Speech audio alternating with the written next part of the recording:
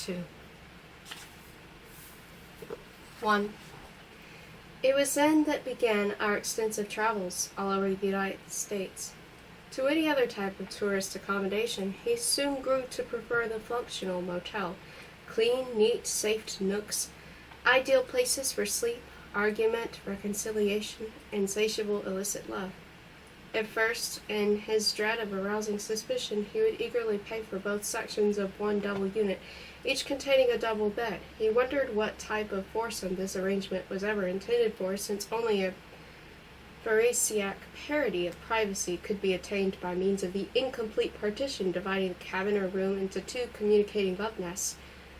By and by, the very possibilities that such honest promiscuity suggested, two young couples merrily swapping mates, or a child shamming sleep to ear-witness primal sonorities, made him bolder, and every now and then he would take a bed and cot or twin-bed cabin, a prison cell of paradise with yellow window shades pulled down to create a morning illusion of Venice and sunshine when actually it was Pennsylvania and rain. We came to know, nous consumes, to use a Flaubertian intonation, the stone cottages under enormous Chateaubriandesque trees, the brick unit, the adobe unit, the stucco court, on what the tour book of the Automobile Association describes as shaded or spacious and landscaped grounds. The log kind, finished in knotty pine, reminded me, by its golden brown glaze, of fried chicken bones. We held in contempt the plain whitewashed clapboard cabins with their faint sewerish smell or some other gloomy self-conscious stench, and nothing to boast of except good beds, and an unsmiling landlady always prepared to have her gift. Well, I could give you to turn down. Nous consumes. This is royal fun. The would-be enticements of their repetitious names, all those sunset motels, Ewing cottages, Hillcrest courts, Pineview courts, Mountain View courts, Skyline courts, Park Plaza courts, Green Acres, Max courts. There was sometimes a special line in the write-up, such as children welcome, pets allowed. You are welcome, you are allowed. The baths were mostly tiled showers, with an endless variety of spouting mechanisms, but with one definitely non-Laodicean characteristic in common, a propensity, while in use, to turn insatiably beastly hot, or blindingly cold upon you, depending on whether your neighbor turned on his shower, or you had so carefully blended. Some motels had instructions pasted above the toilet on whose tank the towels were unhygienically heaped, asking guests not to throw in bowel garbage, beer cans, cartons, stillborn babies. Others had special notices under glass such as things to do, riding. You will often see riders coming down Main Street on their way back from a romantic moonlight ride, often at 3 a.m., sneered unromantic me. Nous consumes. The various types of motor court operators, the reformed criminal, the retired teacher, and the business flop, among the males, and the motherly, pseudo-ladylike, madamic variants among the females, and sometimes trains would cry in the monstrously hot and humid night with heart-rending and ominous flagrancy, mingling power and hysteria in one desperate scream. We avoided tourist homes, country cousins of funeral ones, old-fashioned, genteel, and showerless, with elaborate dressing tables and depressingly white and pink little bedrooms, and photographs of the landlady's children and all their instars. But he did surrender, now and then, to my predilection for real hotels. I would pick one out of the book, while he petted me, in the parked car of the silence of dusk-mellowed, mysterious side road, some highly recommended lake lodge, which offered all sorts of things magnified by the flashlight I moved over them, such as the congenial company between meal snacks, outdoor barbecues, but which, in his mind, conjured up odious visions of stinking high school boys in sweatshirts, and an ember-red cheek pressing against mine, while poor Dr. Humbert, embracing nothing but two masculine knees, would cold humorous piles on the damp turf. Most tempting to me, too, were those colonial inns, which, apart from gracious atmosphere and picture windows, promised unlimited quantities of food. Treasured recollections of his father's palatial hotel sometimes led him to seek for its like in the strange country we traveled through.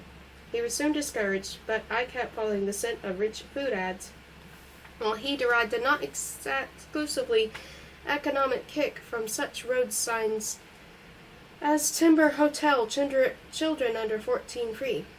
On the other hand, he shudders when recalling that soi-disant high-class resort in Midwestern state, which advertised raids the icebox midnight snacks, and intrigued by his accent, wanted to know his dead wife's and dead mother's maiden names. A 2-day stay there cost him $124. And does he remember Miranda, the other ultra-smart robber's den with a complimentary... do you remember Miranda, that other ultra-smart robber's den with complimentary morning coffee and circulating ice water and no children under 16? No Lolitas, of course. Immediately upon arrival at one of the plainer motor courts which became our habitual haunts, I would set the electric fan away, or induce him to drop a quarter into the radio, or I would read all the signs and inquire with a whine why couldn't I go riding up to some advertised trail or swimming in that local pool of warm mineral water. Most often, in the slouching bored way I cultivated, I would fall prostrate and abominably desirable into a red spring chair at a green chaise lounge, or a steamer chair of striped canvas with footrest and canopy, or a sling chair, or any other lawn chair under a garden umbrella on the patio. It would take hours of blandishments, threats, and promises to make me lend him for a few seconds my brown limbs in the seclusion of the $5 room before undertaking anything else I might prefer to his poor joy. A combination of naivete and deception, of charm and vulgarity, of blue sulks and rosy mirth, me, when I chose, could be a most exasperating brat. He was not really quite prepared for my fits of disorganized boredom, intense and vehement griping, my sprawling, droopy, dopey-eyed style, and what is called goofing off, a kind of diffused clowning which I thought was tough in a boyish hoodlum way. Mentally, he found me to be disgustingly conventional little girl. Sweet hot jazz, square dancing, gooey fudge sundaes, musicals, movie magazines, and so forth. These were the obvious items in my list of beloved things.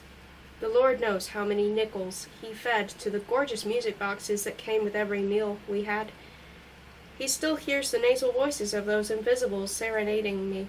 People with names like Sammy and Joe and Eddie and Tony and Peggy and Guy and Patty and Rex and sentimental song hits, all of them as similar to his ear as my various candies were to his palate. I believed with a kind of celestial trust any advertisement or advice that appeared in Movie Love or Screenland. Star Seal starves pimples, or you better watch out if you're wearing her shirt tails outside your jeans, gals, because Jill says you shouldn't. If a road sign said, visit our gift shop, we had to visit it, had to buy its Indian curios, dolls, copper jewelry, cactus candy. The words novelties and souvenirs simply entranced me by their trochaic lilt. If some cafe sign proclaimed ice-cold drinks, I was automatically stirred, although all drinks everywhere are ice-cold.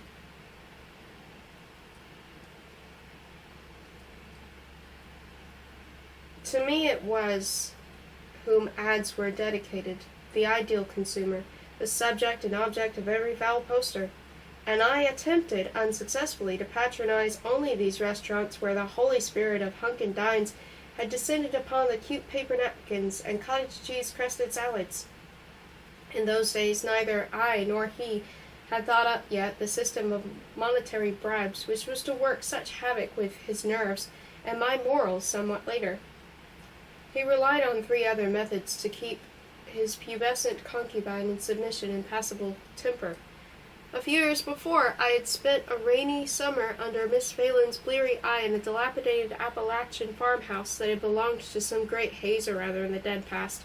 It still stood among its rank acres of goldenrod on the edge of a flowerless forest, at the end of a permanently muddy road 20 miles from the nearest hamlet. I recalled that scarecrow of a house, the solitude, the soggy old pastures, the wind, the bloated wilderness, with an energy of disgust that distorted my mouth and fattened my half-revealed tongue. And it was there that he warned me I would dwell with him in exile for months and years if need be, studying under him French and Latin, unless my present attitude changed. Charlotte, he began to understand you. A simple child, I would scream no, and frantically clutch at his driving hand whenever he put a stop to my tornadoes of Sodom. What? Tornado.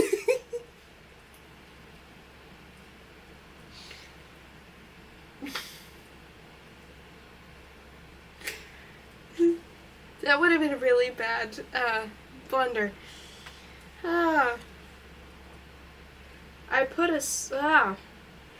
He put a stop to my tornadoes of timber by turning in the middle of the highway, with the implication that he was about to take me straight to that dark and dismal abode.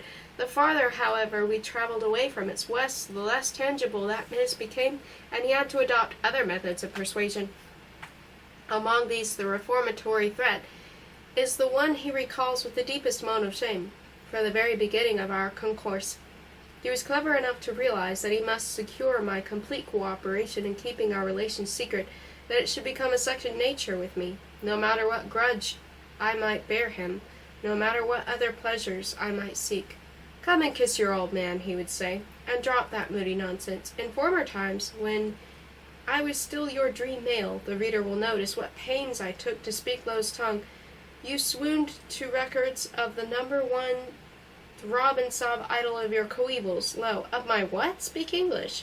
That idol of your pals sounded, you thought, like friend Humbert, but now I am just your old man, a dream dad protecting his dream daughter. Ma chère Dolores, I want to protect you, dear, from all the horrors that happen to little girls in coal sheds and alleyways, and alas, comme vous le savez trop bien, ma gentille, in the blue heavy berry woods during the bluest of summers. Through thick and thin I will stay your guardian, and if you are good, I hope a court may legalize that guardianship before long. Let us, however, forget Dolores Hayes' so-called legal terminology that accepts as rational the term lewd and lascivious cohabitation.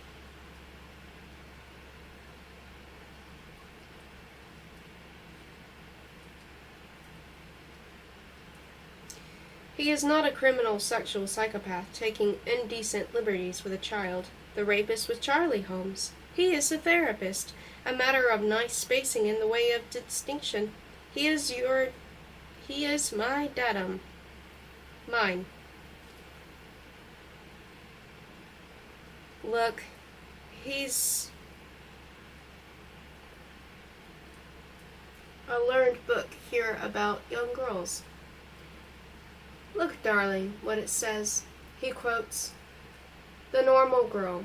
Normal, mark you. The normal girl is usually extremely anxious to please her father. She feels in him the forerunner of the desired elusive male. Elusive is good, by Polonius. The wise mother, and my poor mother would have been wise had she lived, will encourage a companionship between father and daughter, realizing, excuse the corny style, that the girl forms her ideals of romance of men from her association with her father. Now what association does this cheery book mean and recommend?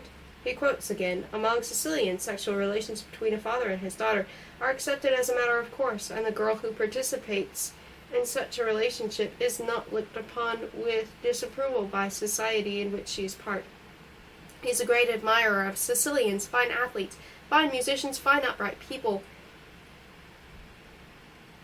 low, and great lovers. But let's not digress. Only the other day, we read in the newspapers some bumpkin about a middle-aged morals offender who pleaded guilty to the violation of the Mann Act and to transporting a 9-year-old girl across state lines for immoral purposes, but whatever these are. Dolores, darling, you are not mine, but almost 13, and I would not advise you to consider yourself my cross-country slave, and I deplore the Mann Act as lending itself to a dreadful pun, the revenge that the gods of the semantics take against tight-zippered Philistines. He is my father, and he is speaking English, and he loves me. Finally, let us see what happens if you, a minor, accused of having impaired the morals of an adult in a respectable inn, what happens if you complain to the police of my having kidnapped and raped you? Let us suppose they believe you. A minor female who allows a person over 21 to know her carnally involves her victim in a statutory rape. or second-degree sodomy, depending on the technique, and the maximum penalty is 10 years. So I go to jail. Okay, I go to jail. But what happens to you, my orphan? Well, you are luckier. You become the ward of the Department of Public Welfare, which I am afraid sounds a little bleak. A nice grim matron of the Miss Phelan type, but more rigid and not a drinking woman, will take away your lipstick and fancy clothes. No more gadding about. I don't know if you've ever heard of the laws relating to dependent, neglected, incorrigible, and delinquent children. While I stand gripping the bars, you, happy, neglected child, will be given choice of various dwelling places, all the more or less the same: the correctional school, the reformatory, the juvenile detention home, or one of those admirable girls' protectories where you knit things, sing hymns, and have rancid pancakes on Sundays. You will go there, Lolita, my Lolita. This Lolita will leave her catalyst and go there as the wayward girl you are. And plain words, if we two are found out, you will be analyzed and institutionalized, my pet. Sectu, you will dwell, my Lolita, and will dwell. Come here, my brown flower, with 39 other dopes in a dirty dormitory. No, allow me, please, under the supervision of hideous matrons. This is the situation. This is the choice. Don't you think that under the circumstances Dolores Hayes had better stick to her old man? By rubbing all this in, he succeeded in terrorizing me, who, despite a certain brush alertness of manner and spurts of wit, was not as intelligent a child as my IQ might suggest. But if he managed to establish that background of shared secrecy and shared guilt, he was much less successful in keeping me in good humor. Every morning during our year-long travels, he had to devise some expectation, some special point in space and time for me to look forward to, for me to survive till bedtime.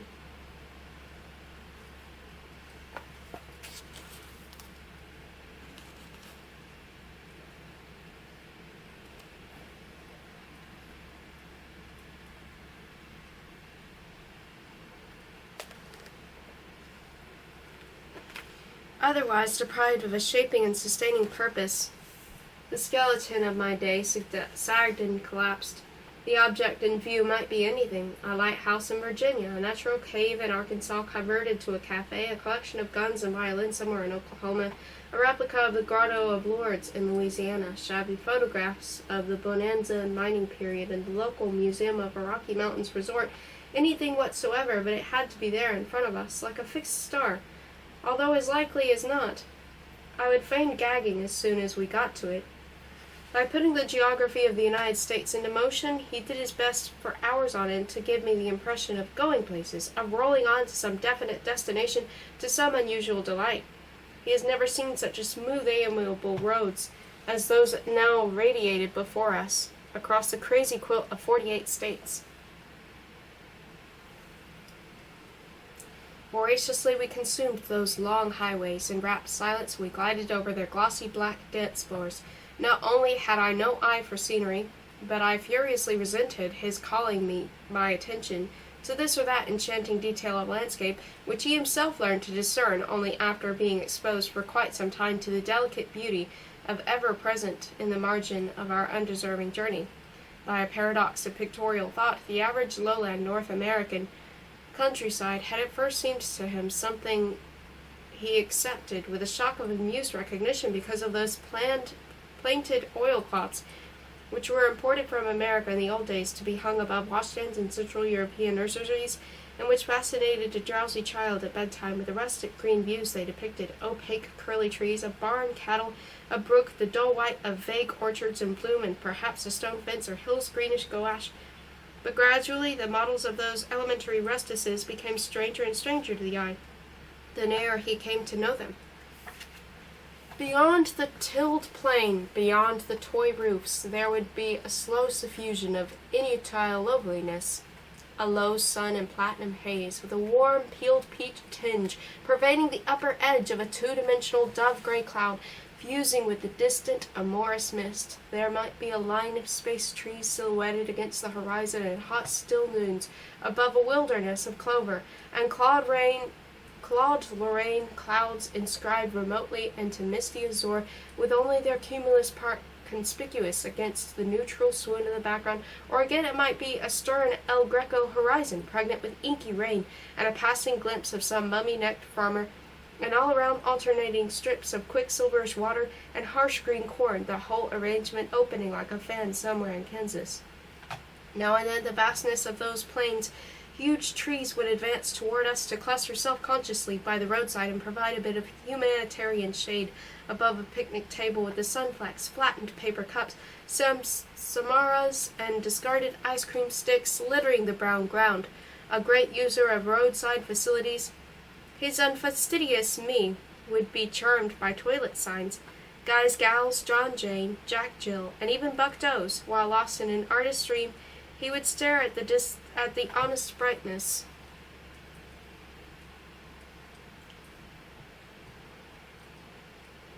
of the gasoline paraphernalia against the splendid green of oaks, or at the distant hill scrambling out, scarred but still untamed, from the wilderness of agriculture that was trying to swallow it. At night, tall trucks studded with colored lights like dreadful giant Christmas trees loomed in the darkness and thundered by the belated little sedan, and again next day a thinly unpopulated sky, losing its blue to the heat, would melt overhead, and I would clamor for a drink, and my cheeks would hollow vigorously over the straw, and the car inside would be a furnace when we got in again, and the road shimmered ahead, with a remote car changing its shape mirage-like in the surface glare, and seeming to hang for a moment, old-fashionedly square and high in hot haze, and as we pushed westward, patches of what the garage man called sagebrush appeared, and then the mysterious outlines of a table like hills, and then red bluffs.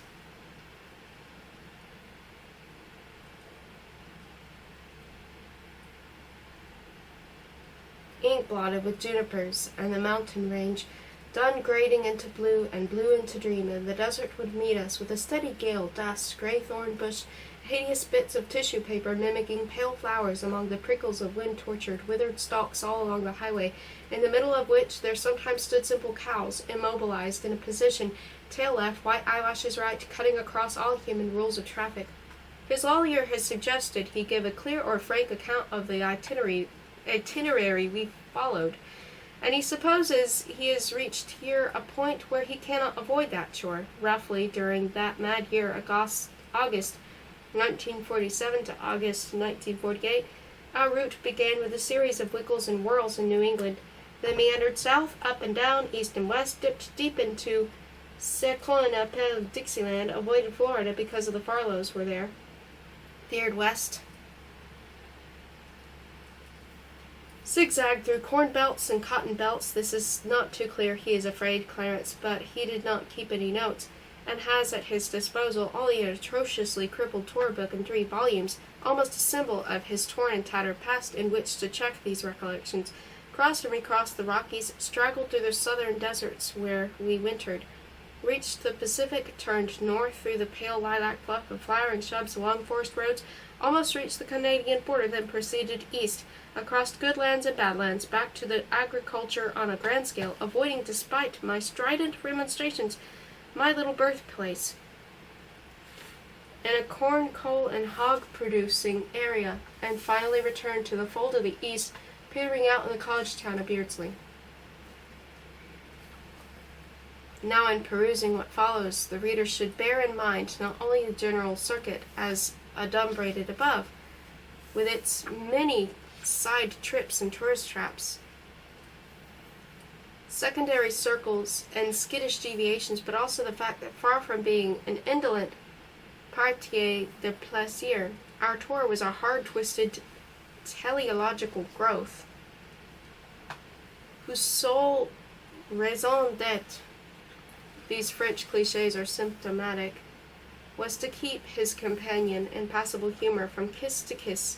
Thumbing through that battered tour book, he dimly evoked the Magnolian Garden in a southern state which cost him $4, and which, according to the ad in the book, you must visit for 3 reasons. Because John Galsworthy, a stone-dead writer of sorts, acclaimed it as the world's fairest garden, because in 1900 Baedeker's guide had marked it with a star, and finally because, oh reader, my reader, guess, because Children by Jingo was not I, a child, will walk starry-eyed and reverently through this foretaste of heaven, drinking in beauty that can influence a life. Not mine, I said grimly, and settled down on a bench with the fillings of 2 Sunday papers in my lovely lap.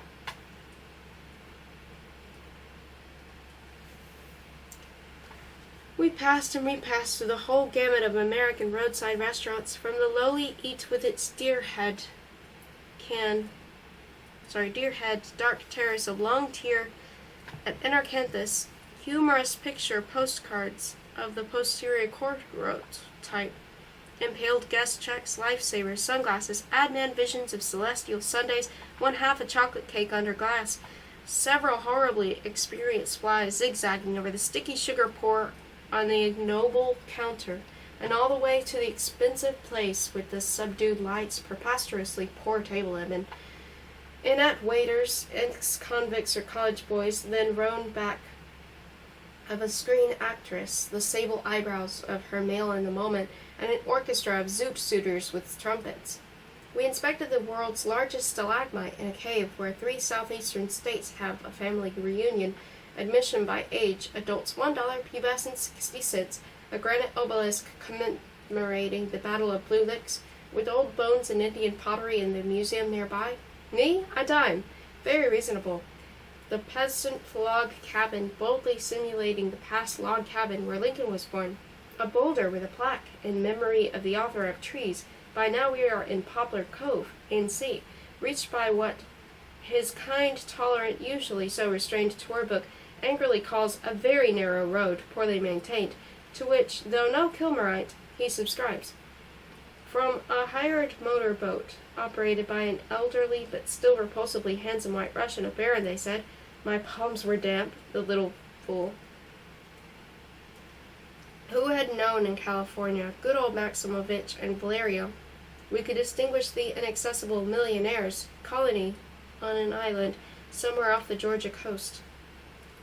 We inspected further a collection of European hotel picture postcards in a museum devoted to hobbies in a Mississippi resort, where, with a hot wave of pride, he discovered a colored photo of his father's Marina, its striped awnings, its flag flying above the retouched palm trees. So what? I said, squinting at the bronzed owner of the expensive car who had followed us into the hobby house.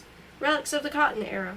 A forest in Arkansas, and on my brown shoulder a raised purple-pink swelling, the work of some gnat, which he eased off of its beautiful transparent poison between his long thumbnails, and then sucked till he was gorged on my spicy blood. Bourbon Street, and a town named New Orleans, whose sidewalks, said the tour book, he liked the feature entertainment by pickaninnies, he liked the will even better, tap dance for pennies, what fun, while its numerous small and intimate nightclubs are thronged with visitors, naughty, collections of frontier lore, antebellum homes with iron trellis balconies and hand-worked stairs, the kind down which moving ladies with sun-kissed shoulders run in rich technicolor, holding up the fronts of their flounced skirts with both little hands in that special way, and the devoted woman shaking her head in the upper landing. The Menninger Foundation, a psychiatric clinic just for the heck of it, a patch of beautifully eroded clay, and a yucca blossoms, so pure, so waxy, but lousy with creeping white flies. Independence, Missouri, the starting point of the old Oregon Trail, and Abilene, Kansas, the home of the wild bull.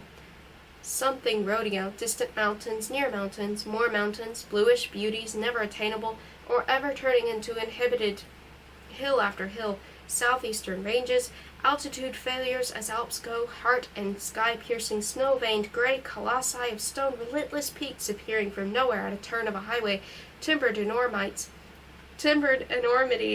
with a system of neatly overlapping dark firs, interrupted in places by pale puffs of aspen, pink and lilac formations, pharaonic, phallic, too prehistoric for words, blasé me.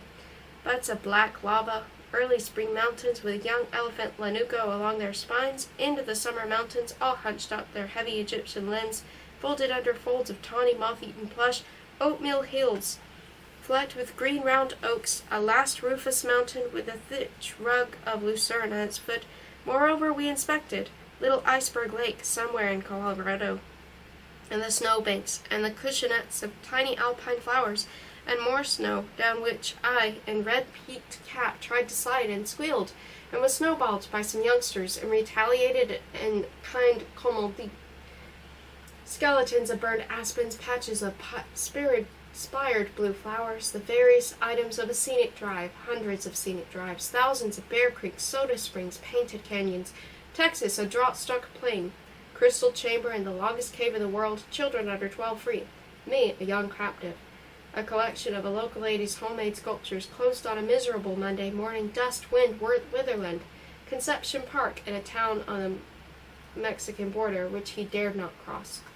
There and elsewhere hundreds of gray hummingbirds in the dusk, probing the throats of dim flowers. Shakespeare, a ghost town in New Mexico, where Badman Russian Bill was colorfully hanged 70 years ago. Fish hatcheries, cliff dwellings, the mummy of a child, Florentine B's Indian contemporary, our 12th Hell's Canyon, our 50th gateway to something or other Fide in that tour book, the cover of which had been lost by that time. A tick in his groin, always the same 3 old men, in hats and suspenders, idling away the summer afternoon under the trees near the public fountain, a hazy blue view beyond railings on a mountain pass, the backs of a family enjoying it, with me, in a hot, happy, wild, intense, hopeful, hopeless whisper, "Look, the McChrystals! Please let's talk to them! Please let's talk to them! Reader, please! I'll do anything you want! Oh, please! Indian ceremonial dances, strictly commercial. Art! American Refrigerator Transit Company. Obvious Arizona Pueblo darlings, Aboriginal pictographs, a dinosaur track in a desert canyon, printed there 30 million years ago, when he was a child. A lanky 6-foot pale boy with an active Adam's apple, ogling me and my orange-brown bare midriff, which he kissed 5 minutes later. Jack. Winter in the desert, spring in the foothills, almonds in bloom. Reno, a dreary town in Nevada where the nightlife said to be cosmopolitan and mature. A winery in California with a church built in the shape of a wine barrel. Death Valley, Scotty's Castle, works of art collected by one Rogers over a period of years. The ugly villas of handsome actresses. R.L. Stevenson's footprint on an extinct volcano. Mission Dolores. Good title for a book. Surf-carved sandstone festoons. A man having a lavish epileptic fit on the ground of Russian Gulch State Park. Blue Crater Lake. A fish hatchery in Idaho, and the state penitentiary. Somber Yellowstone Park and its colored hot springs, baby geysers, rainbows of bubbling mud, symbols of his passion. A herd of antelopes in a wildlife refuge. Our 100th cavern, adults $1, Lolita, 50 cents. A chateau built by a French Marquess in ND, the Corn Palace in Este, and the huge heads of presidents carved in towering granite. The bearded woman read our jingle, and now she is no longer single. A zoo in Indiana where a large troop of monkeys lived on a concrete replica of Christopher Columbus' flagship. Billions of dead or half-dead fish smelling mayflies in every window of every eating place along the dreary sandy shore. Fat gulls on big stones as seen from the fairy city of Sheboygan, whose brown woolly smoke arched and dipped over the green shadow it cast on the aquamarine lake. A motel whose ventilator pipe passed under the city sewer. Lincoln's home, largely spurious, with parlor books and period furniture that most visitors reverently accepted as personal belongings. We had rows, minor and major. The biggest ones we had took place at Lacework Cabins, Virginia, on Park Avenue, Little Rock, near a school, on Milner Pass, 10,759 feet high in Colorado, at the corner of 7th Street and Central Avenue in Phoenix, Arizona, on 3rd Street, Los Angeles, because the tickets to some studio or ever were sold out. At a motel called Poplar Shade in Utah, where 6 pubescent trees were scarcely taller than me, and where I asked, apropos the ring, how long did he think we were going to live in stuffy cabins, doing filthy things together, and never behaving like ordinary people? In Broadway, Burns, Oregon, corner of W. Washington, facing Safeway, a grocery, in some little town in Sun Valley of Idaho, before a brick hotel, pale and flushed bricks nicely mixed with opposite a poplar playing its liquid shadows all over the local honor roll. In a sagebrush wilderness between Pinedale and Farson, somewhere in Nebraska, on Main Street, near the First National Bank, established 1889, with a view of a railway crossing in the vista of the street, and beyond that the white organ pipes of a multiple silo, and on McEwen Street, corner of Wheaton Avenue, in a Michigan town bearing his first name, we came to know the curious roadside species, hitchhiking man, Homo pollex of science, with all its many subspecies and forms, the modest soldier, spick and span, quietly waiting, quietly conscious of khaki's biotic appeal, schoolboy wishing to go 2 blocks, the killer wishing to go 2,000 miles, a mysterious, nervous, elderly gent, with brand new suitcase and clipped mustache, a trio of optimistic Mexicans, the college student, displaying the grime of vacational outdoor work as proudly as the name of the famous college arching across the front of his sweatshirt, the desperate lady whose battery had just died on her, the clean-cut, glossy-haired, shifty-eyed, white-faced young beasts in loud shirts and coats, vigorously, almost priapistically, thrusting out tense thumbs to tempt lone women or sad sack salesmen with fancy cravings. "Let's take him," I would often plead, rubbing my knees together in a way that I had, as some particularly disgusting Pollock's or some man of his age and shoulder breadth, with the false déclats of an unemployed actor, walked backwards practically in the path of our car. Oh, he had to keep a very sharp eye on me, little limp me. Owing, perhaps, to constant amorous exercise, I radiated, despite my very childish appearance, some special languorous glow, which threw garage fellows, hotel pages, vacationists, goons in luxurious cars, maroon morons near blue pools, into fits of concupiscence,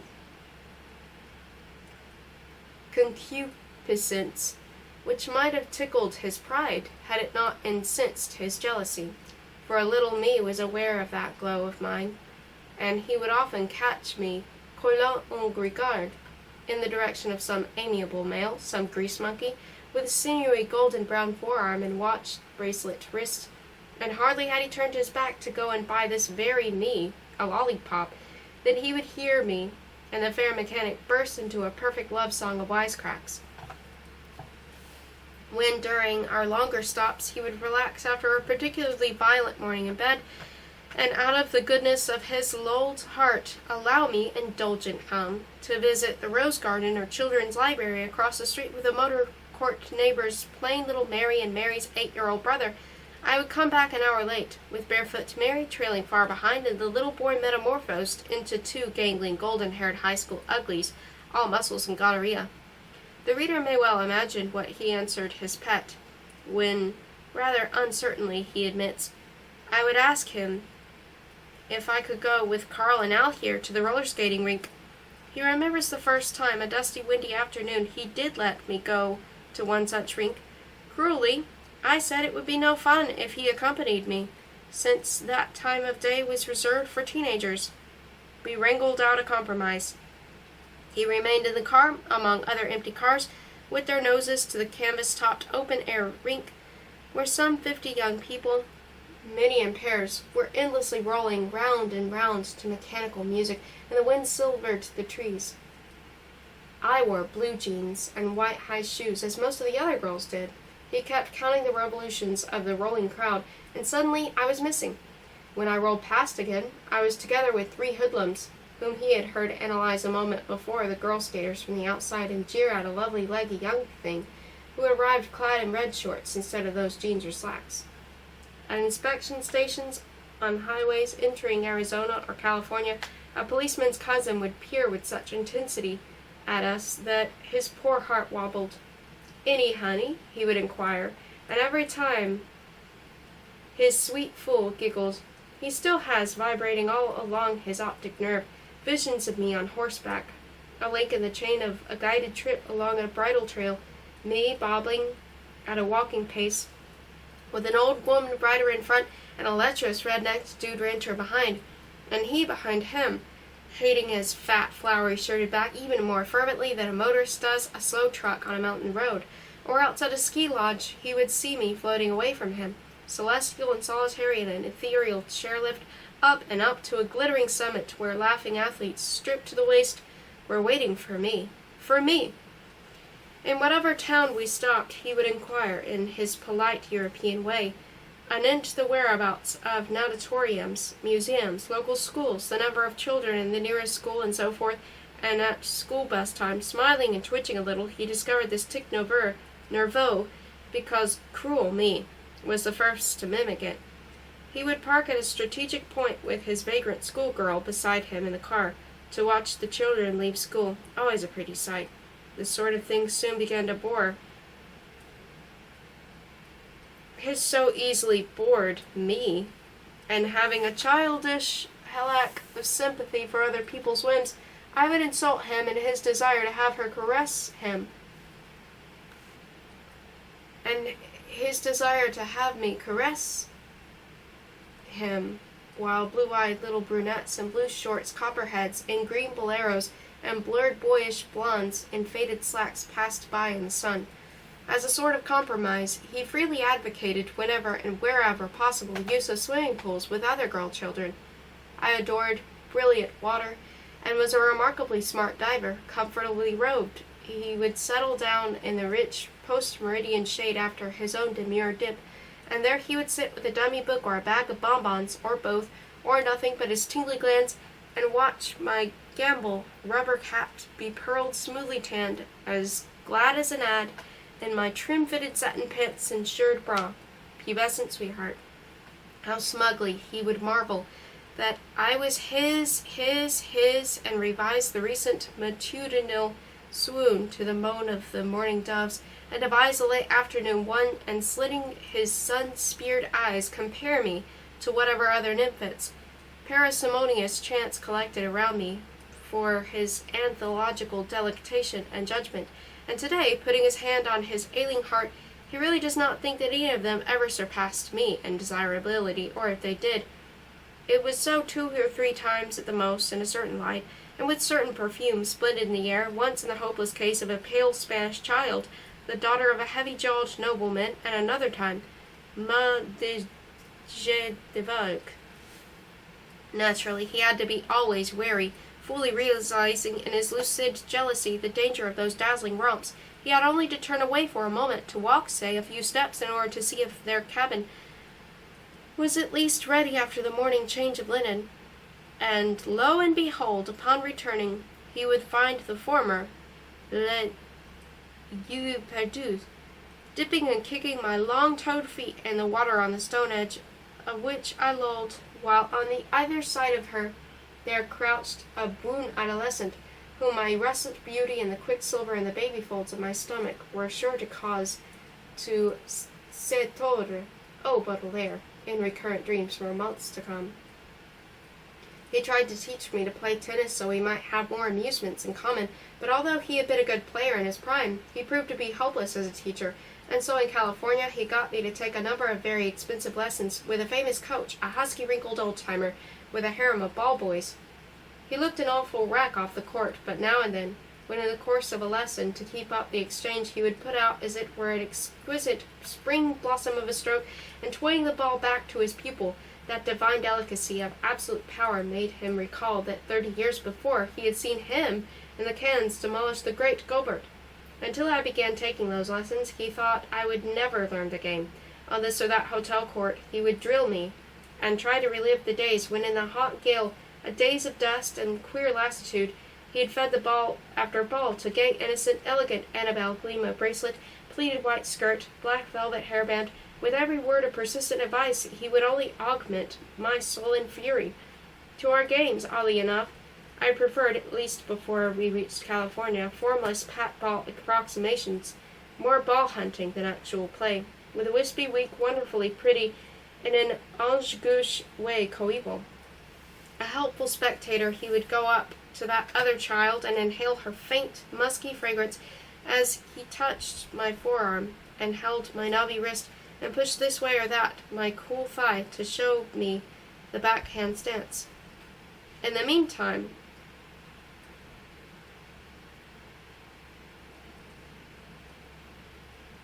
I, bending forward, would let my sunny brown curls hang forward as I struck my racket like a cripple stick into the ground and emitted a tremendous ugh of disgust at his intrusion. He would leave them to their game and look on. He would leave us to our game and look on, comparing our bodies in motion, a silk scarf around his throat. This was in South Arizona, I think. The days had a lazy lining of warmth. An awkward me would slash at the ball and miss it, and curse, and send a simulacrum of a serve into the net, and show the wet glistening young down of my armpit. As I brandished my rack in despair, an even more insipid partner would dutifully rush out after every ball and retrieve none, but both were enjoying ourselves beautifully, and in clear ringing tones kept the exact score of our ineptitudes all the time. One day, he remembers, he offered to bring us cold drinks from the hotel and went up the gravel path and came back with 2 tall glasses of pineapple juice, soda, and ice, and then a sudden void within his chest made him stop as he saw that the tennis course was deserted. He stooped to set down the glasses on a bench and for some reason, with a kind of icy vividness, saw Charlotte's face in death. He glanced around and noticed me in white shorts receding through the speckled shadow of a garden path in the company of a tall man who carried 2 tennis rackets. He sprang after them, but as he was crashing through the shrubbery, he saw in an alternate version, as if life's course constantly branched, me in slacks and my companion in shorts, trudging up and down a small weedy area and beating bushes with our rackets in listless search of their lost ball. He itemizes these sunny nothings mainly to prove to his judges that he did everything in his power to give me a really good time. How charming it was to see me, a child myself, showing another child some of my few accomplishments, such as, for example, a special way of jumping rope, with my right hand holding my left arm behind my untanned back. The lesser nymphet, a diaphanous darling, would be all eyes as the Pavonine sun was all eyes on the gravel under the flowering trees, while in the midst of that opulent paradise, his freckled and raffish lass skipped, repeating the movements of so many others he had gloated over on the sun-shot, watered, damp-smelling sidewalks and ramparts of ancient Europe. Presently, I would hand the rope back to my little Spanish friend, and watch her turn in the repeated lesson, and brush away the hair from her brow, and fold her arms, and step on one toe with the other, or drop her hands loosely upon her still unflared hips, and he would satisfy himself that the damped staff had at last finished cleaning up our cottage. Whereupon, flashing a smile to the shy, dark-haired page girl of his princess, and thrusting his fatherly fingers deep into my hair from behind, and then gently but firmly clasping them around the nape of my neck, he would lead his reluctant pet to our small home for a quick connection before dinner. Whose cat has scratched poor you? A full-blown, fleshy, handsome woman of the repulsive type to which he was particularly attractive might ask him at the lodge during a table d'hôte dinner, followed by dancing promised to me. This was one of the reasons why he tried to keep far away from people as possible, while me, on the other hand, I would do my utmost to draw as many potential witnesses into my orbit as I could. I would be, figuratively speaking, wagging my tiny tail, my whole behind, in fact, his little dog stew, while some grinning stranger accosted us and began a bright conversation with a comparative study of license plates. Long way from home, inquisitive parents, in order to pump me about him, would suggest me going to a movie with their children. We had some close shaves. The waterfall nuisance pursued him, of course, in all our caravanseries, but he never realized how wafery their wall substance was until one evening, after he had loved too loudly, a neighbor's masculine cough filled the pause as clearly as he would have done. And the next morning, as he was having breakfast at the milk bar, I was a late sleeper, and he liked to bring me a pot of hot coffee in bed.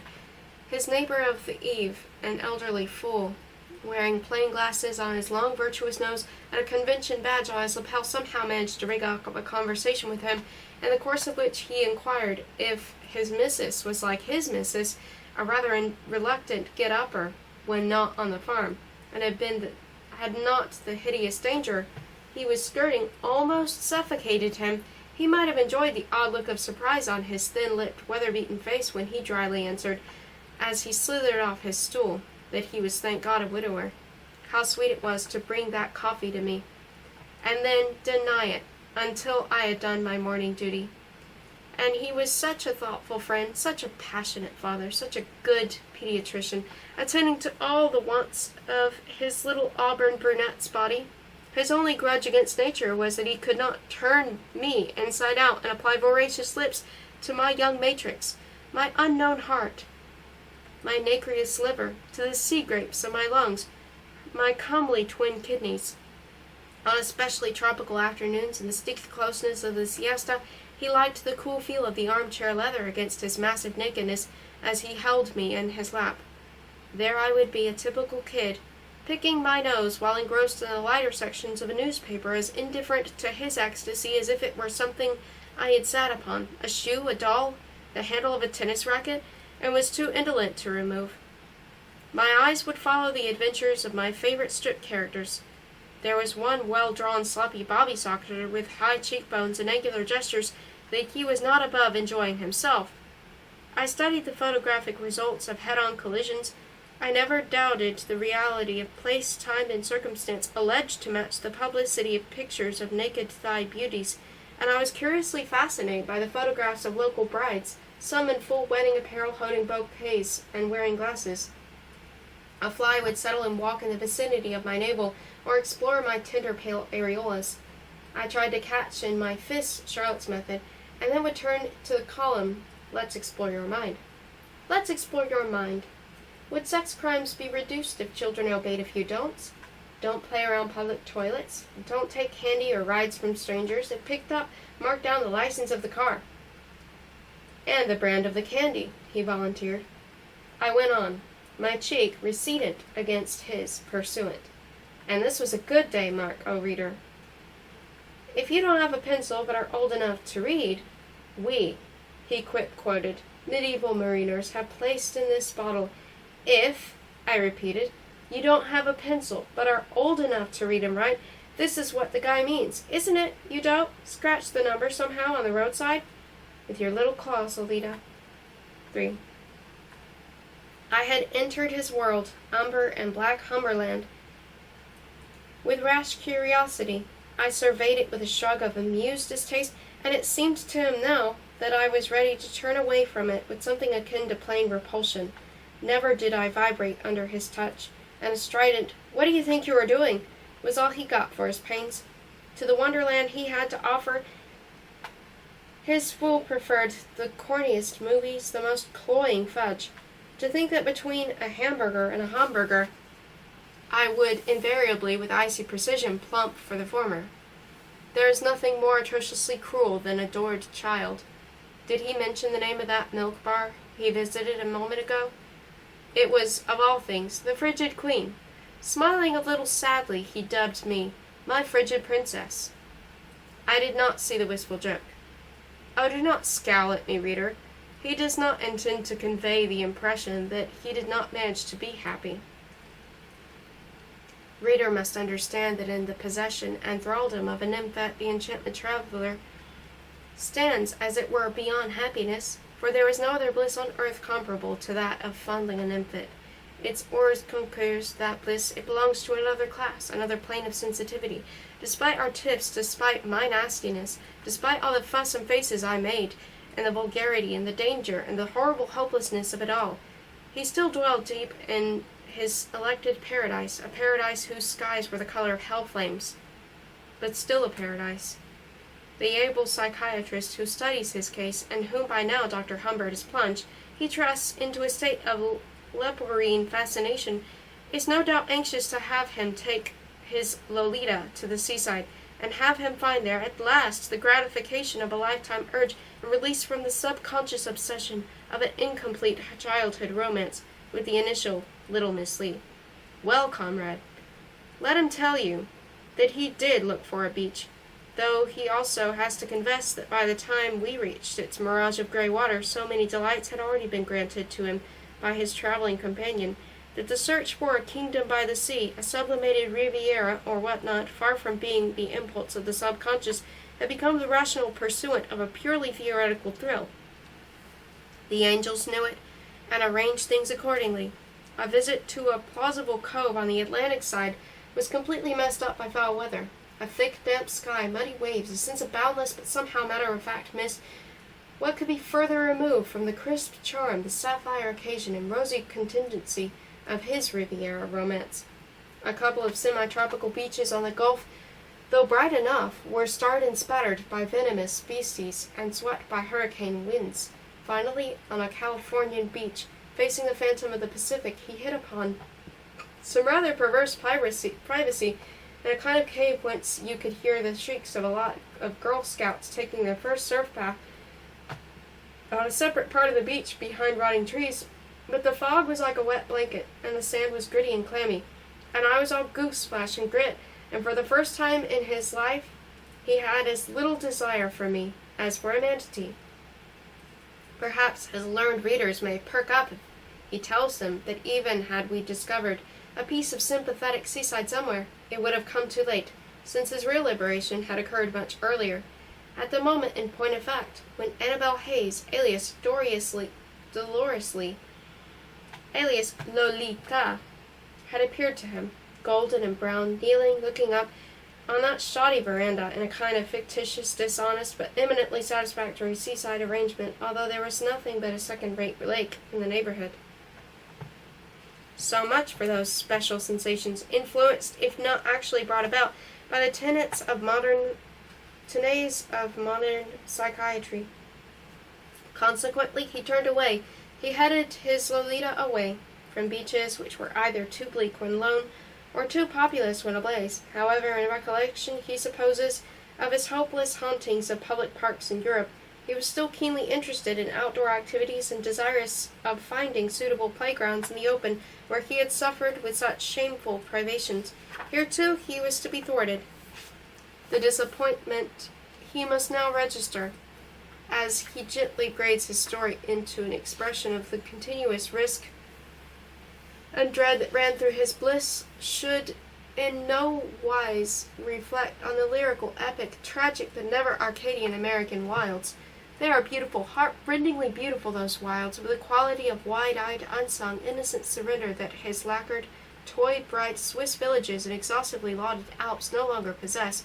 Innumerable lovers have clipped and kissed on the trim turf of old-world mountainsides, on the inspiring moss by a handy, hygienic hill, on rustic benches under the initialed oaks, and in so many cabanas, in so many beech forests. But in the wilds of America, the open-air lover will not find it easy to indulge in the most ancient of all crimes and pastimes.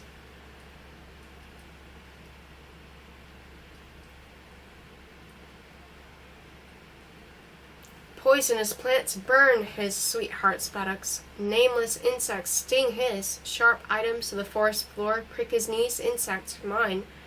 And all around there abides a sustained rustle of potential snakes. Que de of semi-extinct dragons, while the crab-like seeds of ferocious flowers cling in a hideous green crust to gartered black sock and sloppy white sock alike. He's exaggerating a little. One summer noon just below timberline, where heavily hued blossoms that he would fain call larkspur crowded all along a pearly mountain brook, we did find, me and him, a secluded romantic spot, 100 feet or so above the pass where we had left our car. The slopes seemed untrodden. A last panting pine was taking a well-earned breather on the rock it had reached. A marmot whistled at us and withdrew. Beneath the lap-robe he had spread for me, dry flowers crepitated softly. Venus came and went. The jagged cliff crowning the upper talus and tangle of shrubs growing below us seemed to offer us protection from sun and man alike.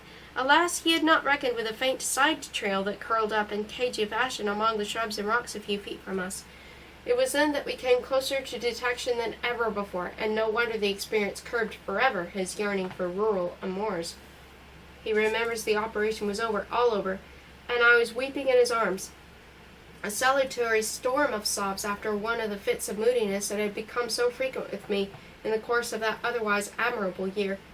He had just retracted some silly promise I had forced him to make in a moment of blind impatient passion, and there I was sprawling and sobbing and pinching his caressing hand and he was laughing happily in the atrocious, unbelievable, unbearable, and he suspects eternal horror that he knows now was still but a dot of blackness in the blue of his bliss.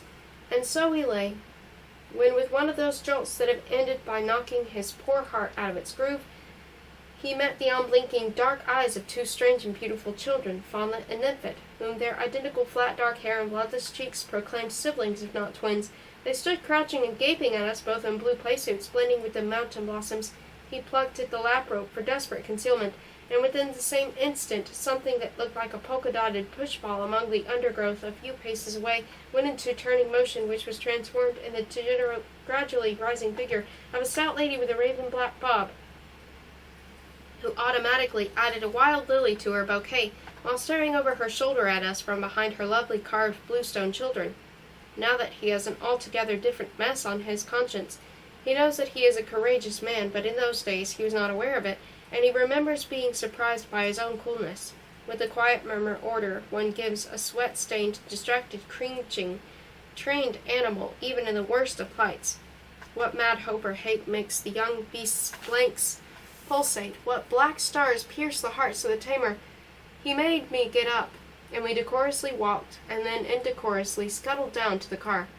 Behind it, a nifty station wagon was parked, and a handsome Assyrian with little blue-black beard, monsieur très bien, and silk shirt and magenta slacks, presumably the corpulent botanist's husband, was gravely taking a picture of a signboard giving the altitude of the pass.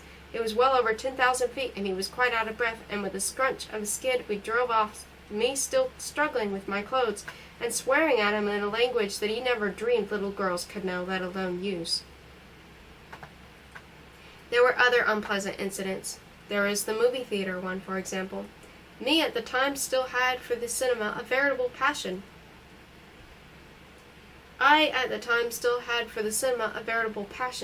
It was to decline into tepid condescension during my second high school year. We took in voluptuously and indiscriminately, he doesn't know, 150, 200 programs during that one year, and during some of the denser periods of movie-going we saw many of the newsreels up to half a dozen times, since the same weekly one went with different main pictures and pursued us from town to town.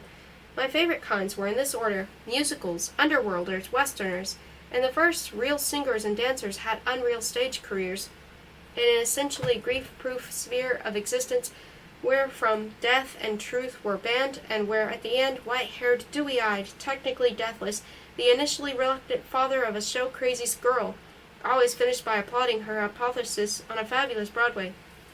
The underworld was a world part.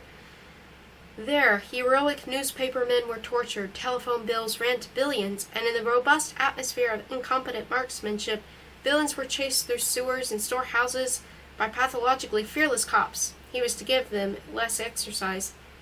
Finally, there was the mahogany landscape, the florid-faced, blue-eyed Rough Riders, the prim, pretty schoolteacher arriving in Roaring Gulch, the rearing horse, the spectacular stampede, the pistol thrust through the shivered window-pane, the stupendous fist-fight, the crashing mountain of dusty, old-fashioned furniture, the table used as a weapon, the timely somersault, the pinned hand, still groping for the dropped bowie-knife, the grunt, the sweet crash of fist against chin, the kick in the belly, the flying tackle, and immediately after a plethora of pain that would have hospitalized a Hercules, he should know by now. Nothing to show but rather becoming bruise on the bronzed cheek of the warmed-up hero embracing his gorgeous frontier bride. He remembers one matinee in a small airless theater crammed with children reeking with hot breath of popcorn. The moon was yellow above the neckerchiefed crooner, and his fingers was on the strumstring, and his foot was on a pine-long log, and he had innocently encircled my shoulder and approached his jawbone to my temple, when two harpies behind us started muttering the queerest things. He does not know if he understood all right, but what he thought he did made him withdraw his gentle hand, and of course the rest of the show was a fog to him. Another jolt he remembers is connected with a little burg we were traversing at night during our return journey. Some 20 miles earlier he had happened to tell me that the day school she would attend at Beardsley was a rather high-class, non-coeducational one, with no modern nonsense, whereupon I treated him to one of those furious harangues of mine, where entreaty and insult, self-assertion and double-talk, vicious vulgarity and childish despair were interwoven with an exasperating semblance of logic, which prompted a semblance of explanation from him. Enmeshed in my wild words, "Swell chance. I'd be a sap if I took your opinion seriously. Stinker. You can't boss me. I despise you," and so forth. He drove through the slumbering town at a 50-mile-per-hour pace in continuance of his smooth highway swoosh, and a twosome of patrolmen put their spotlight on the car and told him to pull over. He shushed me, who was automatically raving on. The men peered at me and him with malevolent curiosity. Suddenly all dimples, I beamed sweetly at them, as I never did at his orchideous masculinity, for, in a sense, I was even more scared of the law than he.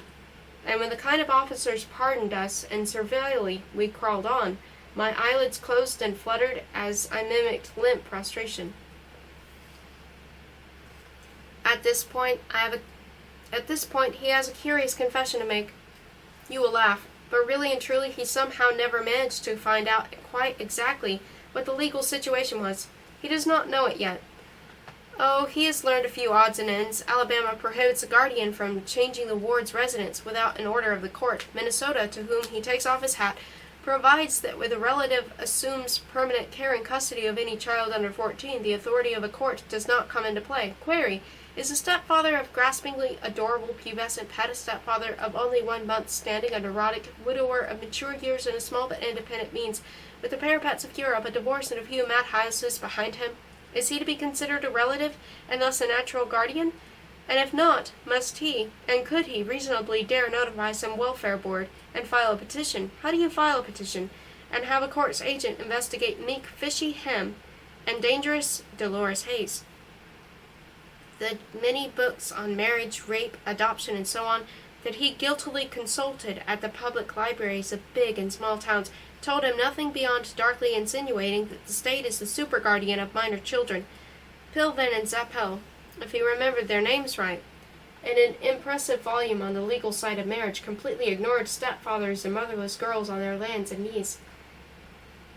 His best friend, a social service monograph, Chicago, 1936, which was dug out for him at great pains from a dusty storage recess by an innocent old spinster, said, "There is no principle that every minor must have a guardian. The court is passive and enters the fray only when the child's situation becomes conspicuously perilous. A guardian," he concluded,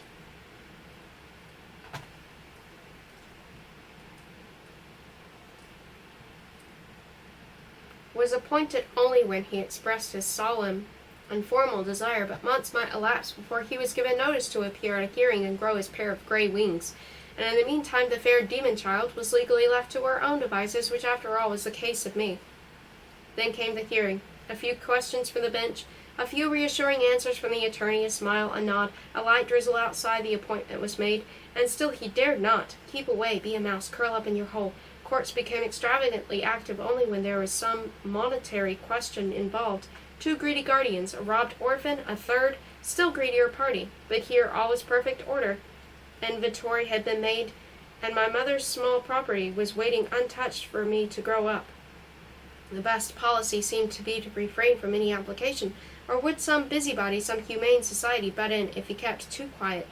Friend Farlow, who is a lawyer of sorts, and ought to have been able to give him some solid advice, was too much occupied with John's career to do any more than what he had promised, namely to look after Charlotte's meager estate, while he recovered very gradually from the shock of her death. He had conditioned him into believing I was his natural child, and so could not expect him to bother his head about the situation. He was, as the reader must have gathered by now, a poor businessman, but neither ignorance nor indolence should have prevented him from seeking professional advice elsewhere.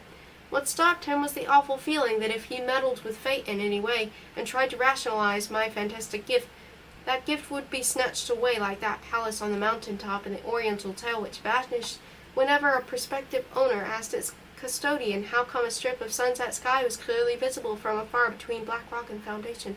He decided that at Beardsley, the site of Beardsley College for Women, he would have access to works of reference that he had not yet been able to study, such as Werner's treatise on the American Law of Guardianship and certain United States Children's Bureau publications. He also decided that anything was better for me than the demoralizing idleness in which I lived.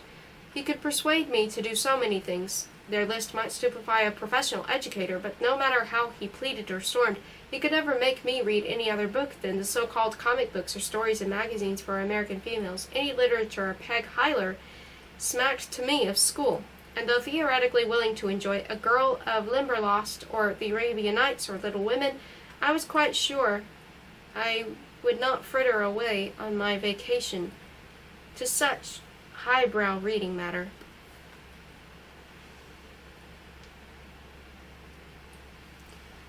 He now thinks it was a great mistake to move east again and have me go to that private school in Beardsley, instead of somehow scrambling across the Mexican border while the scrambling was good, so as to lie low for a couple of years in subtropical bliss until he could safely marry the little Creole, for he must confess that depending on the condition of his glands and ganglia, he could switch in the course of time in the same day from one pole of insanity to the other, from the thought that around 1950 he would have to get rid somehow of a difficult adolescent whose magic nymphage had evaporated, to the thought that with patience and luck he might have me produce eventually a nymphette with his blood in my exquisite veins, a Lolita II, who would be 8 or 9 around 1960, and when he would still be dans le force l'âge. Indeed, the telescopy of his mind, or unmind, was strong enough to distinguish in the remoteness of time a Villard encore voit,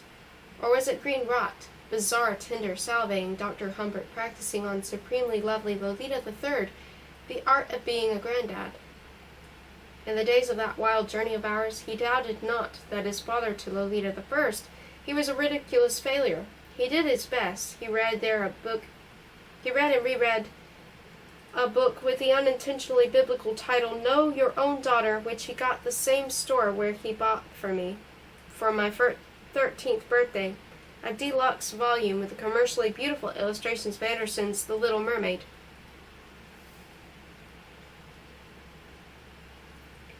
But even at our very best moments, when we sat reading on a rainy day, my glance kept skipping from the window to my wristwatch and back again, or had a quiet hearty meal in a crowded diner, or played a childish game of cards, or went shopping, or silently stared with other motorists and their children at some smashed, blood-bespattered car with a young woman's shoe in the ditch. Me, as we drove on. That was the exact type of moccasin I was trying to describe to that jerk in the store. On all those random occasions, he seemed to himself as implausible a father as I seemed to be a daughter.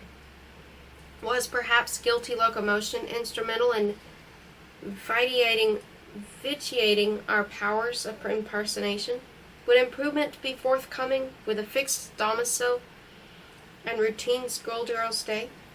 In his choice of Beardsley, he was guided not only by the fact of there being a comparatively sedate school for girls located there, but also by the presence of the women's college, and his desire to get himself cassé, to attach himself somehow to some patterned surface of which his stripes would blend with. He thought of a man he knew in the department of French at Beardsley College. He was good enough to use his textbook in classes, and had attempted to get him over once to deliver a lecture. He had no intention of doing so, since, as he has once remarked in the course of these confessions, there are few physiques he loathes more than a heavy, low-slung pelvis, thick calves, and deplorable complexion of the average co-ed, in whom he sees maybe the coffin of coarse female flesh, within which his nymphettes are buried alive. But he did crave for a label, a background, a simulacrum, and as presently will become clear, there was a reason, a rather zany reason, why old Gaston Godin's company would be particularly safe. Finally, there is the money in question. His income was cracking under the strain of our joyride.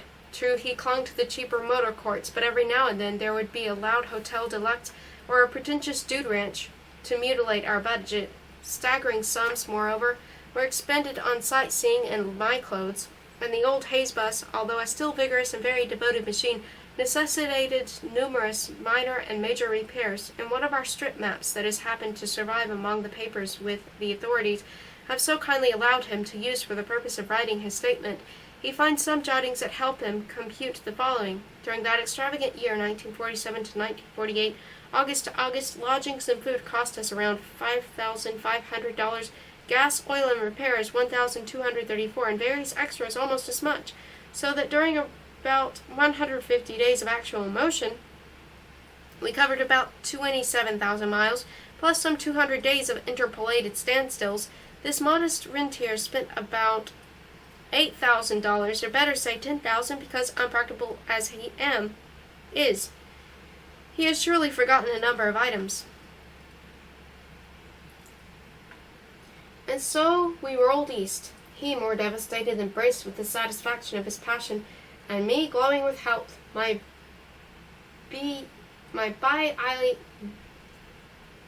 bi-iliac garland still as brief as a lad's, although I had added 2 inches to my stature and 8 pounds to my weight.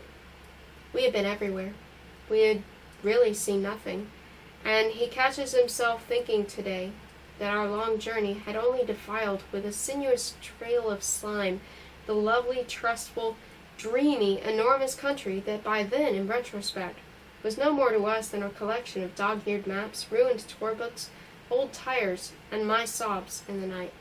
Every night, the moment he feigned sleep.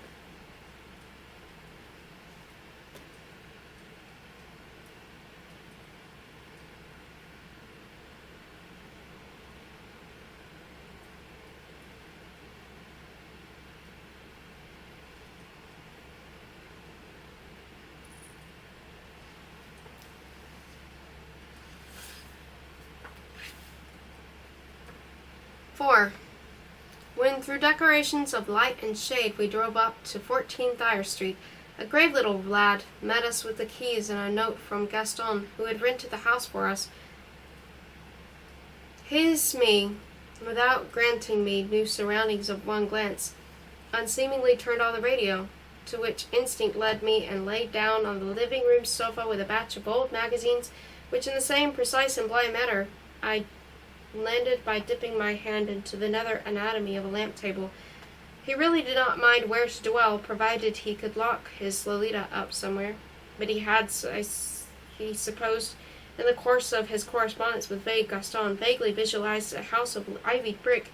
Actually, the place bore a dejected resemblance to the Hayes home, a mere 400 miles distant. It was the same sort of dull gray frame affair, with a shingled roof and dull green drill awnings, and the rooms, though smaller and furnished in a more consistent plush and plate style, were arranged in much the same order. His study turned out to be, however, a much larger room, lined from floor to ceiling with some 2,000 books on chemistry, which his landlord, on sabbatical leave for the time being, taught at Beardsley College. He had hoped for Beardsley School for Girls, an expensive day school with lunch thrown in and a glamorous gymnasium, would, while cultivating all those young bodies, provide some formal education for their minds as well. Gaston Godin, who was seldom right in his judgment of American habitus, had warned him that the institution might turn out to be one of those where girls were taught, as he put it with a foreigner's love for such things, not to spell very well, but to smell very well. He doesn't think they achieved even that. At his first interview with the headmistress Pratt, she approved of his child's nice blue eyes, Plou, Lolita, and of his own friendship with that French genius, Gaston. And then, having turned Dolly over to a Miss Cormorant, she wrinkled her brow in a kind of resignation and said, "We are not so much concerned, Mr. Humbird, with having our students become bookworms, or be able to reel off all the capitals of Europe, which nobody knows anyway, or learn by heart the dates of forgotten battles. What we are concerned with is the adjustment of the child's group life. That is why we stress the 4 Ds, dramatics, dance, debating, and dating. We are confronted by certain facts. Your delightful Dolly will presently enter an age group where dates, dating, date dress, date book, date etiquette means as much to her as, say, business connections, business success mean to you, or as much as smiling the happiness of my girls means to me. Dorothy Humbird is already involved in a whole system of social life which consists, whether we like it or not, of hot dog stands, corner drugstores, malts and cokes, movies, square dancing, blanket parties on beaches, even hair fixing parties. Naturally at Beardsley.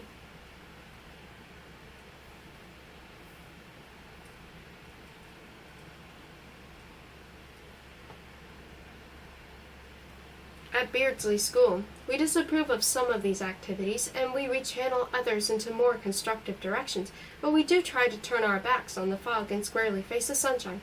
To put it briefly, while adopting certain teaching techniques, we are more interested in communication than its composition. That is, with due respect to Shakespeare and others, we want our girls to communicate freely with the live world around them, rather than plunge into musty old books. We are still groping perhaps, but we grope intelligently, like a gynecologist feeling a tumor. We think Dr. Humberg, in organizational terms, we have done away with the mass of irrelevant topics that have traditionally been presented to young girls, leaving no place in former days for the knowledge and their skills and the attitudes they will need in managing their lives, and, as a cynic might add, the lives of their husbands. Mr. Humberson, let us put it this way. The position of a star is important. The most practical spot for an icebox in the kitchen may be even more important to the budding housewife. You say that all you expect a child to obtain from school is a sound education, but what do we mean by education? In the old days it was in the main a verbal phenomenon.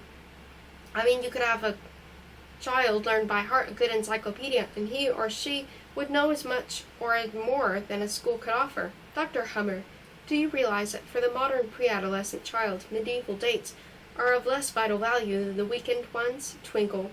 To repeat a pun that I heard the Beardsley College psychoanalyst permit herself the other day, we live not only in a world of thoughts, but also in a world of things.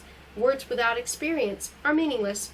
What on earth can Dorothy Hummerson care for Greece or the Orient with their harems and slaves? This program rather appalled him, but he spoke to two intelligent ladies who had been connected with the school, and they affirmed that the girls did quite a bit of sound reading, and that the communication line was more or less a ballyboo aimed at giving old-fashioned Beardsley School a financially remunerative modern touch, though actually it remained as prim as a pawn. Another reason attracting him to the particular school may seem as funny to some readers, but it was very important to him, for that was the way he is made. Across our street, exactly in front of our house, there was, he noticed, a gap of weedy wasteland with some colorful bushes and a pile of bricks and a few scattered planks and the foam of shabby mauve and chrome autumn roadside flowers, and through that gap you could see a shimmery section of school road running parallel to our Thayer Street, and immediately beyond that, the playground of the school. Apart from the psychological comfort this general arrangement should afford him, by keeping Dolly's day adjacent to his, he immediately foresaw the pleasure he would have in distinguishing from his study room, by means of powerful binoculars, the statistically inevitable percentage of nymphettes among other girl children playing around Dolly during recess. Unfortunately, on the very first day of school, workmen arrived and put up a fence some way down the gap, and in no time a construction of tawny wood maliciously arose beyond that fence, utterly blocking his magic vista. And as soon as they had erected a sufficient amount of material to spoil everything, those absurd builders suspended their work and never appeared again. 5.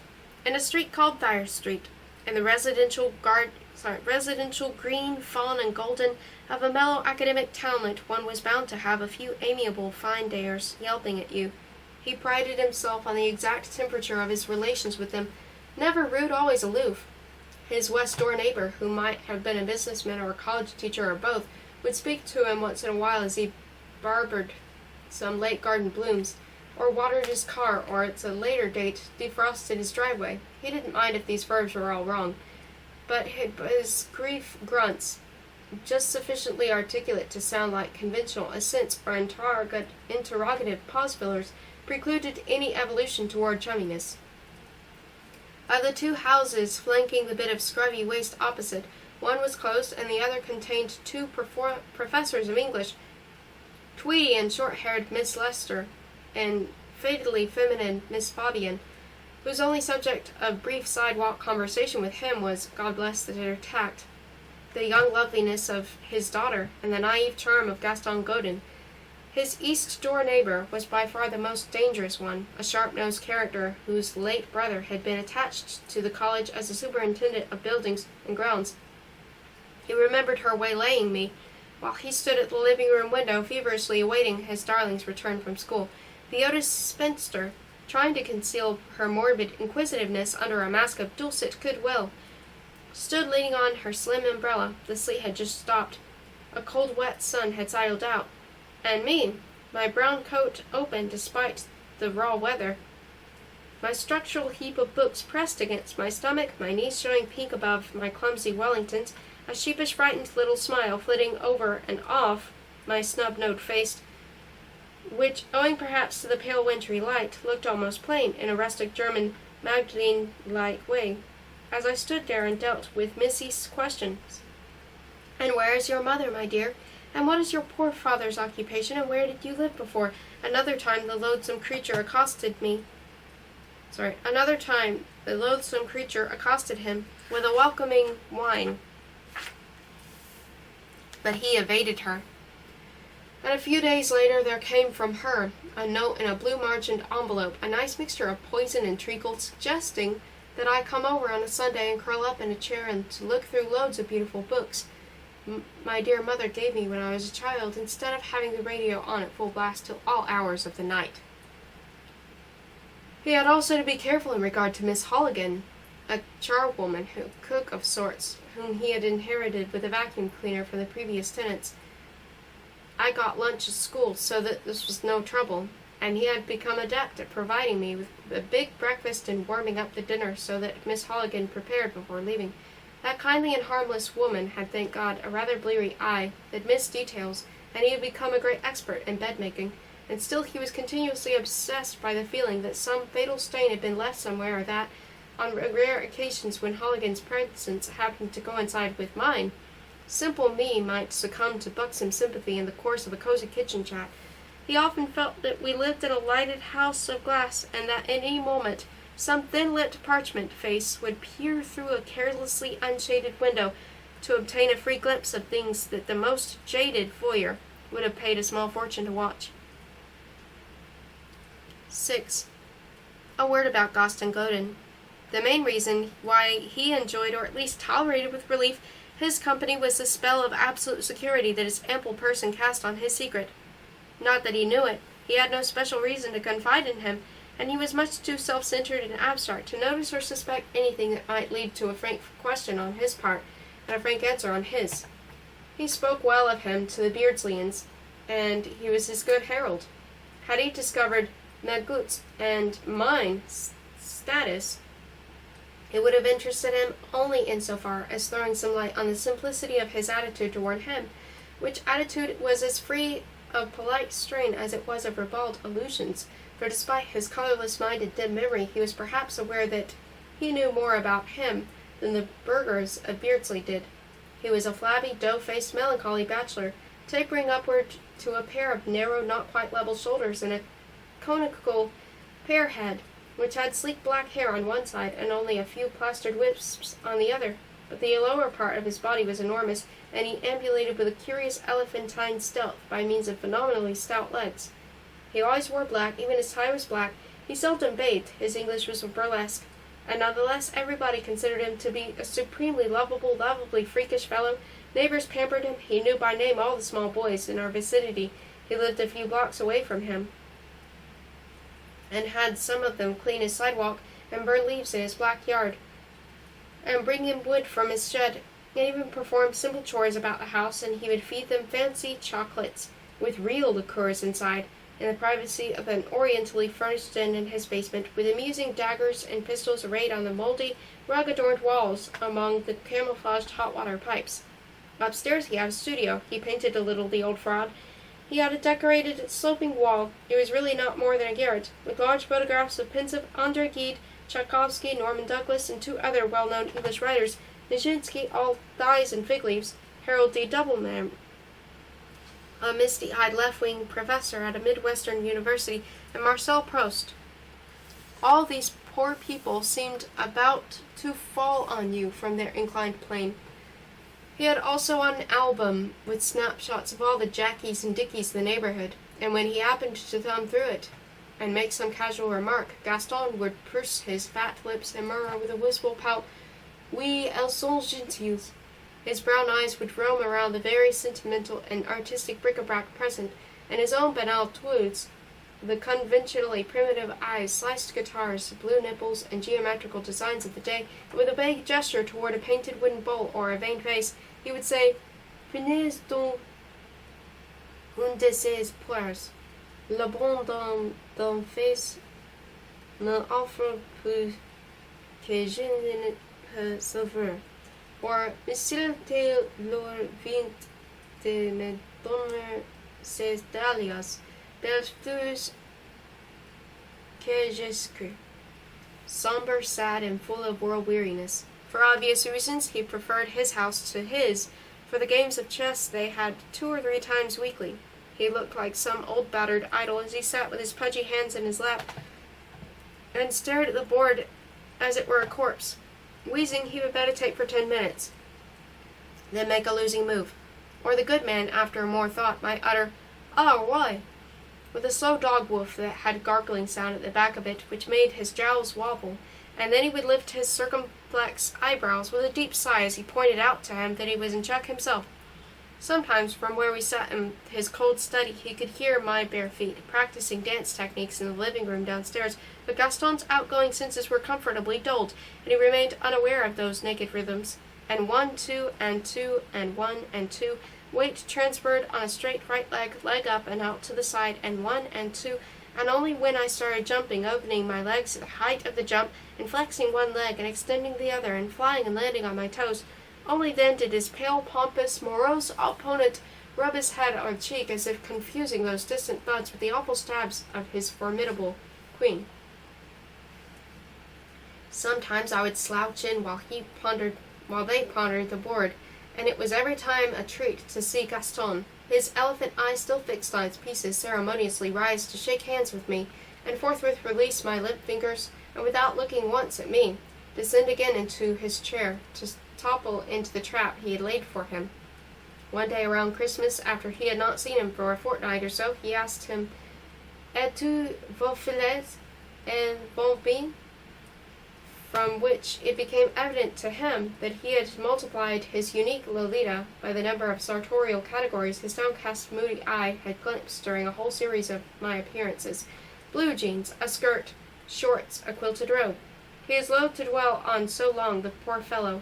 Sadly enough, a year later, during a voyage to Europe from which he did not return, he got involved in sail histoire, in Napoli of all places.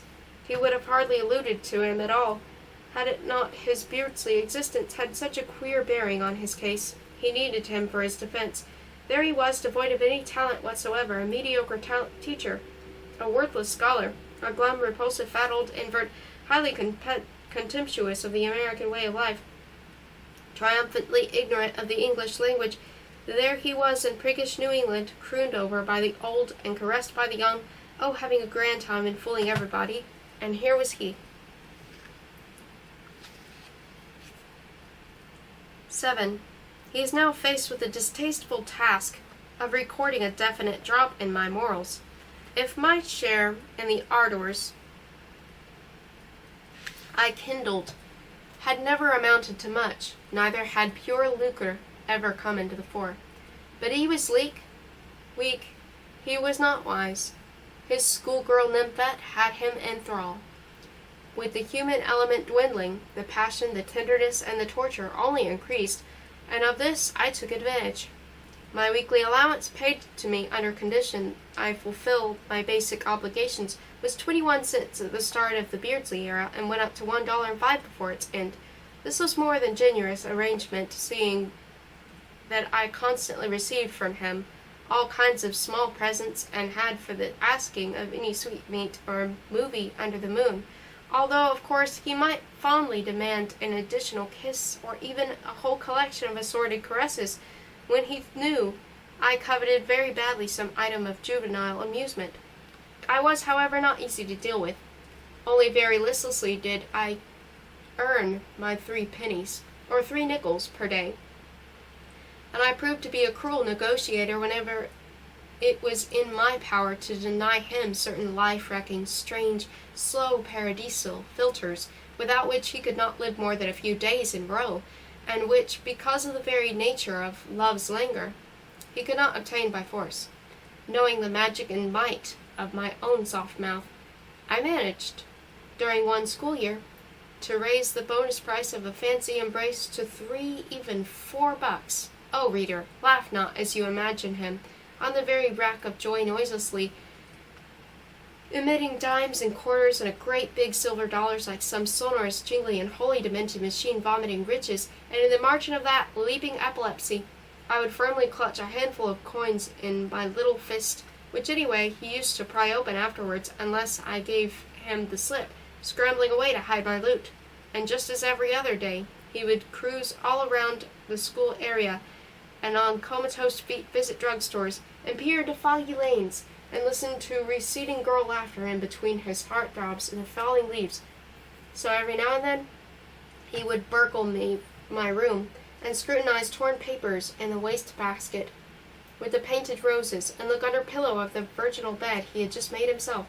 Once he found 8 $1 notes in one of my books, fittingly Treasure Island, and once a hole in the wall behind Whistler's mother yielded as much as $24 and some change, say $24.60, which he quietly removed, upon which next day I accused to his face honest Miss Hooligan of being a filthy thief. Eventually, I lived up to my IQ by finding a safer hoarding place, which he never discovered, but by that time he had brought pieces down drastically by having me earn the hard and nauseous way to permission to participate in the school theatrical program, because what he feared most was not that I might ruin him, but that I might accumulate sufficient cash to run away. He believed the poor fierce-eyed child had figured out that with a mere $50 in my purse, I might somehow reach Broadway or Hollywood or the foul kitchen of a diner, help wanted, in a dismal ex-prairie state, with the wind blowing, the stars blinking, and the cars, and the bars, and the barmen, and everything soiled, torn, and dead. 8. He did his best, Your Honor, to tackle the problem boys. Oh, he even used to read in the Beardsley Star, a so-called column for teens, to find out how to behave. A word to fathers. Don't frighten away daughter's friend. Maybe it is a bit hard for you to realize that now the boys are finding her attractive. To you she is still a little girl. To the boys, she's a charming and fun, lovely and gay. They like her. Today you clinch big deals in an executive's office, but yesterday you were just high school Jim carrying Jane's school books, remember? Don't you want your daughter, now that her turn has come, to be happy in the admiration and company of boys she likes? Don't you want them to have a wholesome fun together? Wholesome fun, good Lord. Why not treat young fellows and guests into your house? Why not make conversation with them, draw them out, make them laugh, feel at ease? Welcome, fellow, to this bordello. If she breaks the rules, don't explode out loud in front of her partners in crime. Let her take the brunt of your displeasure in private, and stop making the boys feel she's the daughter of an old ogre. First of all, the old ogre drew up a list under absolutely forbidden, and another under reluctantly allowed. Absolutely forbidden were dates, single, double, or triple, the next step being, of course, mass orgy. I might want to visit a candy bar with my girlfriends, and there giggle chat with occasional young males while he waited in the car at a discreet distance, and he promised me that if my group were invited by a socially acceptable group in Butler's Academy for boys for their annual ball, heavily chaperoned, of course, he might consider the question whether a girl of 14 can don her first formal, a kind of gown that makes thin-armed teenagers look like flamingos.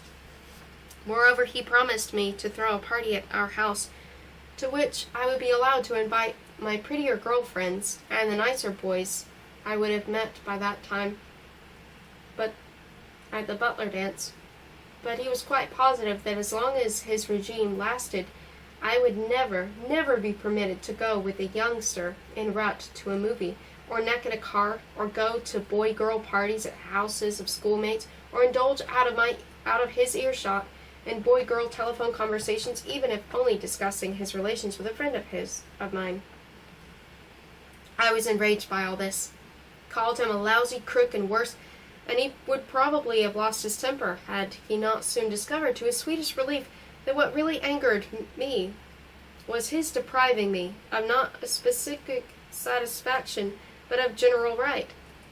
He was impinging, you see, on the conventional program, the stock pastimes, the things that are done, the routine of youth, for there is nothing more conservative than a child, especially a girl child, be she the most auburn and russet, the most mythopoeic nymphette in October's orchard haze. Do not misunderstand me. He cannot be absolutely certain that in the course of the winter I did not manage to have in a casual way improper contacts with unknown young fellows. Of course, no matter how closely he controlled my leisure, there would be constantly occur unaccounted for time leaks with over-elaborate explanations to stop them up in retrospect. Of course, his jealousy would be constantly catch its jagged claw in the fine fabrics of nymphet falsity. But he did definitely feel, and can now vouchsafe for the accuracy of his feeling, that there was no reason for serious alarm.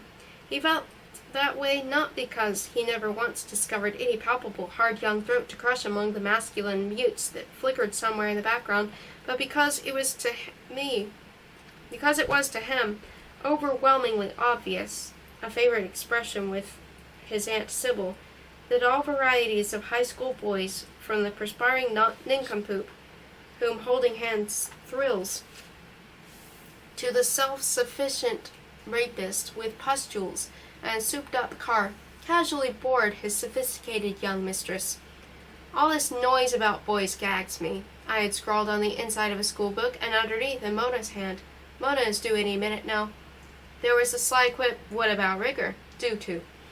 Faceless, then, are the chappies he happened to see in my company. There was, for instance, Red Sweater, who one day, the day we had our first snow, saw me home. From the parlor window he observed us talking near our porch. I wore my first cloth coat with a fur collar. There was a small brown cap on his favorite hairdo, the fringe in front and the swirl at the sides, and the natural curls at the back, and my damp dark moccasins and white socks were more sloppy than ever. I pressed as usual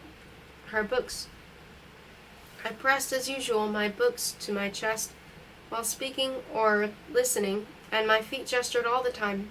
I would stand on my left instep with my right toe, remove it backward, cross my feet, rock slightly, sketch a few steps, then start the series all over again. There was a windbreaker who talked to me in the front of a restaurant one Sunday afternoon, while his mother and sister attempted to walk him away for a chat. He dragged along and looked back at his only love.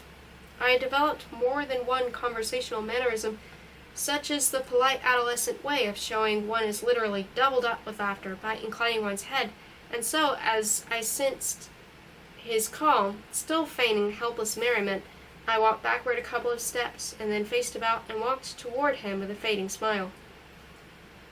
On the other hand, he greatly liked, perhaps because it reminded him of my first unforgettable confession, my trick of sighing, "Oh dear," in humorous wistful submission to fate, or emitting a long "no" in deep, almost growling undertone when the blow of fate had actually fallen.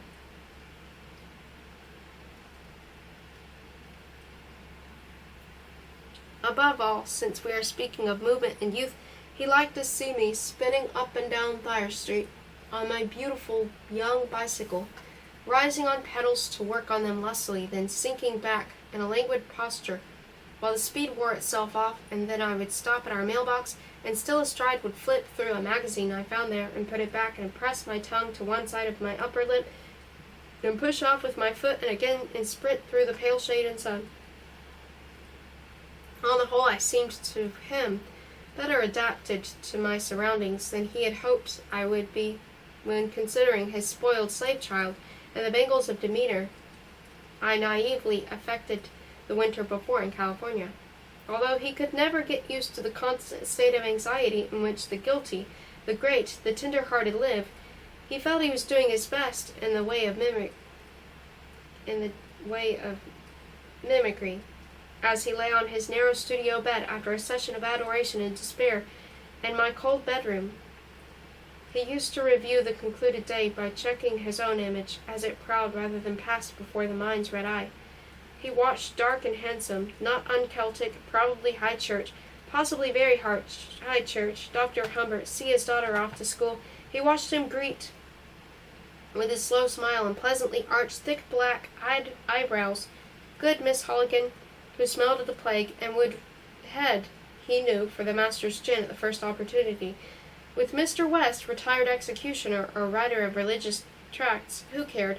He saw a neighbor, what's his name, he thinks they're French or Swiss, meditate in his frank widowed study over a typewriter, rather gaunt-profiled, and almost Hitlerian cowlick on his pale brow. Weekends, wearing a well-tailored overcoat and brown gloves, Professor H. might be seen with his daughter, strolling to Welton Inn, famous for its violet-ribboned china bunnies and chocolate boxes, among which you sit and wait for a table of two, still filthy with your predecessor's crumbs. Seen on weekdays around 1 p.m. Saluting with dignity, Argus eyed east while maneuvering the car out of the garage and around the darned evergreens, and down onto the slippery road, raising a cold eye from the book to clock in the positively sultry Beardsley College library, among bulky young women caught and petrified in the overflow of human knowledge, walking across the campus with a college clergyman, the Rev. Rigger, who also taught Bible in Beardsley School. Somebody told me her mother was a celebrated actress killed in an airplane accident. Oh, my mistake, I presume. Is that so? I see. How sad. Sublimating her mother, eh? Sublimating my mother, eh? Slowly pushing his prim little pram through the labyrinth of the supermarket in the wake of Professor W., also a slow-moving gentle widower with the eyes of a goat, shoveling the snow in his shirt sleeves, a voluminous black and white muffler around his neck, following with no show of rapacious haste, even taking time to wipe his feet on the mat, his schoolgirl daughter into the house, taking Dolly to the dentist, pretty nurse beaming at me, old magazines, ne montrez pas vos chums. At dinner with me in town, Mr. Edgar H. Humbert was seen eating a steak in the continental knife and fork manner, enjoying in duplicate a concert. Two marble-faced, becalmed Frenchmen sitting side by side, with a Monsieur H.H.'s musical little girl on her father's right, and the musical little boy of Professor W., father spending a hygienic evening in Providence, and Monsieur Gigi's left. Opening the garage, a square of light that engulfs the car and is extinguished, brightly pajama jerking down the window shade in my bedroom. Saturday morning, unseen, solemnly weighing the winter-bleached lassie in the bathroom. Seen and heard Sunday morning, no church-goer after all, saying, "Don't be too late," to me, who is bound for the covered court. Letting in a queerly observant schoolmate of Dolly's. "First time I've seen a man wearing a smoking jacket, sir, except in movies, of course."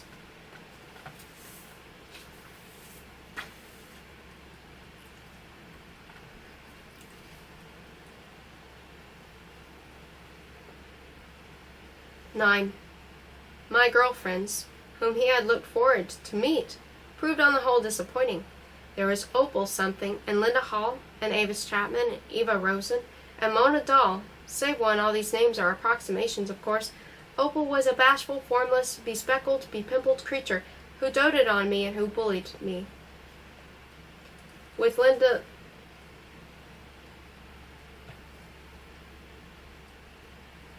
who doted on me, who bullied her.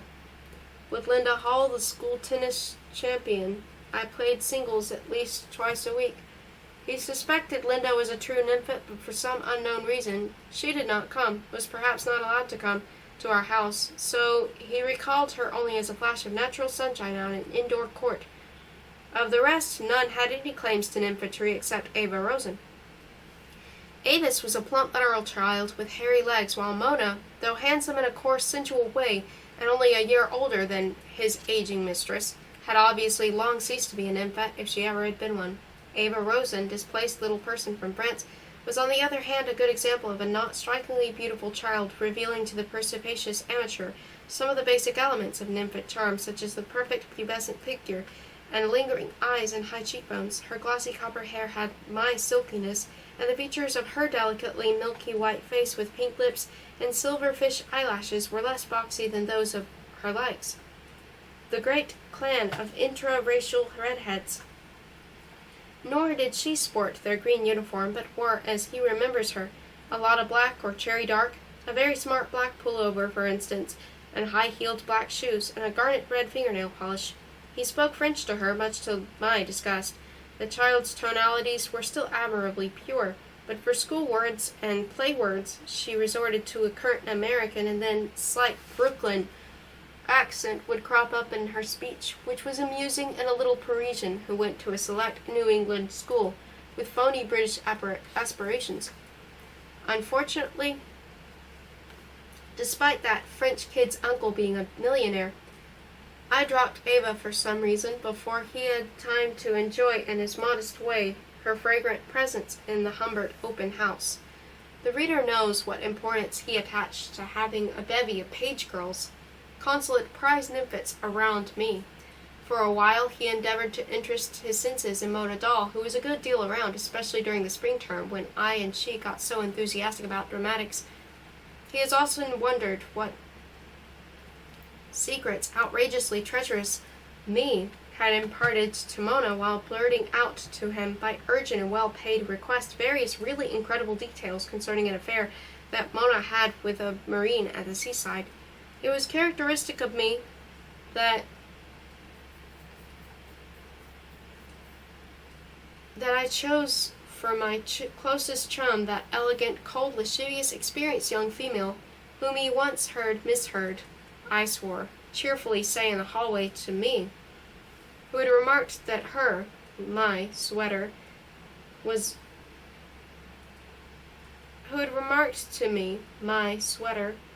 a virgin wool.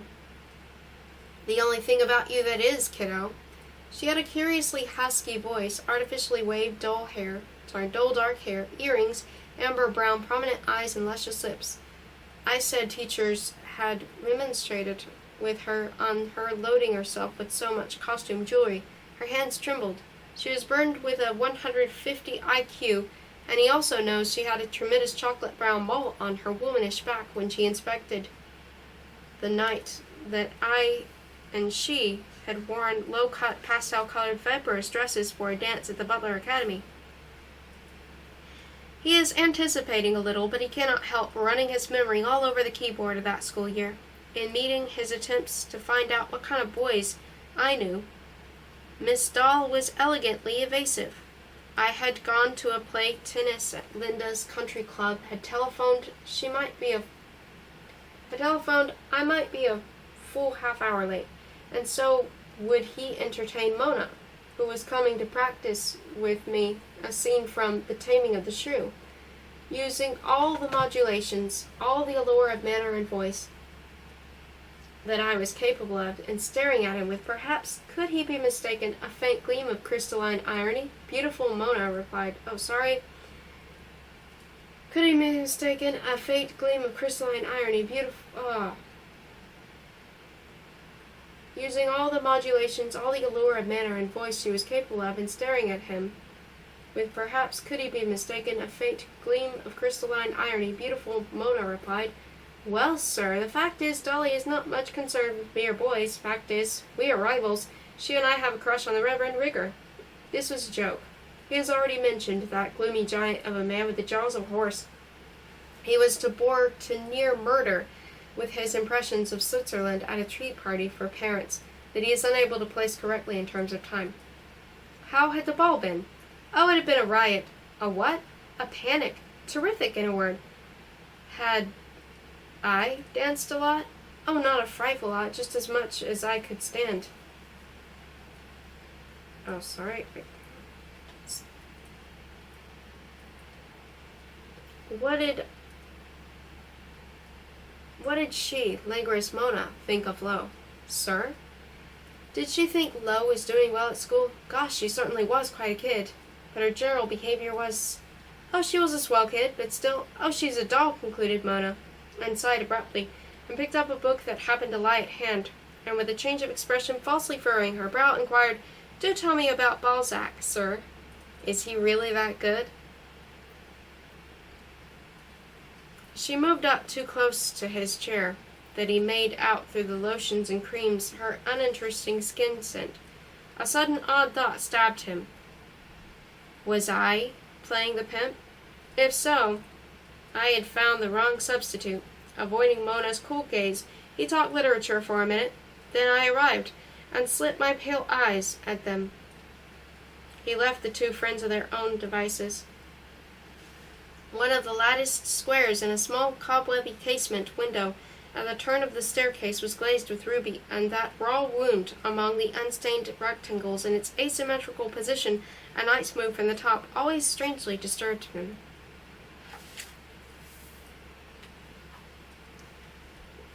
10. Sometimes. Come on, how often exactly, Bert? Can he recall 4 or 5 more such occasions, or would no human heart have survived 2 or 3? Sometimes. He has nothing to say in reply to your question. While I would be haphazardly preparing my homework, sucking a pencil, lolling sideways in an easy-chair with both legs over its arm, he would shed all his pedagogic restraint, dismiss all our quarrels, forget all his masculine pride, and literally crawl on his knees to my chair. His Lolita. You would give me one look. Oh, sorry. I would give him one look. A gray, furry question mark of a look. Oh, no, not again. Incredulity, exasperation. For I never deigned to believe that he could, without any specific designs, ever crave to bury his face in my plaid skirt. His darling. The fragility of those bare arms of mine. How he longed to enfold them. Oh, 4 limpid, lovely limbs, a folded colt, and take my head between his unworthy hands, and pull the temple skin back on both sides, and kiss my Chinese eyes, and please leave me alone, will you? I would say, for sake, leave me alone. And he would get up from the floor while I looked on, my face deliberately twitching in imitation of his tic nerveux. But never mind, never mind. He is only a brute. Never mind, let us go on with his miserable story. 11. One Monday afternoon in December, he thinks, Pratt asked him to come over for a talk. Dolly's last report had been poor, he knew. But instead of contenting himself with some such plausible explanation of this summons, he imagined all sorts of horrors and had to fortify himself with a pint of his pin before he could face the interview. Slowly, all Adam's apple in heart, he went up the steps of the scaffold. A huge woman, gray-haired, frowsy, with a broad, flat nose and small eyes behind black-rimmed glasses. Sit down, she said, pointing to an informed, humiliating hassock, while she perched with ponderous spryness on the arm of an oak chair. For a moment or two she peered at him with smiling curiosity. She had done it at their first meeting, he recalled, but he could afford then to scowl back. Her eye left him. She lapsed into thought, probably assumed. Making up her mind, she rubbed fold on fold, her dark gray flannel skirt at the knee, dispelling a trace of chalk or something. Then she said, still rubbing, not looking up, "Let me ask you a blunt question, Mr. Hayes. You are an old-fashioned continental father, aren't you?" "Why, no," he said. "Conservative, perhaps, but not what you would call old-fashioned." She sighed, frowned, then clapped her big plump hands together in a let's-get-down-to-business manner, and again fixed her beady eyes upon him. "Dolly Hayes," she said, "is a lovely child, but the onset of sexual maturing seems to give her trouble." He bowed slightly. What else could he do? "She is still shuttling," said Miss Pratt, showing how with her liver-spotted hands, "between the anal and genital zones of development. Basically, she is a lovely—" "I beg your pardon," he said. "What zones?" "That's the old-fashioned European in you," cried Pratt, delivering a slight tap on his wristwatch and suddenly discoursing her dentures. "All I mean is that biologic and psychologic drives, do you smoke, are not fused in Dolly, do not fall, so to speak, into a rounded pattern." Her hands held for a moment an invisible melon. "She is attractive, bright, though careless." Breathing heavily without leaving her perch, the woman took time out to look at the lovely child's report sheet on the desk at her right. "Her marks are getting worse and worse. Now I wonder, Mr. Hayes," again the false meditation. "Well," she went on with zest, "as for me, I do smoke, and as dear Dr. Pierce used to say, I'm not proud of it, but I just love it." She lit up, and the smoke she exhaled from her nostrils was like a pair of tusks. "Let me give you a few details. It won't take a moment. Now let me see," rummaging among her papers. "She is defiant toward Miss Redcock, and impossibly rude to Miss Cormorant." Now here is one of our special research reports. Enjoys singing with groups in class, though mine seems to wander.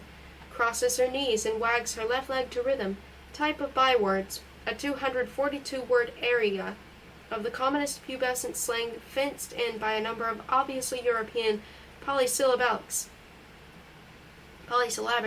Sighs a good deal in class. Let me see. Yes, now comes the last week in November. Sighs a good deal in class. Chews gum vehemently. Does not bite her nails, though if she did, this would conform better to her general pattern. Scientifically speaking, of course, menstruation, according to the subject well established, belongs at present to no church organization. By the way, Mr. Hayes, her mother was— Oh, I see. And you are? Nobody's business, I suppose. God's business. Something else we wanted to know. She has no regular home duties, I understand. Making a princess of our dolly, Mr. Hayes, eh? Well, what else have we got here? Handles book gracefully, voice pleasant. Giggles rather often a little dreamy. Has private jokes of her own, transposing, for instance, the first letters of some of her teachers' names. Hair light and dark brown. Lustrous. Well, laughing, you are aware of that, I suppose. Nose unobstructed, feet high arched, eyes— let me see. I had here somewhere a still more recent report. Aha, here we are. Miss Gold says Dolly's tennis form is excellent to superb, even better than Linda Hall's, but concentration and point accumulation are just poor to fair. Miss Cormorant cannot decide whether Dolly has exceptional emotional control or none at all. Miss Horn reports that Dolly, cannot verbalize her emotions, while according to Miss Cole, Dolly's metabolic efficiency is superfine. Miss Muller thinks Dolly is myopic and should see a good ophthalmologist, but Miss Redcock insists that the girl simulates eye strain to get away with scholastic incompetence. And to conclude, Mr. Hayes, our researchers are wondering about something really crucial. Now I want to ask you something. I want to know if your poor wife or yourself or anyone else in the family— I understand she has several aunts and maternal grandfather in California. Oh, had. I'm sorry. Well, we all wonder if anybody in the family has instructed Dolly in the process of mammalian reproduction. The general impression is that 15-year-old Dolly remains morbidly uninterested in sexual matters, or to be exact, represses her curiosity in order to save her ignorance and self-dignity. All right, 14.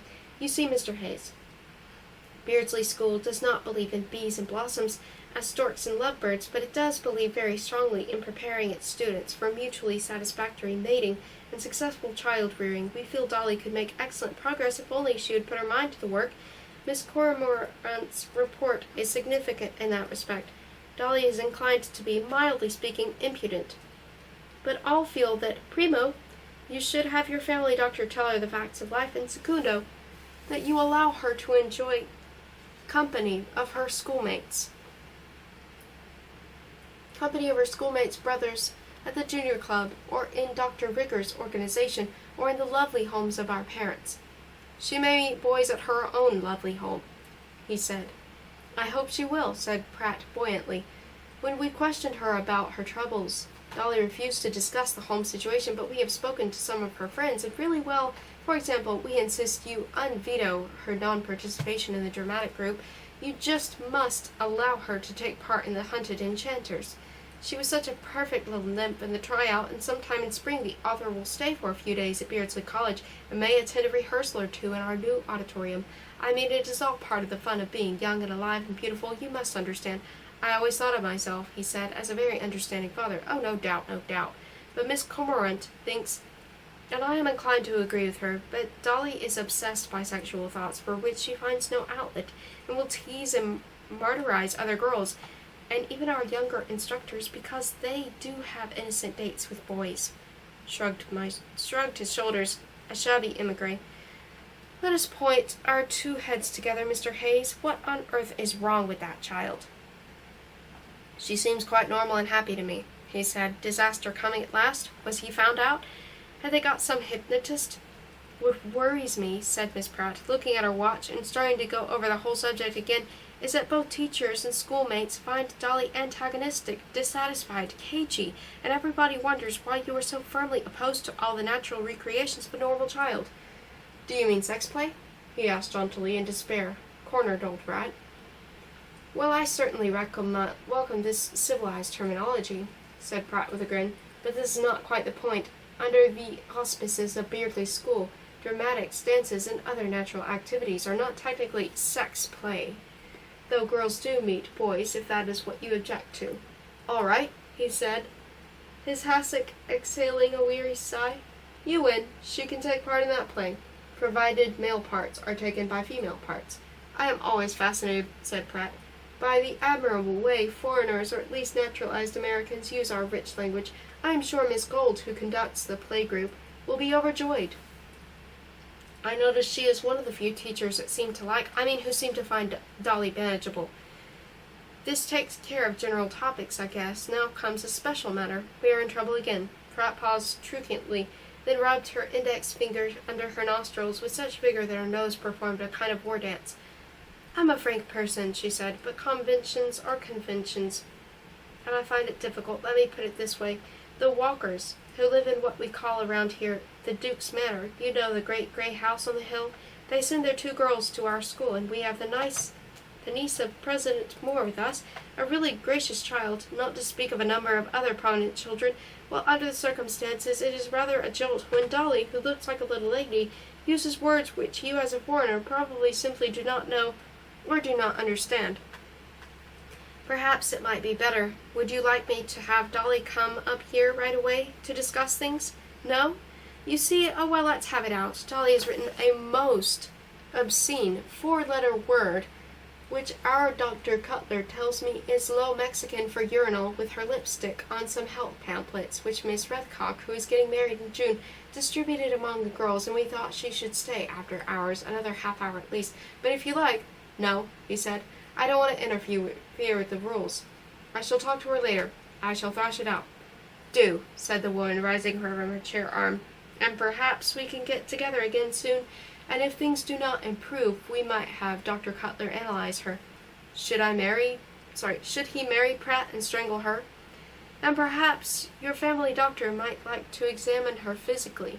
Just a routine checkup. She is in Mushroom, the last classroom along that passage. Beardsley School, it may be explained, copied a famous girls' school in England by having traditional nicknames for its various classrooms. Mushroom, room in 8.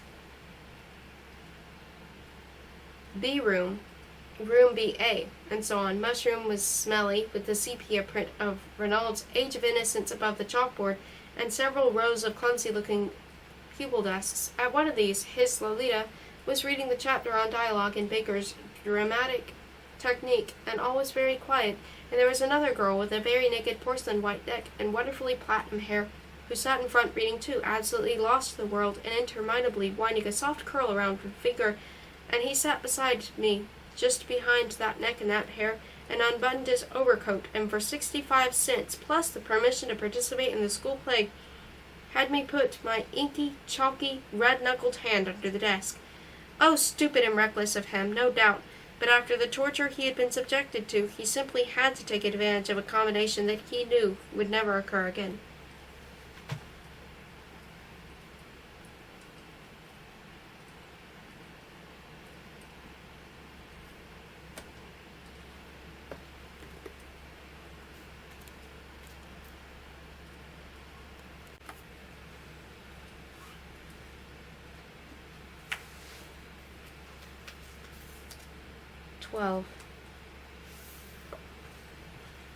Around Christmas, I caught a bad chill and was examined by a friend of Miss Lester, a Dr. Ilse Tristramson.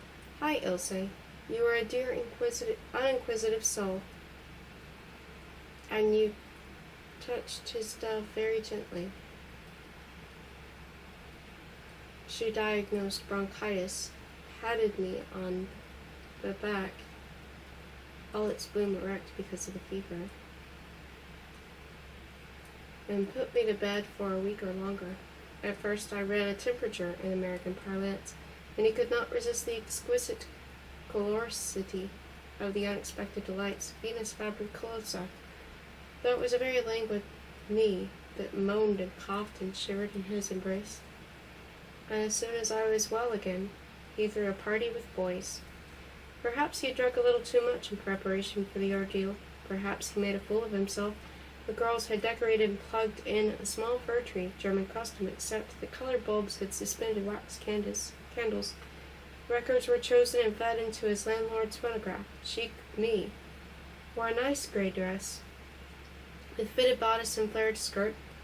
Humming, he retired to his study upstairs, and then every 10 or 20 minutes he would come down like an idiot just for a few seconds to pick up ostensibly his pipe from the mantelpiece or hunt for the newspaper, and with every new visit these simple actions became harder to perform, and he was reminded of the dreadfully distant days when he used to brace himself to casually enter a room in the Ramsdale house, where little Carmen was on. The party was not a success. Of the 3 girls invited, 1 did not come at all, and one of the boys brought his cousin Roy. So there was a superfluity of boys, 2 boys, and the cousins knew all the steps, and the other fellows could hardly dance at all.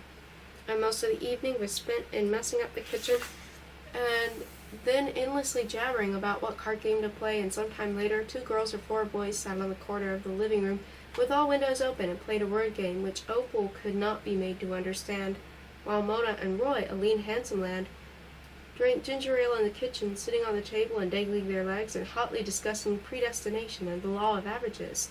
After they had all gone, I said, "Ugh." I closed my eyes and dropped into a chair with all 4 limbs starfish to express the utmost disgust and exhaustion, and swore it was the most revolting bunch of boys I had ever seen. He brought me a new tennis racket for that remark.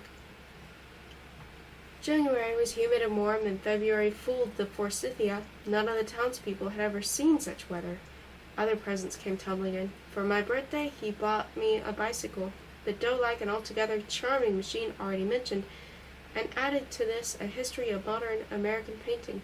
My bicycle manner, he meant my approach to it, the hip movement in the mounting, the grace and so on, afforded him supreme pleasure, but his attempt to refine my pictorial taste was a failure. I wanted to know if the guy noon-napping on Doris Lee's hay was the father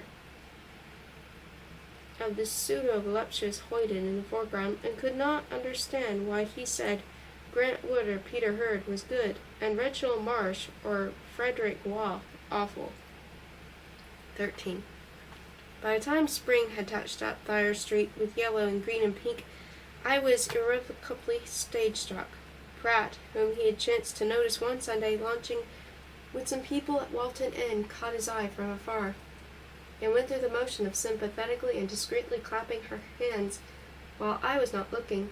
He detested the theatre as being a primitive and putrid form, historically speaking, a form that smacks of Stone Age rites and communal nonsense despite these individual injections of genius, such as, say, Elizabethan poetry, which a closeted reader automatically pumps out of the stuff.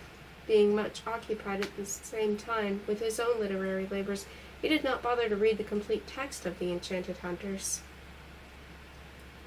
the playlet in which I was assigned the part of a farmer's daughter who imagines herself to be a woodland witch, or Diana, or something, and who, having got hold of a book on hypnotism, plunges a number of lost hunters into various entertaining trances before falling in her turn under the spell of a vagabond poet, Mona Dahl. That much he gleaned from bits of crumpled and poorly typed script that I sewed all over the house. The coincidence of the title with the name of an unforgettable inn was pleasant in a sad little way. He wearily thought he had better not bring it to his own enchantress's notice, lest a brazen accusation of mawkishness hurt him even more than my failure to notice it for myself had done. He assumed the playlet was just another practically anonymous version of some banal legend. Nothing prevented one, of course, from supposing that in quest of an attractive name, the founder of the hotel had been immediately and solely influenced by the chance fantasy of the second-rate muralist he had hired, and that subsequently the hotel's name had suggested the play's title, but in his credulous, simple, benevolent mind, he happened to twist it the other way round, without giving the whole matter much thought, really, supposed that mural, name, and title had all been derived from a common source, from some local tradition which he, an alien unversed in New England lore, would not be supposed to know. In consequence, he was under the impression, always quite casually, you understand, quite outside any orbit of importance, that the accursed playlet belonged to the type of whimsy for juvenile consumption, arranged and rearranged many times, such as Hansel and Gretel by Richard Roe, or The Sleeping Beauty by Dorothy Doe, or The Emperor's New Clothes by Maurice Vermont or Marion Rumpelmeyer.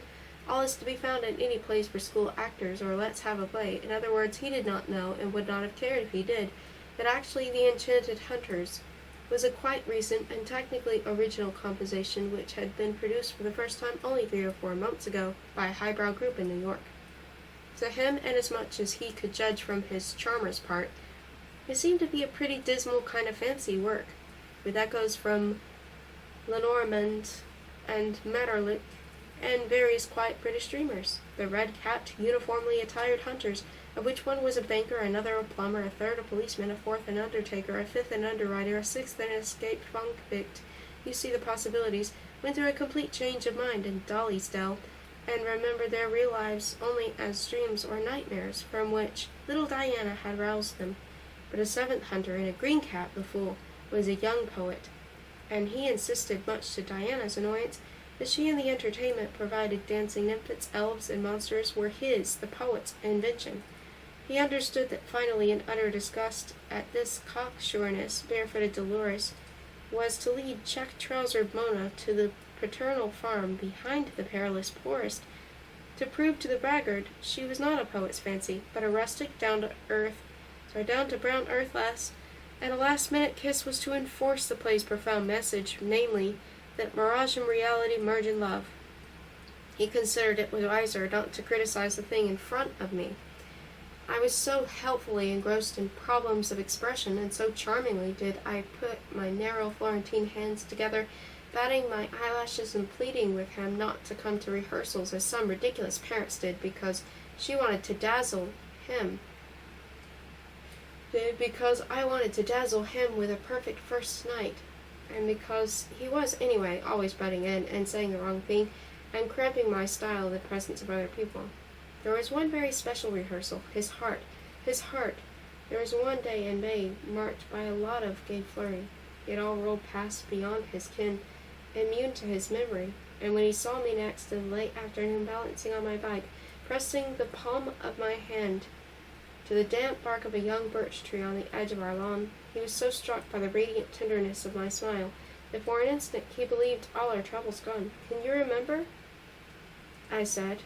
"What, the name of that hotel? You know," nose puckered. "Come on, you know, with those white columns and the marble swan in the lobby." "Oh, you know," noisy exhalation of breath. "The hotel where you raped me." "Okay, skip it. I mean, was it?" Almost in a whisper. "The Enchanted Hunters." "Oh, it was," musingly. "Was it?" And with a yelp of amorous vernal laughter, I slapped the glossy bowl and tore uphill to the end of the street, and then rode back, feet at rest on stalked petals, posture relaxed, one hand dreaming in my print flower lap. 14. Because it supposedly tied up with my interest in dance and dramatics, he had permitted to take piano lessons with a Miss Emperor, as the French scholars may conveniently call her, to whose blue-shuttered little white house a mile or so beyond Beardsley I would spin off twice a week. One Friday night toward the end of May, and a week or so after the very special rehearsal I had not had him attend, the telephone in his study, where he was in the act of mopping up Gustave's, he meant Gaston's, king's side, rang, and Miss Emperor asked if I was coming next Tuesday because I had missed last Tuesday's and today's lessons.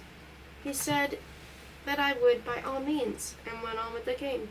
As the reader may well imagine, his faculties were now impaired, and a move or two later, with Gaston to play, he noticed through the film of his general distress that he could collect his queen.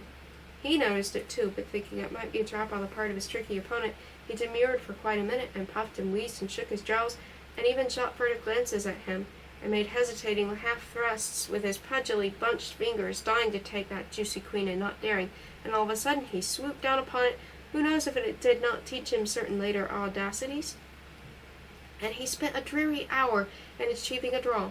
He finished his brandy and presently lumbered away, quite satisfied with this result. "Mon pauvre ami, je ne vous ai jamais vous êtes qu'il y bien plus de chances que vous voyez mon livre. Permettez-moi de vous dire que je vous serre la main bien cordialement et que tous mes frères vous salutent. He found me at the kitchen table consuming a wedge of pie with my eyes fixed on my script.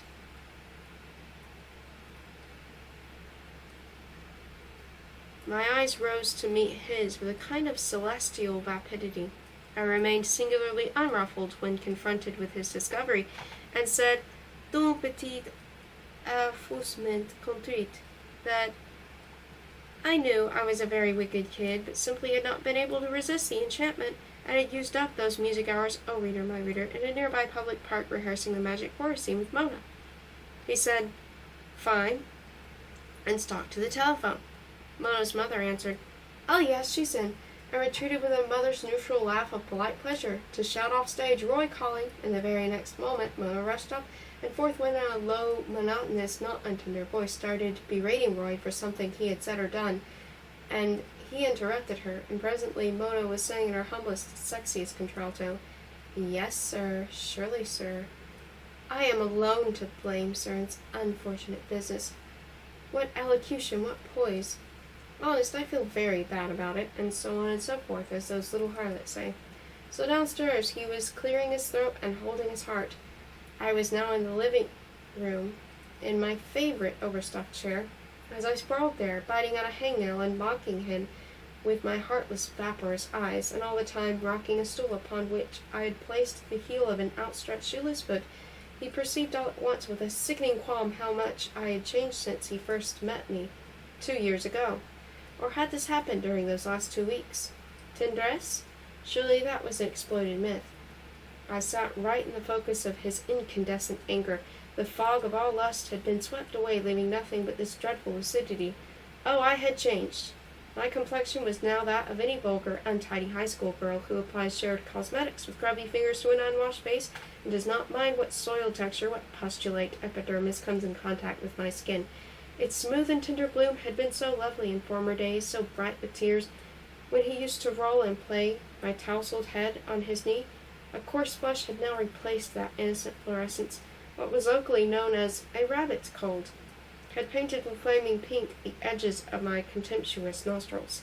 As in terror he lowered his gaze, it mechanically slid along the underside of my tensely stretched bare thigh. How polished and muscular my legs had grown! I kept my wide-set eyes, clouded, glass-gray, and slightly bloodshot, fixed upon him, and he saw the stealthy thought showing through them that perhaps after all Mona was right, and I, orphan low, could expose him without getting penalized myself. How wrong he was! How mad he was!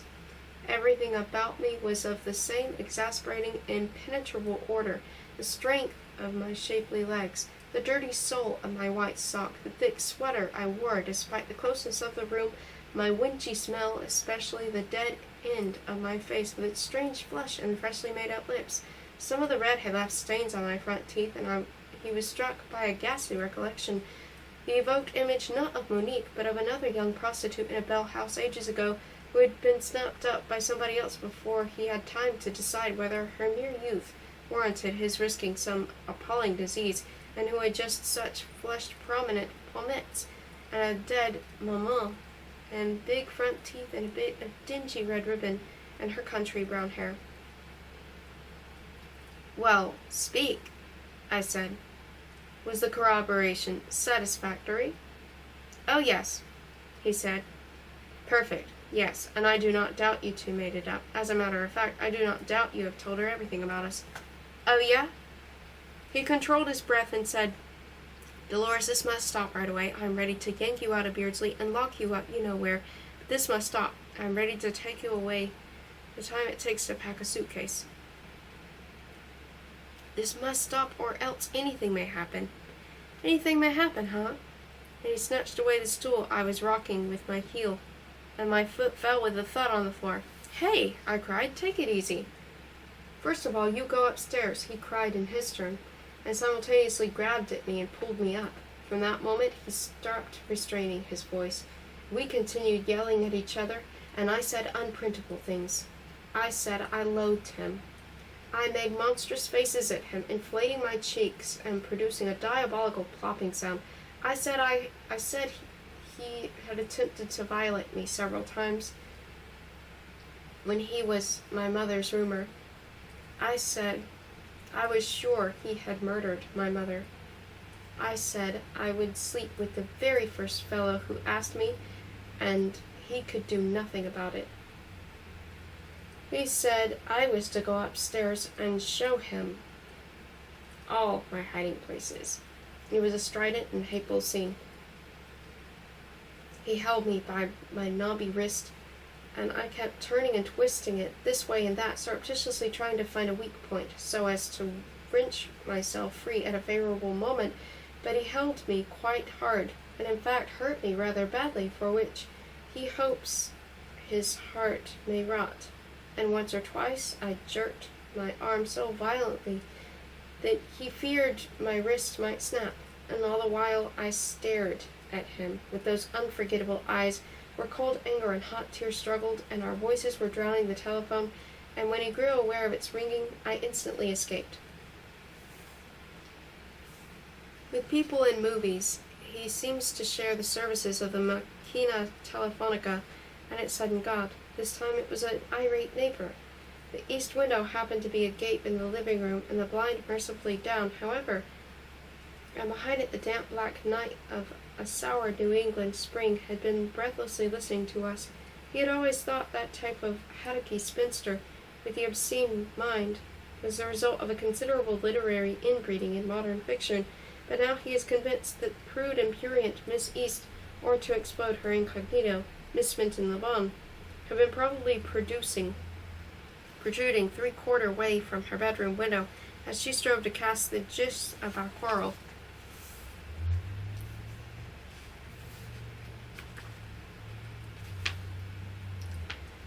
"This racket lacks all sense of," quacked the receiver. "We do not live in a tenement here. I must emphatically," he apologized for his daughter's friends being so loud. "Young people, you know," and cradled the next quack and a half. Downstairs the screen door banged. Me? Escaped? Through the casement on the stairs he saw a small impetuous ghost slip through the shrubs, a silvery dot in the dark. A hub of a bicycle wheel moved, shivered, and I was gone. It so happened the car was spending the night in a repair shop downtown. He had no other alternative to pursue on foot the winged fugitive. Even now, after more than 3 years have heaved and elapsed, he cannot visualize that spring night street, that already so leafy street, without a gasp of panic.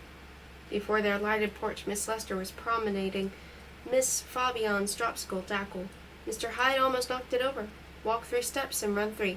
A tepid rain started to drum on the chestnut leaves in the next corner, pressing me against an iron railing. A blurred youth held and kissed. No, not me. Mistake. His talons still tingling, he flew on. Half a mile or so of number 14, Thayer Street. Tangles with a private lane and a cross street. The latter leads to the town proper, in front of the first drugstore. He saw, with what melody of relief, my fair bicycle waiting for me. He pushed instead of pulling, pulled, pushed, pulled, entered. Look out, some 10 paces away, me, through the glass of a telephone booth, membranous god still with us, cupping the tube, confidentially hunched over it, slit my eyes at him, turned away with my treasure, hurriedly hung up, and walked out with a flourish. "Tried to reach you at home," I said brightly. "A great decision has been made, but first, buy me a drink, Dad." I watched the listless, pale fountain girl put in the ice, pour in the Coke, add the cherry syrup, and his heart was bursting with love-ache. That childish wrist. His lovely child. You have a lovely child, Mr. Humbert. We always admire her as she passes by. Mr. Pym watched Pippa suck in the concoction. Je toujours admire l'œuvre au monde du sublime Dublinois. And in the meantime, the rain had become a voluptuous shower. "Look," I said, as I rode the bike beside him, one foot scraping the darkly glistening sidewalk. Look, I've decided something. I want to leave school. I hate that school. I hate the play. I really do. Never go back. Find another. Leave it once. Go for a long trip again, but this time we'll go wherever I want, won't we? He nodded. His Lolita. I choose? C'est entendu? I asked, wobbling a little beside him. Used French only when I was being a very good little girl. Okay, entendu. Now hop, Lenore, or you'll get soaked. A storm of sobs was filling his chest. I bared my teeth and after my adorable schoolgirl fashion leaned forward and away I sped. His bird. Miss Lester's finely groomed hand held a porch door open for a swaddling old dog, qui penat. I was waiting for him near the ghostly birch tree. I am drenched, I declared at the top of my voice. Are you glad? To H with the play, see what I mean? An invisible hag's claw slammed down an upper floor window. In our hallway, ablaze with welcoming lights, his Lolita peeled off my sweater, shook my gemmed hair, stretched toward him, two bare arms, raised one knee. Carry me upstairs, please. I feel sort of romantic tonight. It may interest physiologists to learn at this point that he has the ability, a most singular case I presume, of shedding torrents of tears throughout the other tempest.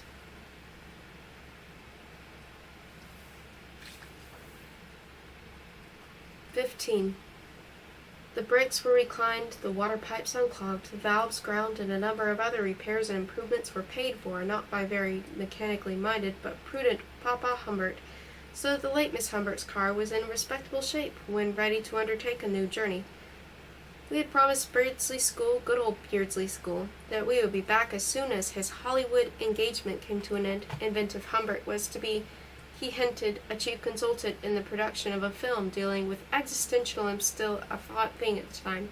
Actually, he was toying with the idea of gently trickling across the Mexican border. He was braver now than last year, and there deciding what to do with his little concubine, who was now 60 inches tall and weighed 90 pounds. We had dug out our tour books and maps.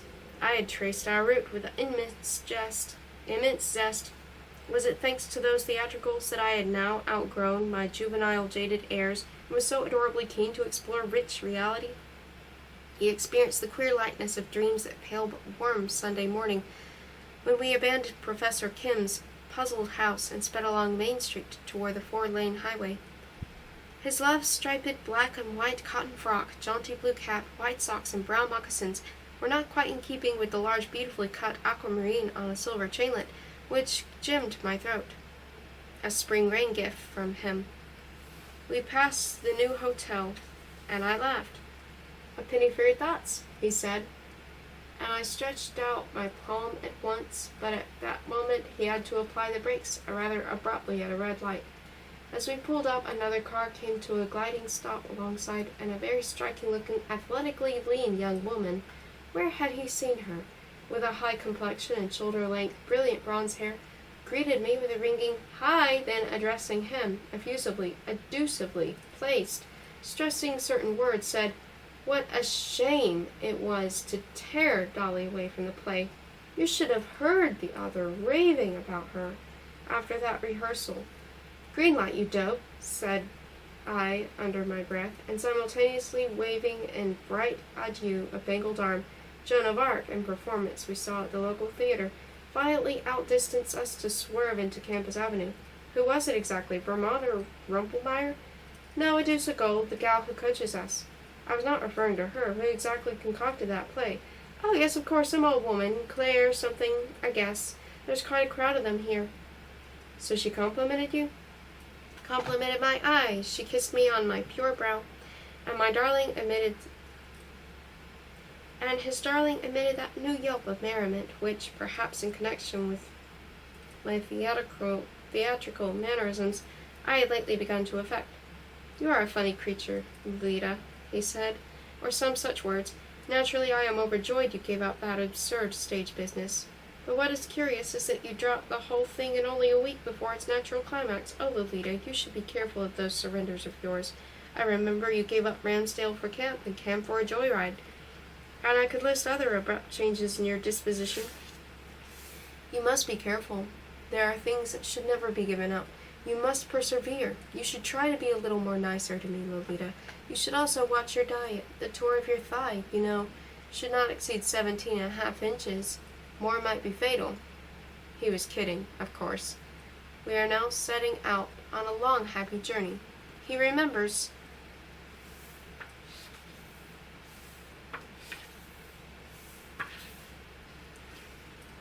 16. He remembers as a child in Europe, gloating over a map of North America that had Appalachian mountains boldly running from Alabama up to New Brunswick, so that the whole region they spanned, Tennessee, the Virginias, Pennsylvania, New York, Vermont, New Hampshire, and Maine, appeared to his imagination as gigantic Switzerland or even Taipei, all mountain, glorious diamond peak upon peak, giant conifers, La Montagnard, Immigré, and his bearskin glory, and Philly, Tigre, Goldsmithy, and Red Indians under the catalpas. That it boiled down to a messily suburban lawn and a smoking garbage incinerator was appalling. Farewell, Appalachia. Leaving it, we crossed Ohio, the 3 states beginning with I, and Nebraska. Ah, that first whiff of the West. We traveled very leisurely, having more than a week to reach Wace, Continental Divide, where I passionately desired to see the ceremonial dances marking the seasonal opening of Magic Cave, and at least 3 weeks to reach Elphinstone, gem of a western state, where I yearned to climb the red rock from which a mature screen star had recently jumped to her death after a drunken row with her gigolo. Again, we were welcomed to weary motels by means of inscriptions that read, "We wish you to feel at home while here. All equipment was carefully checked upon your arrival. Your license number is on record here. Use hot water sparingly. We reserve the right to eject without any notice any objectionable person. Do not throw waste material of any kind in the toilet bowl. Thank you. Call again. The management. P.S. We consider our guests the finest people of the world. In these frightening places we paid 10 for twins." Flies queued outside at the screenless door and successfully scrambled in. The ashes of our predecessors still lingered in the ashtrays. A woman's hair lay on the pillow. One heard one's neighbor hanging his coat in his closet. The hangers were ingeniously fixed to the bars by coils of wire so as to thwart theft. And in crowning insult, the pictures above the twin beds were identical twins. He also noticed that commercial fashion was changing. There was a tendency for cabins to fuse and gradually form the caravanserai. And me, I was not interested, but the reader may be. A second story was added, and a lobby grew in, and cars were removed to a communal garage, and motel reverted to the good old hotel.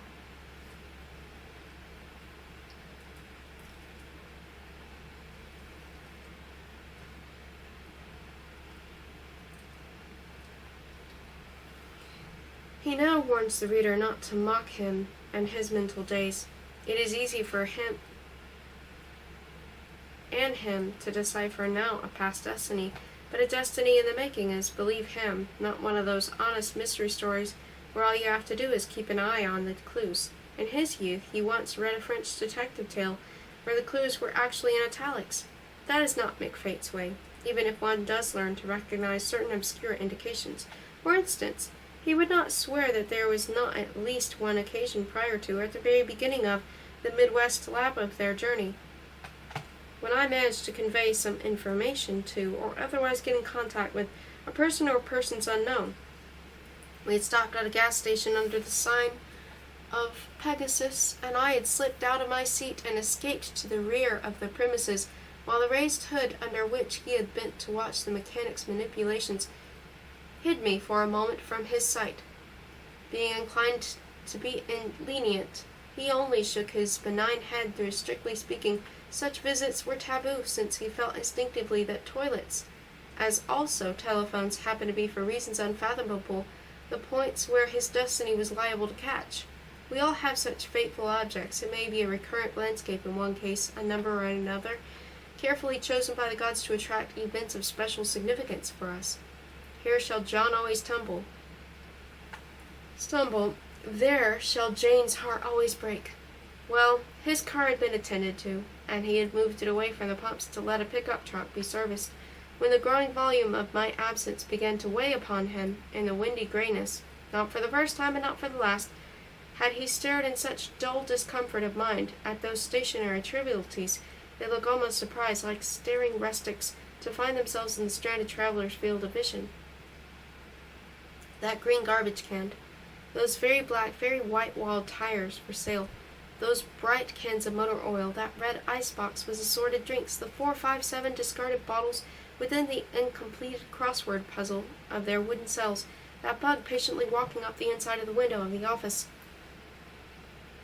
Radio music was coming from its open door, and because the rhythm was not synchronized with the heave and flutter and other gestures of wind-animated vegetation, one had the impression of an old scenic film leaving its own life, while piano or fiddle followed a line of music quite outside the shivering flower, the swaying branch. The sound of Charlotte's last sob incongruously vibrated through him, with her dress fluttering athwart the rhythm.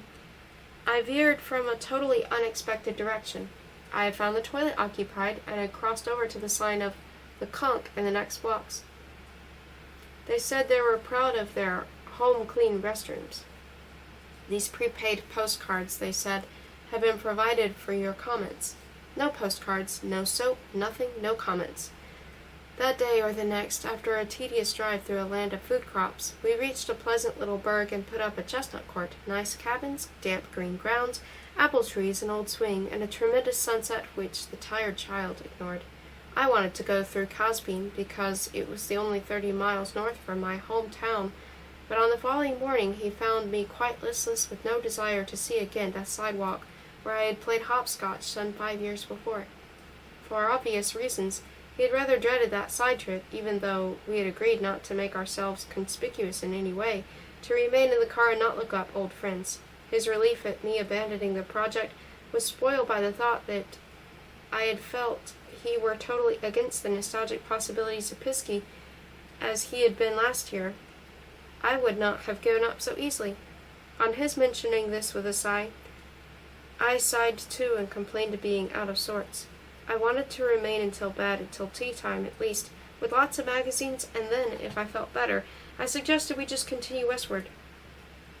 He must say I was very sweet and languid, and craved for fresh fruits, and he decided to go and fetch me some toothsome picnic lunch in Caspian.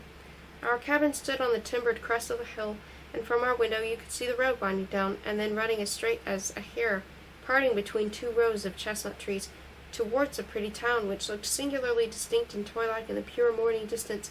One could make out an elf girl on an insect-like bicycle, and a dog and a bit too large proportionally, all clear as those pilgrims, and mules winding up wax pale roads and old paintings, with blue hills and red little people. He has the European urge to use his feet when a drive can be dispensed with, so he leisurely walked down, eventually meeting the cyclist, a plain plump girl with pigtails, followed by a huge St. Bernard dog with orbits like pansies. In Caspian, a very old barber gave him a very mediocre haircut. He babbled a baseball-playing son of his, and at every exponent spat into his neck, and every now and then wiped his glasses on his sheet-wrap, or interrupted his tremendous scissor work to produce faded newspaper clippings, and so inattentive was he that it came as a shock to realize, as he pointed to an easeled photograph among the ancient gray lotions, that the mustached young ball-player had been dead for the last 30 years. He had a cup of hot, flavorless coffee, bought a bunch of bananas for his monkey, and spent another 10 minutes or so in a delicatessen store. At least an hour and a half must have elapsed when this homeward-bound little pilgrim appeared on the winding road leading to the Chestnut Castle. The girl he had seen on his way to town was now loaded with linen and engaged in helping a misshapen man whose big head and coarse features reminded him of the Bertoldo character in low Italian comedy. There were cleaning cabins, of which there was a dozen or so chestnut crests, all pleasantly spaced amid the copious verdure. It was noon, and most of them, with a final bang of their screen doors, had already got rid of their occupants. A very elderly, almost mummy-like couple in a very new model were in the act of creeping out of one of the contiguous garages. From another, a red hood protruded in somewhat codpiece fashion, and nearer to our cabin, a strong and handsome young man with a shock of black hair and blue eyes was putting a portable refrigerator into a station wagon. For some reason, he gave him a sheepish grin as he passed. On the grass expanse opposite, in the many-limbed shade of luxuriant trees, the familiar St. Bernard dog was guiding his mistress's bicycle, and nearby a young woman far gone in the family way had seated a rat baby on a swing and was rocking it gently, while a jealous boy of 2 or 3 was making a nuisance of himself by trying to push or pull the swing board. He finally succeeded in getting himself knocked down by it, and bawled loudly as he lay supine on the grass while his mother continued to smile gently, as neither of her present children. He recalled so clearly these minutiae, probably because he was to check his impressions so thoroughly only a few minutes later. And besides, something in him had been on guard ever since that awful night in Beardsley. He now refused to be diverted by the feeling of well-being that his walk had engendered, by the young summer breeze that enveloped the nape of his neck, the giving crunch of the damp gravel, the juicy tidbit he had sucked out at last from a hollow tooth, and even the comfortable weight of his provisions, which the general condition of his heart should not have allowed him to carry. But even that miserable pump of his seemed to be working sweetly, and he felt "au dolore d'amoureuse langueur," to quote dear old Ronsard, as he reached the cottage where he had left his Dolores. To his surprise, he found me dressed. I was sitting on the edge of the bed in slacks and t-shirt, was looking at him as if I could not quite place him. The frank soft shape of my small breast was brought out rather than blurred by the limpness of my thin shirt, and this frankness irritated him. I had not washed, yet my mouth was freshly, though smudgely painted, and my broad teeth glistened like wine-tinged ivory or pinkish poker chips, and there I sat, hands clasped in my lap, and dreamily brimmed with a diabolical glow that had no relation to him whatever. He plumped down his heavy paper bag and stood staring at the bare ankles of my sandaled feet, then at my silly face, then again at my sinful feet. "You've been out," he said. The sandals were filthy with gravel. "I just got up," I replied, and added upon intercepting his downward glance, "Went out for a sec, wanted to see if you were coming back." I became aware of the bananas and uncoiled myself tableward. What especial suspicion could he have? None, indeed. But those muddy, moody eyes of mine, that singular warmth emanating from me. He said nothing. He looked at the road meandering so distantly within the frame of the window. Anybody wishing to betray his trust would have found it a splendid lookout. With rising appetite, I applied myself to the fruit. All at once, he remembered the ingratiating grin of the Johnny next door. He stepped out quickly. All cars had disappeared except his station wagon. His pregnant young wife was now getting into it with her baby in the other, more or less canceled child. "What's the matter? Where are you going?" I cried from the porch. He said nothing. He pushed my softness back into the room and went in after me. He ripped my shirt off. He unzipped the rest of me. He tore off my sandals. Wildly he pursued the shadow of my infidelity. But the scent he traveled upon was so slight as to be practically undistinguishable from a madman's fancy.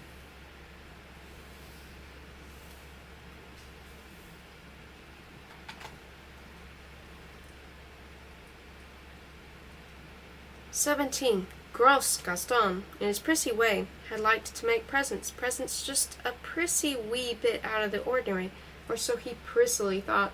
Noticing one night that his box of chessmen was broken, he sent him the next morning with a little lad of his, a copper case. It had an elaborate oriental design over the lid, and could be securely locked. One glance sufficed to assure him that it was one of those cheap money boxes called for some reason Louisietas that you buy in Algiers and elsewhere, and wonder what to do with afterwards. It turned out to be much too flat for holding his bulky chessmen, but he kept it, using it for a totally different purpose. In order to break some pattern of fate in which he obviously felt himself being enmeshed, he had decided, despite my visible annoyance, to spend another night at Chestnut Court, definitely waking up at 4 in the morning. He ascertained that I was still sound asleep, mouth open in a kind of dull amazement at the curiously inane life we had all rigged up for me, and satisfied himself that the precious contents of the Louisietta were safe. There, snugly wrapped in a white woolen scarf, lay a pocket automatic, caliber .32. Capacity of magazine 8 cartridges, length a little under 1/9 of my length, stock-checked walnut finish, full-blued. He had inherited from the late Harold Hayes with a 1938 catalog which cheerily said in part, particularly well adapted for use in the home and car as well as on the person. There it lay, ready for instant service on the person or persons, loaded with bully cocked with the slide lock in safety position, thus precluding any accidental discharge. We must remember that a pistol is the Freudian symbol of the Urfather's central forelimb. He was now glad he had it with him. Even more glad that he had learned to use it 2 years before in that pine forest around him and Charlotte's Glass Lake. Farlow, with whom he had roamed those remote woods, was an admirable marksman, and with his .38 actually managed to hit a hummingbird, though he must say not much of it could be retrieved for proof, only a little iridescent fluff. A burly ex-policeman called Kristolski, who in the 20s had shot and killed 2 escaped convicts, joined them and bagged a tiny woodpecker, completely out of season, incidentally. Between those 2 sportsmen, he of course was a novice and kept missing everything, though he did wound a squirrel on a later occasion when he went out alone. "You lie here," he whispered to his lightweight, compact little chum, and then toasted it with a dram of gin.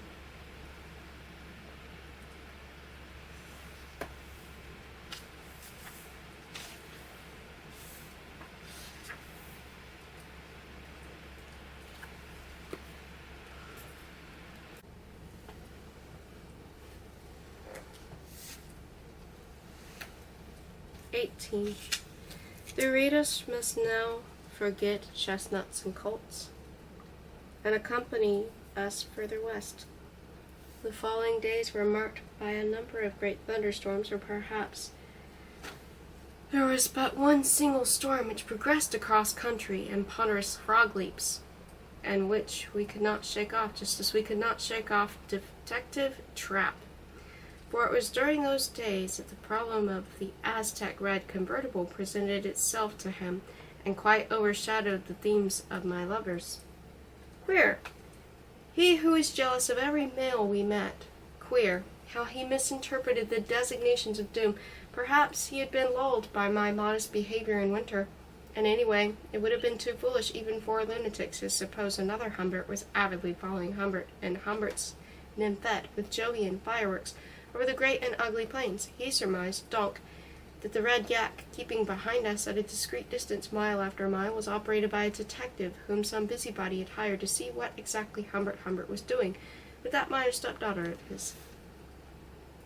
As happens with him at periods of electrical disturbance and crepitating lightnings, he had hallucinations.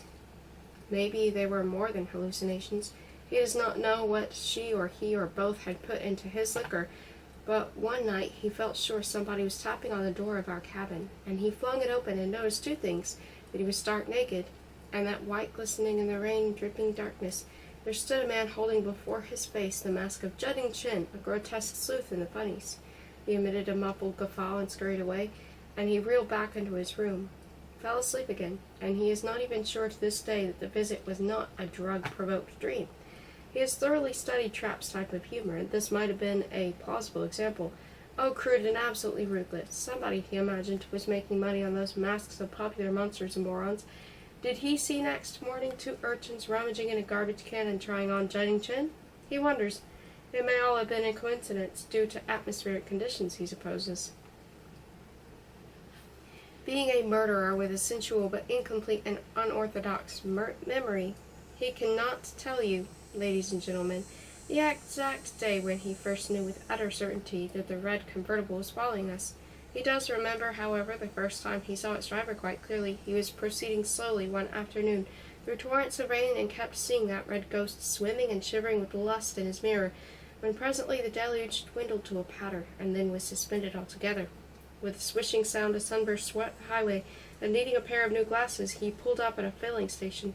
What was happening was sickness, a cancer, that could not be helped, so he simply ignored the fact that our quiet pursuer, in his converted state, stopped a little behind us at a cafe or bar bearing the idiotic sign, "The Bustle, a deceitful seatful." Having seen to the needs of his car, he walked into the office to get those glasses and paid for the gas, as he was in the act of signing a traveler's check and wondered about his exact whereabouts. He happened to glance through his side window and saw a terrible thing. A broad-backed man, baldish, in an oatmeal coat and dark brown trousers, was listening to me, who was leaning out of the car and talking to him very rapidly, my hand with outspread fingers going up and down as it did when I was very serious and emphatic. What struck him with sickening force was, how should he put it, the voluble familiarity of my way, as if we had known each other, for weeks and weeks. He saw him scratch his cheek and nod, and turn and walk back to his convertible, a broad and thickish man of his own age, somewhat resembling Gustav Trapp, a cousin of his father's in Switzerland, same smoothly tanned face, fuller than his, with a small dark mustache and a rosebud degenerate mouth. I was studying a road map when he got back into the car. What did that man ask you, Lo? Man? Oh, that man. Oh, yes, I don't know. He wondered if I had a map. Lost his way, I guess. We drove on, and he said, Now listen, Lo. I do not know whether you are lying or not, and I do not know whether you are insane or not, and I do not care for the moment. But that person has been following us all day, and his car was at the motel yesterday, and I think he is a cop. You know perfectly well what will happen and where you will go if the police find out about things. Now I want to know exactly what he said to you and what you told him. I laughed. If he's really a cop, I said shrilly but not illogically, the worst thing we could do would be to show him we are scared. Ignore him, Dad. Did he ask where we were going? Oh, he knows that, mocking him. Anyway, he said, giving up, I have seen his face now. He is not pretty. He looks exactly like a relative of mine called Trapp. Perhaps he is Trapp. If I were you, oh look, all the nines are changing to the next 1,000. When I was a little kid, I continued unexpectedly, I used to think they'd stop and go back to nines, if only my mother agreed to put the car in reverse. It was the first time, he thought, that I spoke spontaneously of my pre-Humbertian childhood. Perhaps the theater had taught me that trick, and silently we traveled on, unpursued. The next day, like pain and a fatal disease, it comes back as the drug and hope wear off. There it was again behind us, that glossy red beast. The traffic on the highway was light that day. Nobody passed anybody, and nobody attempted to get between our humble blue car and its imperious red shadow, as if there were some spell cast on that interspace, a zone of evil mirth and magic, a zone whose very precision and stability had a glass-like virtue that was almost artistic. The driver behind him, with his stuffed shoulders and trappish mustache, looked like a display dummy, and his convertible seemed to move only because an invisible rope of silent silk connected with our shabby vehicle. We were many times weaker than his splendid lacquered machine, so that he did not even attempt to outspeed him. O lente currit nocti acqui. Oh, softly ran nightmares. We climbed long grades and rolled downhill again and heeded speed limits and spared lone children, and reproduced in sweeping terms the back wiggles of curves on their yellow shields. No matter how and where we drove, the enchanted interspace slid on intact, mathematical, mirage-like, the viatic counterpart of a magic carpet. And all the time he was aware of a private blaze on his right, my joyful eye, my flaming cheek. A traffic policeman deepened the nightmare of criss-cross streets at 4:30 p.m. in a factory town was the hand of chance that interrupted the spell. He beckoned him on, and then with the same hand cut off his shadow. A score of cars were launched in between us, and he sped on and deftly turned into a narrow lane. A sparrow alighted with a jumbo breadcrumb, was tackled by another, and lost the crumb. When after a few grim stoppages and a bit of deliberate meandering, he returned to the highway, our shadow had disappeared. I snorted and said, if he is what he think he is, how silly to give him the slip. I have other notions by now, he said. You should check them by keeping in touch with him, Father Dia, I said, writhing in the coils of my own sarcasm. Gee, you are mean, I added in my ordinary voice. We spent a grim night in very foul cabin, under a sonorous amplitude of rain, and with a kind of prehistorically loud thunder incessantly rolling above us. I am not a lady, and do not like lightning, I said, whose dread of electric storms gave him some pathetic solace. We had breakfast in the township of Soda Pop, 1001.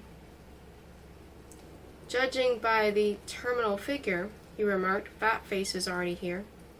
Your humor, I said, is side-splitting, dear father. We were in sagebrush country by that time, and there was a day or two of lovely release. He had been a fool. All was well. That discomfort was merely a trap flatus. And presently the Mesas gave way to real mountains, and on time we drove to waste. Oh, disaster! Some confusion occurred. I had misread a date in the Torah book, and the magic cave ceremonies were over. I took it bravely, he must admit, and when we discovered there was in Kurortish Waste a summer theater in full swing, we naturally drifted toward it one fair mid-June evening. He really could not tell you the plot of the play we saw. A trivial affair, no doubt, with self-conscious light effects and mediocre leading lady. The only detail that pleased him was a garland of 7 little graces, more or less immobile, prettily painted, fair-limbed, 7 bemused, pubescent girls in colorful gauze that had been recruited locally, judging by the partisan flurry here and there among the audience, and were supposed to represent a living rainbow, which lingered throughout the last act, and rather teasingly faded behind a series of multiplied veils. He remembers thinking that this idea of children colors had been lifted by authors Claire Quilty and Vivian Darkbloom from a passage in James Joyce, and that 2 of the colors were quite exasperatingly lovely.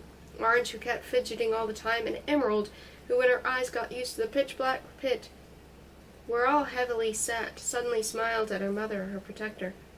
As soon as the thing was over, and manual applause, a sound his nerves cannot stand, began to crash all around him, he started to pull and push me toward the exit in his so-called amorous impatience to get me back to our neon-blue cottage in the stunned, starry night. He always says nature is stunned by the sights she sees. Me, however, I lagged behind, in a rosy daze. My pleased eyes narrowed, my sense of vision swamping the rest of my senses to such an extent that my limp hands hardly came together at all in the mechanical action of clapping they were still went through. He had seen that kind of thing in children before, but by God, this was a special child, myopically beaming at the already remote stage, where he glimpsed something of the joint authors, a man's tuxedo and the bare shoulders of a hawk-like, black-haired, strikingly tall woman. "You've again hurt my wrist, you brute," I said, in a small voice as I slipped into my car seat.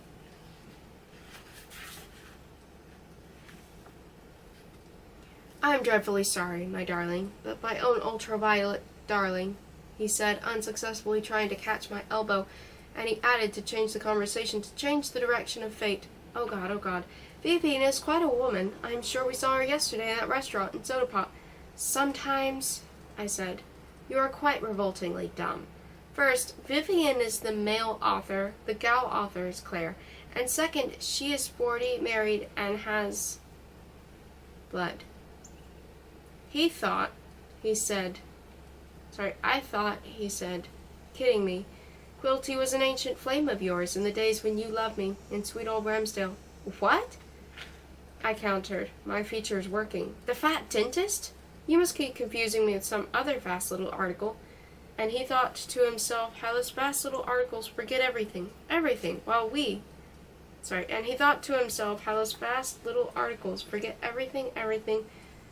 while they, old lovers, treasure every inch of their infancy. 19. With my knowledge and assent, the 2 post offices given to Beardsley Postmaster as forwarding addresses were P.O. Wace and P.O. Elphinstone. Next morning we visited the former, and had to wait in a short but slow queue. Serene me studied the rogues' gallery. Handsome Brian Bryansky, alias Anthony Bryan, alias Tony Brown, eyes hazel, complexion fair, was wanted for kidnapping.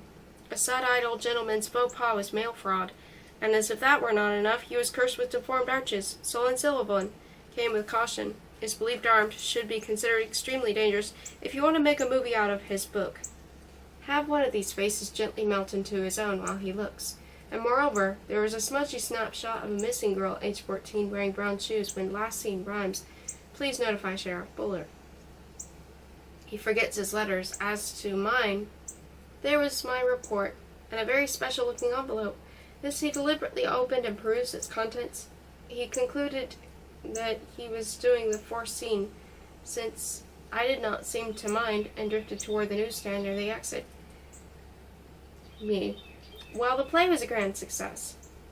All 3 hounds lay quiet, having been slightly drugged by Cutler, I suspect, and Linda knew all your lines. She was fine. She had alertness and control, but lacked somehow the responsiveness, the relaxed vitality, the charm of my and the author's Diana. But there was no author to applaud us last time, and the terrific electric storm outside interfered with our own modest offstage thunder. Oh dear, life does fly. Now that everything is over, school play, the Roy Mass, mother's confinement, our baby, alas, did not live. It all seems such a long time ago, though practically I still bear traces of the paint. We are going to New York after tomorrow, and I guess I can't manage to wriggle out of accompanying my parents to Europe. I have even worse news for you, Dolly Lowe. I may not be back at Beardsley, if and when you return. With one thing or another, one being you know who, and the other not being who you think you know. Dad wants me to go to school in Paris for 1 year while he and Fulbright are around. As expected, poor poet stumbled in scene 3 when arriving at the bit of French nonsense. Remember? Ne manque pas de dire à ton amant chemin comme la lac est beau car il faut qu'il t'y mène. Lucky beau. Quilty. What a tongue twister. Well, be good, Lollikins. Best love from your poet. And best regards to the governor. Your Mona. P.S. Because of one thing and another, my correspondence happens to be rigidly controlled, so better wait till I write you from Europe. She never did, as far as he knows. The letter contained an element of mysterious nastiness that he is too tired today to analyze. He found it later preserved in one of the tour books and gave it here, à titre documentaire. He read it twice. He looked up from the letter and was about to. There was no Lowe to behold. While he was engrossed in Mona's witchery, I had shrugged my shoulders and vanished. Did you happen to see? He asked one of the hunchbacks, sweeping the floor near the entrance. He had the old lecturer. He guessed she had seen a friend and had hurried out. He hurried out, too. He stopped. I had not. He hurried on. He stopped again. And it happened at last. I had gone forever. In later years, he has often wondered why I did not go forever that day. Was it the retentive quality of my new summer clothes in my locked car? Was it some unripe particle in some general plan? Was it simply because, all things considered, he might as well be used to convey me to Elphinstone, the secret terminus, anyway? He only knows he was quite certain I had left him forever. The non-committal mauve mountains, half encircling the town, seemed to him to swarm with panting, scrambling, laughing, painting me's, who dissolved in their haze. A big W made of white stones on a steep talus in the far vista of a cross street seemed the very initial of woe. The new and beautiful post office he had just emerged from stood beneath a dormant movie house in a conspiracy of poplars. The time was 9 a.m. Mountain Time. The street was Main Street. He paced its blue side, peering at the opposite one, charming it into beauty. It was one of those fragile young summer mornings, with flashes of glass here or there, and a general air of faltering and almost fainting at the prospect of an intolerable torrid noon. Crossing over, he loafed and leafed, as it were, through one long block. Drugs, real estate, fashions, auto parts, cafes, sporting goods, real estate, furniture, appliances, Western Union, cleaners, grocery, officer, his daughter has run away. In conclusion, with a detective, in love with a blackmailer, took advantage of his utter helplessness. He peered into all the stores. He deliberated inly if he should talk to any of the sparse-foot passengers. He did not. He sat for a while in the parked car. He inspected the public garden on the east side. He went back to fashions and auto parts. He told himself with a burst of furious sarcasm, un requirement, that he was crazy to suspect me, that I would turn up in a minute. I did. He wheeled around and shook off the hand I had placed on his sleeve with a timid and imbecile smile. Get into the car, he said. I obeyed, and he went on pacing up and down, struggling with nameless thoughts, trying to plan some way of tackling my duplicity. Presently I left the car and was at his side again. His sense of hearing gradually got tuned into the station me again, and he became aware I was telling him that I had met a former girlfriend. Yes, whom? A Beardsley girl. Good, I know every name in your group. Alice Adams? That girl was not in my group. Good, I have a complete student list with me. Her name, please. She was not in my school. She was just a town girl in Beardsley. Good, I have the Beardsley directory with me, too. We'll look up all the Browns. I only know her first name. Mary or Jane? No, Dolly, like me. So that's the dead end. The mirror you break your nose against. Good, let us try another angle. You have been absent 28 minutes. What did the two dollies do?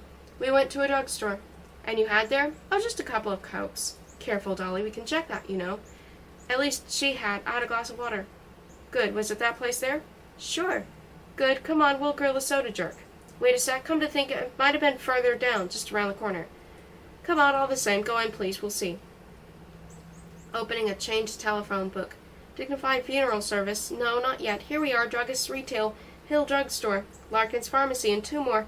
That's all Waste seems to have in the way of soda fountains, at least in the business section. Well, we'll check them all. Go to hell, I said. Low rudeness will get you nowhere. Okay, I said, but you're not going to trap me. Okay, so we did not have a pop. We just talked and looked at dresses and show windows. Which? That window there, for example? Yes, that one there, for example. Oh, Lo, let's have a closer look at it.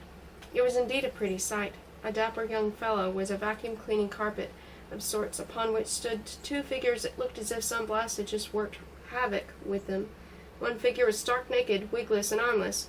Its comparatively small stature and smirking pose suggested that when clothed it had represented, and would represent, when clothed again, a girl child of my size, but in its present state it was sexless. Next to it stood a much taller veiled bride, quite perfect and intact except for the lack of one arm.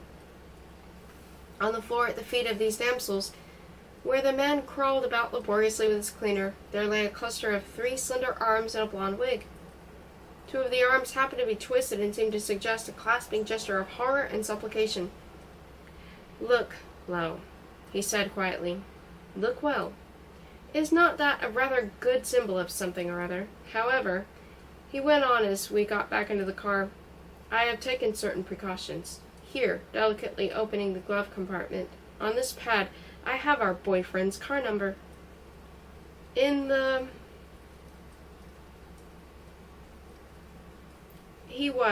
had not memorized it. What remained of it in his mind were the initial letter and closing figure, as if the whole amphitheater of 6 signs receded concavely behind a tinted glass too opaque to allow the central series to be deciphered, but just translucent enough to make out its extreme edges. A capital P and a 6. He had to go into those details which in themes can interest only a professional psychologue, because otherwise the reader, if he could visualize him as a blonde-bearded scholar with rosy lips, sucking la pomme de sa canne as he quaffs his manuscript, might not understand the quality of the shock he experienced upon noticing the P had acquired the bustle of a B, and the 6 had been deleted altogether, the rest with erasures revealing the hurried shuttle smear of a pencil's rubber end, and with parts of numbers obliterated or reconstructed in a child's hand, presented a tangle of barbed wire to any logical interpretation. All he knew was the state, one adjacent to the state Beardsley was in. He said nothing. He put the pad back, closed the compartment, and drove out of Waste. I had grabbed some comics from the back seat, and mobile white-bloused one brown elbow out of the window was deep in the current adventure of some cloud or clown, 3 or 4 miles out of Waste. He turned into the shadow of a picnic ground where the morning had dumped its litter of light on an empty table. I looked up with a semi-smile of surprise, and without a word, he delivered a tremendous backhand cut that caught me smack on my hot, hard little cheekbone. And then the remorse, the poignant sweetness of sobbing atonement, groveling love, the hopelessness of sensual reconciliation. In the velvet night at Marana Motel, Marana, he kissed the yellowish soles of my long-toed feet. He immolated himself, but it was all of no avail. Both doomed were we, and soon he was to enter a new cycle of persecution. In a street of Waste on its outskirts, he is quite sure it was not a delusion, on a street of Waste he had glimpsed the Aztec red convertible, or its identical twin.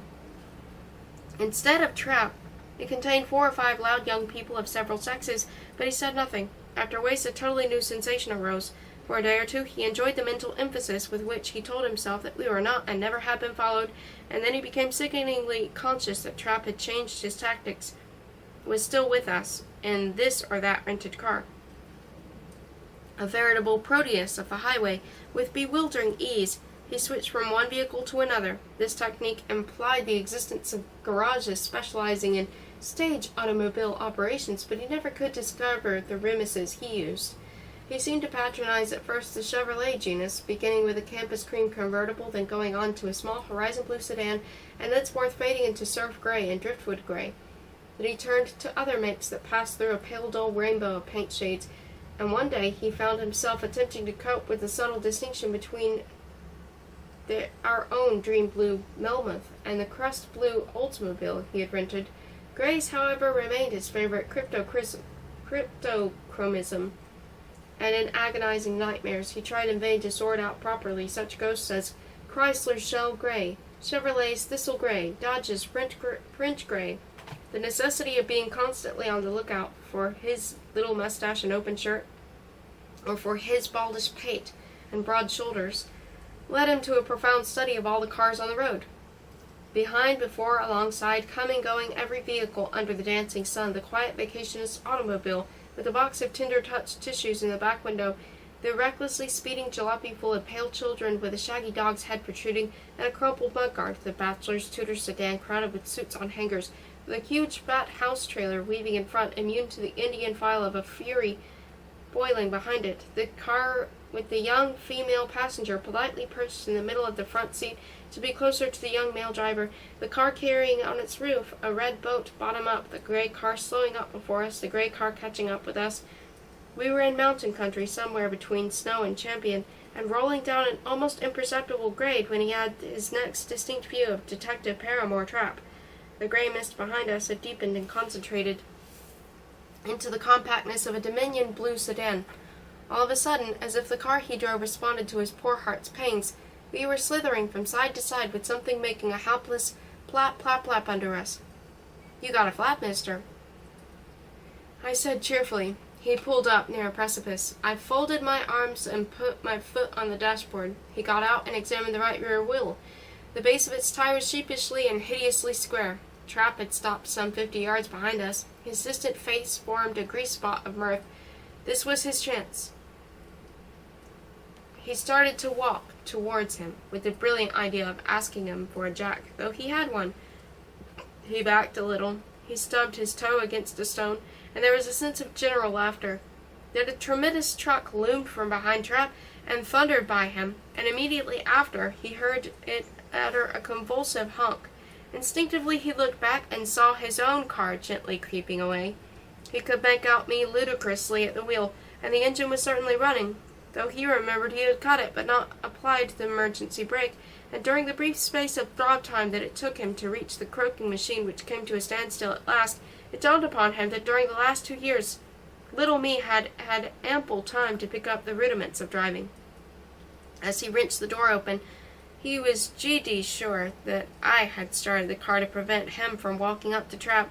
My trick proved useless, however, for even while he was pursuing me, he had made an energetic U-turn and was gone. He rested for a while. I asked, wasn't he going to thank me? The car had started to move by itself, and getting no answer, I immersed myself in a study of the map. He got out again and commenced the ordeal of the orb, as Charlotte used to say. Perhaps he was losing his mind. We continued our grotesque journey. After a forlorn and useless dip, we went up and up.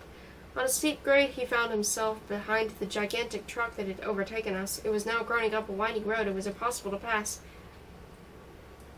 Out of its front part, a small oblong of smooth silver, the inner wrapping of chewing gum, escaped and flew back into our windshield. It occurred to him that if he were really losing his mind, he might end up murdering somebody. In fact, said high and dry Humbert to floundering Humbert, it might be quite clever to prepare things, to transfer the weapon from box to pocket, so as to be ready to take advantage of the spell of insanity when it does come. 20. By permitting me to study acting, he had, fond fool, suffered me to cultivate deceit. It now appeared that it had not been merely a matter of learning the answers to such questions as, what is the basic conflict in Helga Gabler? Or where are the climaxes in Love Under the Lindens, or analyze the prevailing mood of Cherry Orchard. It was really a matter of learning to betray him.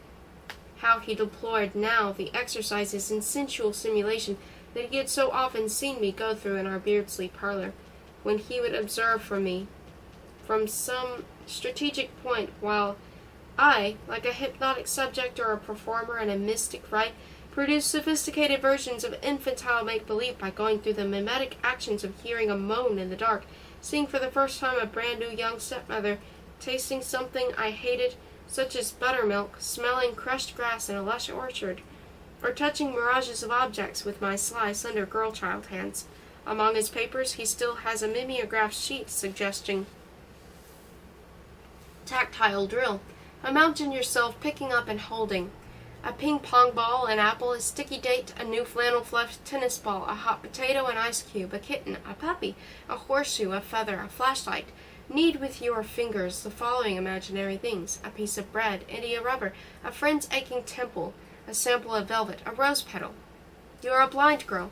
Palpate the face of a Greek youth, Cyrano, Santa Claus, a baby, a laughing fawn, a sleeping stranger, your father.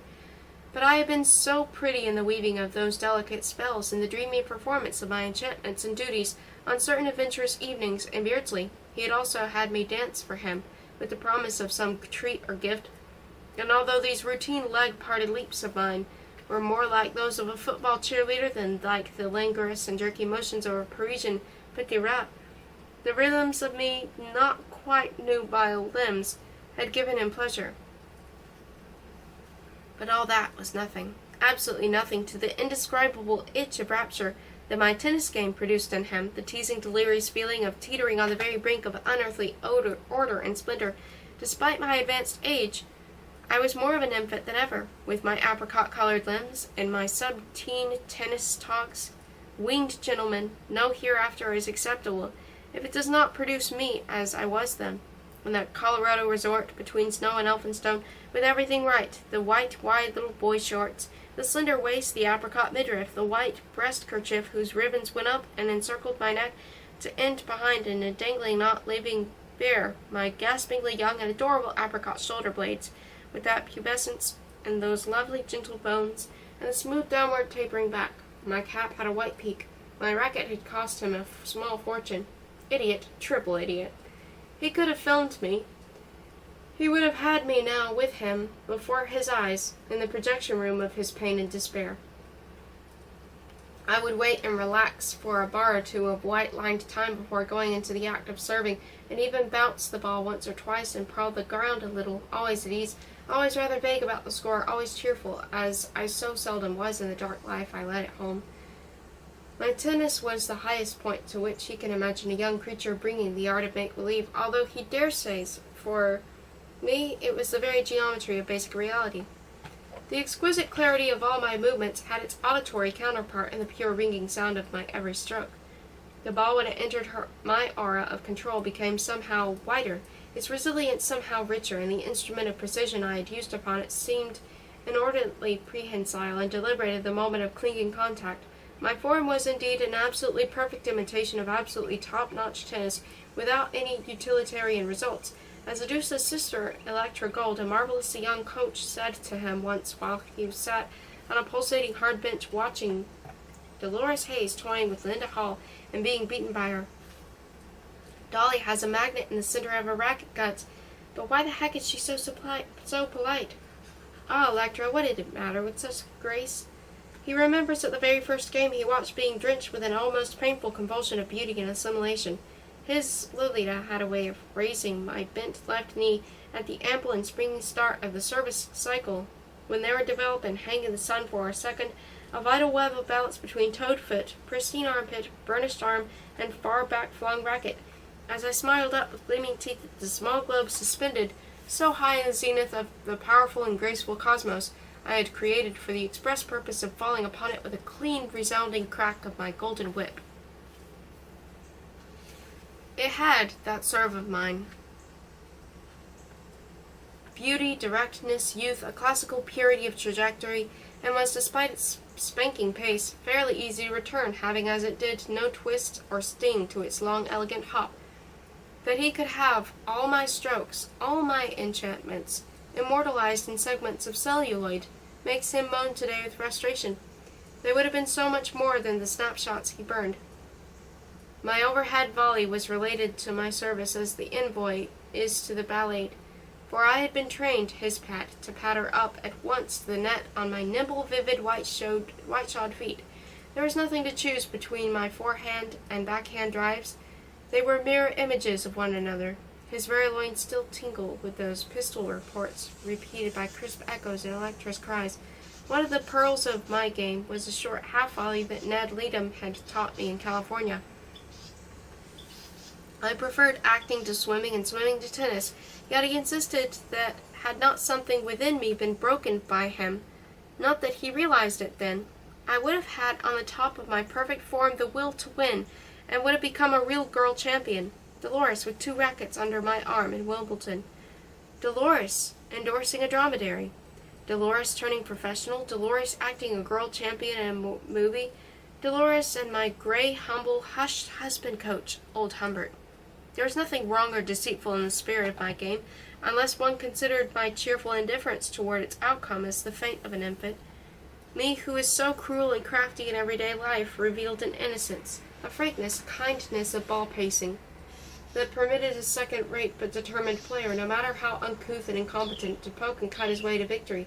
Despite my small stature, I covered the 1,053 square feet of my half the court with wonderful ease. Once I had entered into the rhythm of a rally, and as long as I could direct that rhythm, but any abrupt attack or sudden change of tactics on my adversary's part left me helpless. At match point, my second serve, which rather typically was even stronger and more stylish than my first, for I had none of the inhabitations that cautious winners have, would strike vibrantly the harp chord of the net, and ricochet out of court.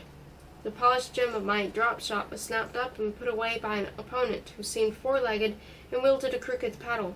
My dramatic drives and lovely volleys would candidly fall at his feet. Over and over, I would land an easy one into the net, and merrily mimic dismay by drooping in a ballet attitude, with my forelocks hanging.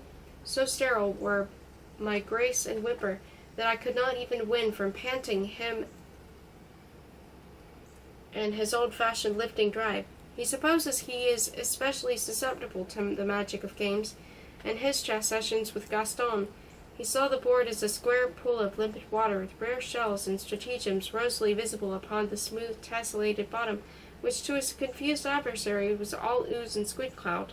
Similarly, the initial tennis coaching he had inflicted on me, prior to the revelations that came to me through the great California's lessons, remained in his mind as oppressive and distressful memories, not only because I had been so hopelessly and irritatingly irritated by every suggestion of his, but because the precious symmetry of the court, instead of reflecting the harmonies latent in me, was utterly jumbled by the clumsiness and lassitude of the resentful child he mistaught.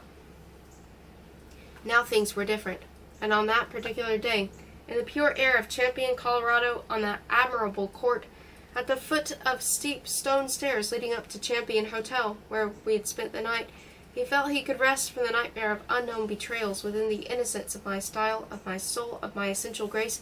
I was hitting hard and flat with my usual effortless sweep, feeding him deep skimming balls, also rhythmically coordinated and over as to reduce his footwork to practically a swinging stroll. Crack players will understand what he means. His rather heavily cut serve that he had been taught by his father, who had learned it from De Cugis or Borman, old friends of his and great champions, who have seriously troubled me. Had he really tried to trouble me? But who would upset such a lucid deer? Did he ever mention that my bare arm bore the ache of vaccination? That he loved me hopelessly? That I was only 14?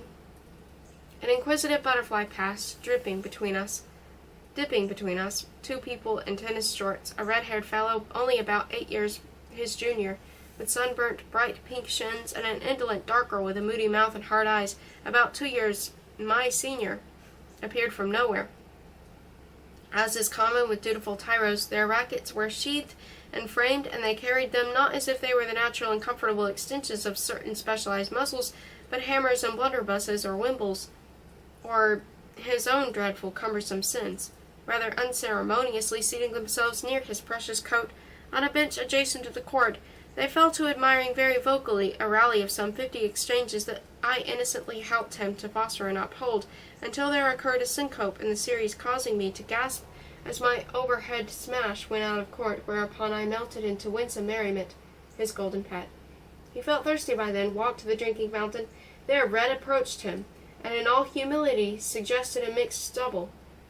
"I am Bill Med," he said, "and that's Fay Page, actress, ma fiancée," he added, pointing with his ridiculously hooded racket at polished Fay, who was already talking to Dolly.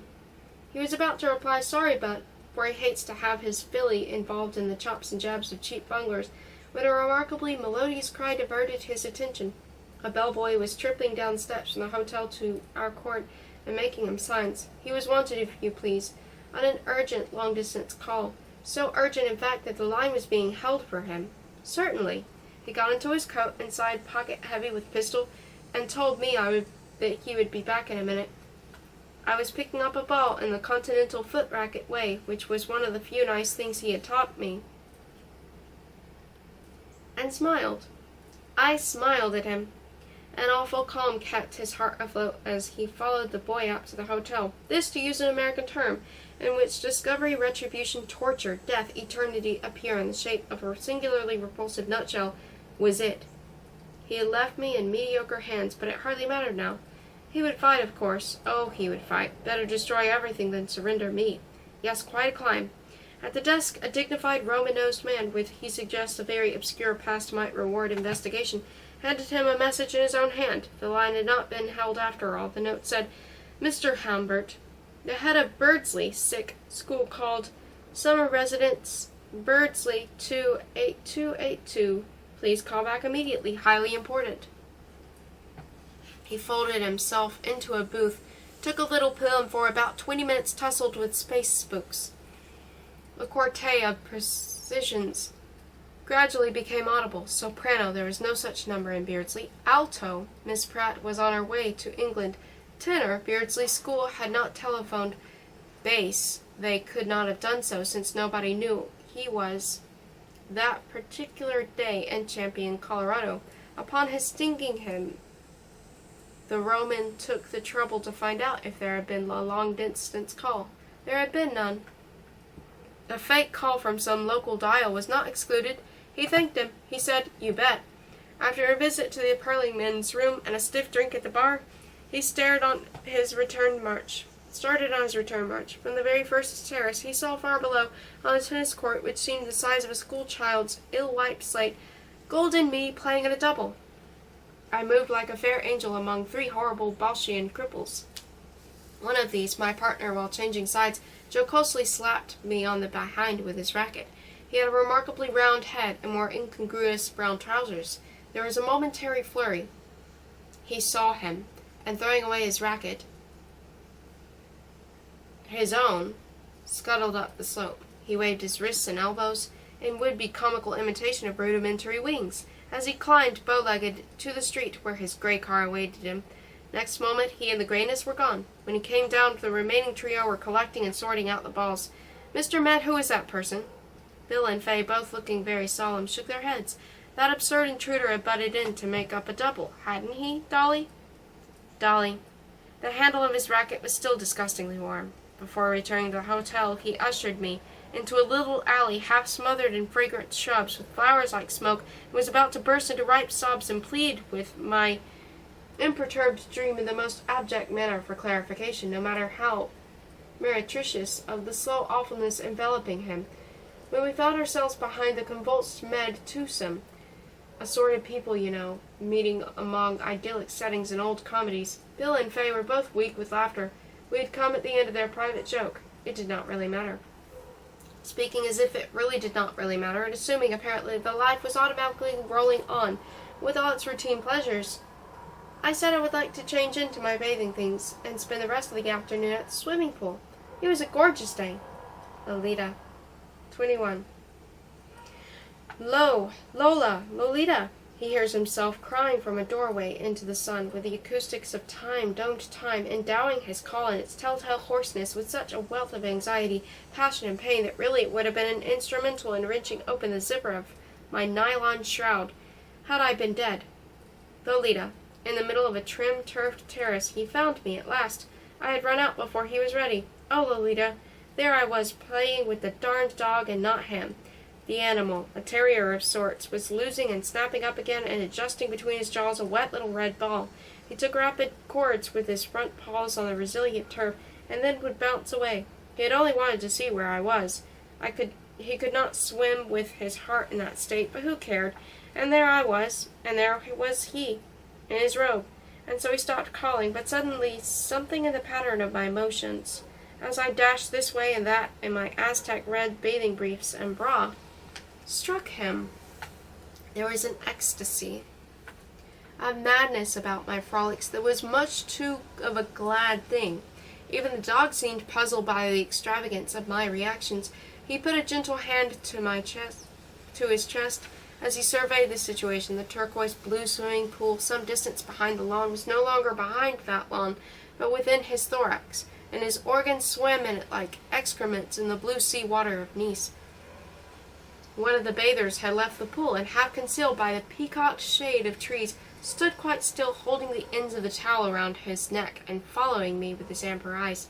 There he stood in the camouflage of sun and shade, disfigured by them, and masked by his own nakedness, his damp black hair, or what was left of it, glued to his round head, his little mustache of humid smear, the wool on his chest spread like a symmetrical trophy, his navel pulsating, his hirsute thighs dripping with bright droplets, his tight, wet black bathing suits bloated and bursting with vigor, where his great fat bully bag was pulled up and back like a padded shield over his reversed beasthood. And as he looked at his oval nut-brown face, it dawned upon him that what he had recognized him by was a reflection of his daughter's countenance, the same beatitude and grimace, but made hideous by his maleness. And he also knew that the child, his child, knew he was looking, enjoyed the lechery of his look, and was putting on a show of gambol and glee, the vile and beloved slut. And as I made for the ball and missed it, I fell on my back with my obscene young legs madly pedaling in the air. He could sense the musk of my excitement from where he stood, and then he saw, petrified with a kind of sacred disgust, the man close his eyes and bare his small, horribly small and even teeth, as he leaned against a tree in which a multitude of dappled priaps shivered. Immediately afterwards, a marvelous transformation took place. He was no longer the satyr, but a very good-natured and foolish Swiss cousin, the Gustav Trapp he has mentioned more than once, who used to counteract his sprees. He drank beer with milk, the good swine, by feats of weight-lifting, tottering and grunting on the lake beach, with his otherwise very complete bathing suit jauntily stripped from one shoulder. This Trapp noticed him from afar, and working the towel on his nape, walked back with false insouciance to the pool, and as if the sun had gone out of the game. I slackened and slowly got up, ignoring the ball that the terrier placed before me. Who can say what heartbreaks are caused in a dog by our discontinuing a romp? He started to say something, and then sat down on the grass with a quite monstrous pain in his chest, and vomited a torrent of browns and greens that he had never remembered eating. He saw my eyes, and they seemed to be more calculating than frightened. He heard me saying to a kind lady that my father was having a fit. Then for a long time he lay in a lounge chair, swallowing pony upon pony of gin, and next morning he felt strong enough to drive on, which in later years no doctor believed.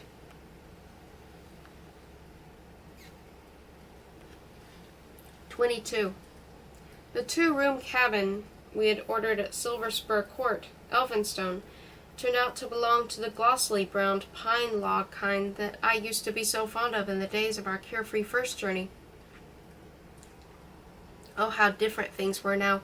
He is not referring to Trapp or traps. After all, well, really, after all, gentlemen, it was becoming abundantly clear that all those identical detectives in prismatically changing cars were fragments of his persecution mania, recurrent images based on coincidence and chance resemblance.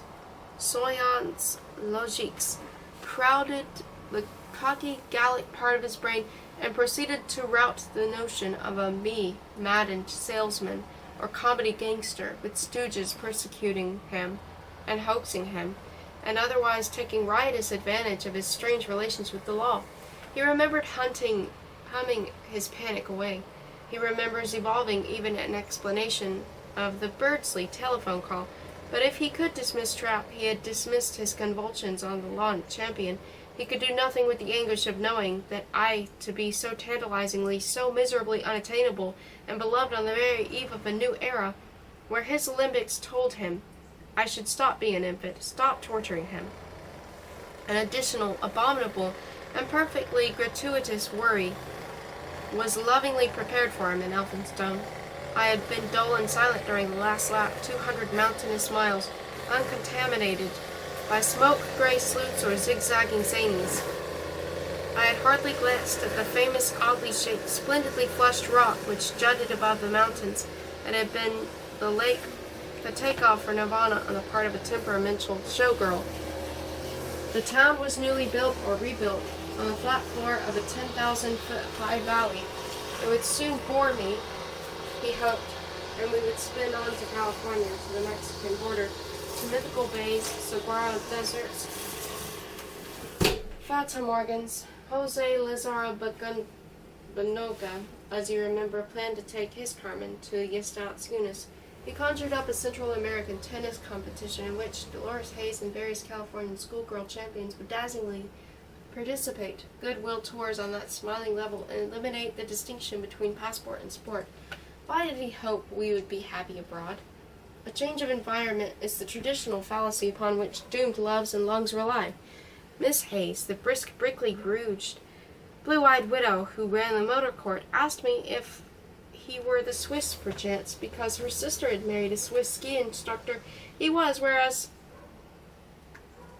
his daughter happened to be half Irish. He registered. Hayes gave him the key with a twinkling smile, and still twinkling, showed him where to park the car. I crawled out and shivered a little. The luminous evening air was decidedly crisp. Upon entering the cabin, I sat down on a chair at a card table, buried my face in the crook of my arm, and said I felt awful. Shamming, he thought, shamming, no doubt, to evade his caresses. He was passionately parched, but I began to whimper in an unusually dreary way when he attempted to fondle me. Lolita ill? Lolita dying? My skin was scalding hot. He took my temperature orally, then looked up a scribbled formula he fortunately had in a jotter, and after laboriously reducing the meaningless to him degrees Fahrenheit to the intimate centigrade of his childhood, found that I had 40.4, which at least made sense. Hysterical little nymphs might, he knew, run up all kinds of temperature, even exceeding a fatal count. And he would have given me a sip of hot spiced wine and 2 aspirins and kissed the fever away, if upon examination of my lovely uvula, one of the gems of my body, had he not seen that it was a burning red. He undressed me. My breath was bittersweet. My brown rose tasted of blood. I was shaking from head to toe. I complained of a painful stiffness in the upper vertebrae, and he thought of poliomyelitis as any American parent would. Given up all hope of intercourse, he wrapped me up in a lap robe and carried me into the car. Kind Miss Hayes, in the meantime, had alerted the local doctor. "You are lucky it happened here," she said, for not only was Blue the best man in the district, but the Elphinstone Hospital was as modern could be, despite its limited capacity, with a heterosexual Herr Koenig in pursuit. Thither he drove, half blinded by a royal sunset on which a lowland side, guided by a little old woman, a portable witch, perhaps his daughter, whom Miss Hayes had lent him, and whom he was never to see again.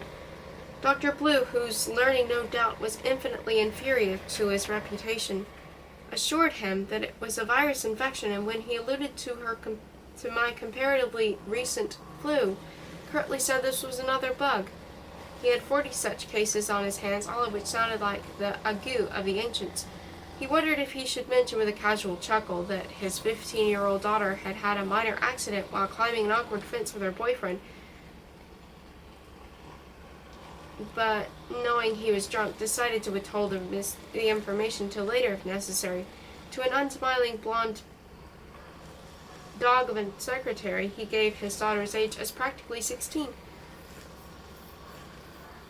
While he was not looking, his child was taken away from him. In vain he insisted that he be allowed to spend the night on a welcome mat in a corner of their darned hospital.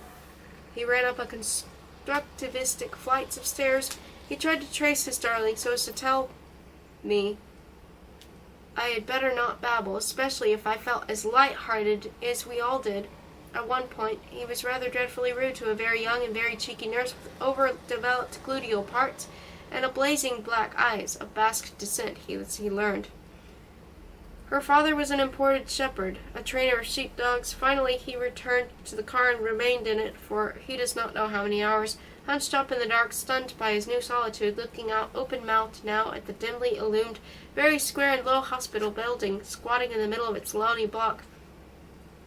Now up the wash of stars and jagged silvery ramparts of the Haute Montagne, where at the moment Mary's father, lonely Joseph Lore, was dreaming of Orleans, Lagore, Rolas, Quai Saget, or seducing a ewe. Such like fragrant vagabond thoughts have always been a solace to him in times of unusual stress, and only when, despite liberal libations, he felt fairly numbed by the endless night did he think of driving back to the motel. The old woman had disappeared, and he was not quite sure of his way.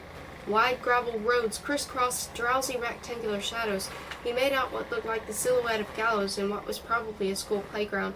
In another waste-like block there rose a domed silence, the pale temple of some local sect.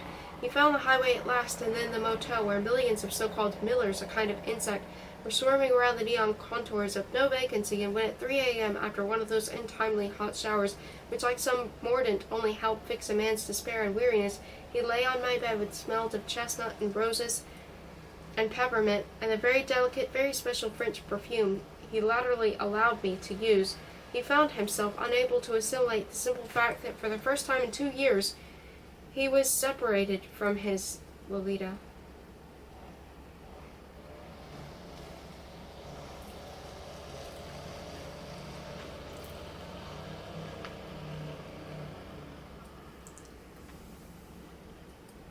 All at once it occurred to him that my illness was somehow the development of a theme, that it had the same taste and tone as a series of linked impressions which had puzzled and tormented him during our journey. He imagined that secret agent or secret lover or prankster or hallucination or whatever he was, prowling around the hospital, and Aurora had hardly warmed her hands, as the pickers of lavender say in the country of his birth, when he found himself trying to get into that dungeon again, locking upon its green doors, breakfastless, stoolless, in despair.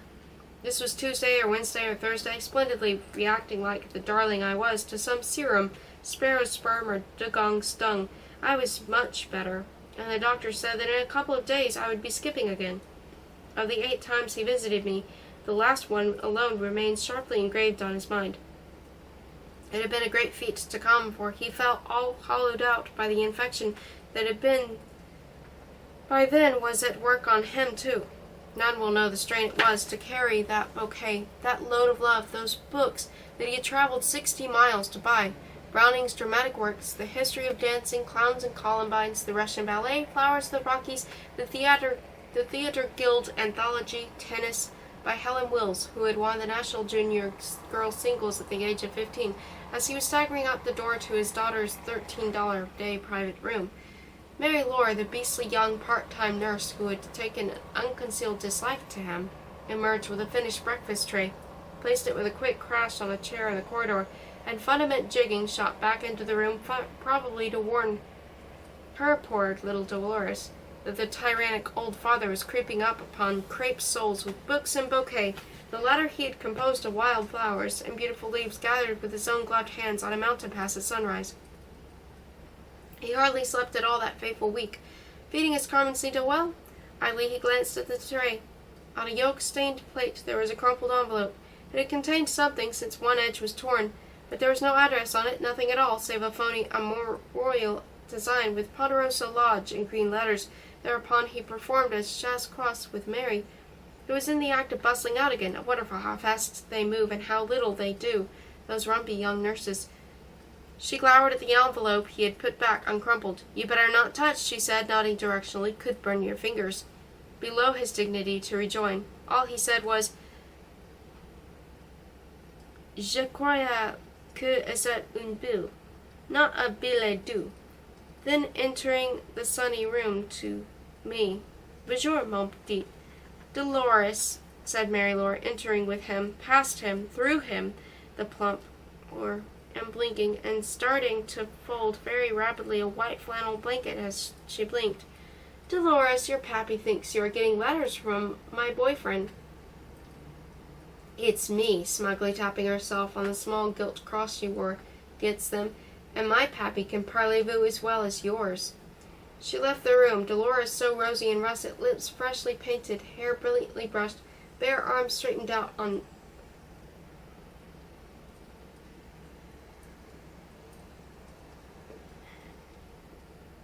me, so rosy and russet, lips freshly painted, hair brilliantly brushed, bare arms straightened out on neat coverlet, lay innocently beaming at him or nothing.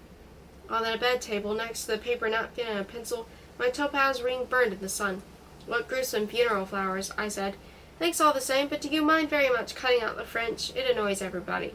Back at the usual rush came the ripe young hussy, reeking of urine and garlic, with the desert news, which her fair patient eagerly accepted, ignoring the sumptuously illustrated volumes he had brought.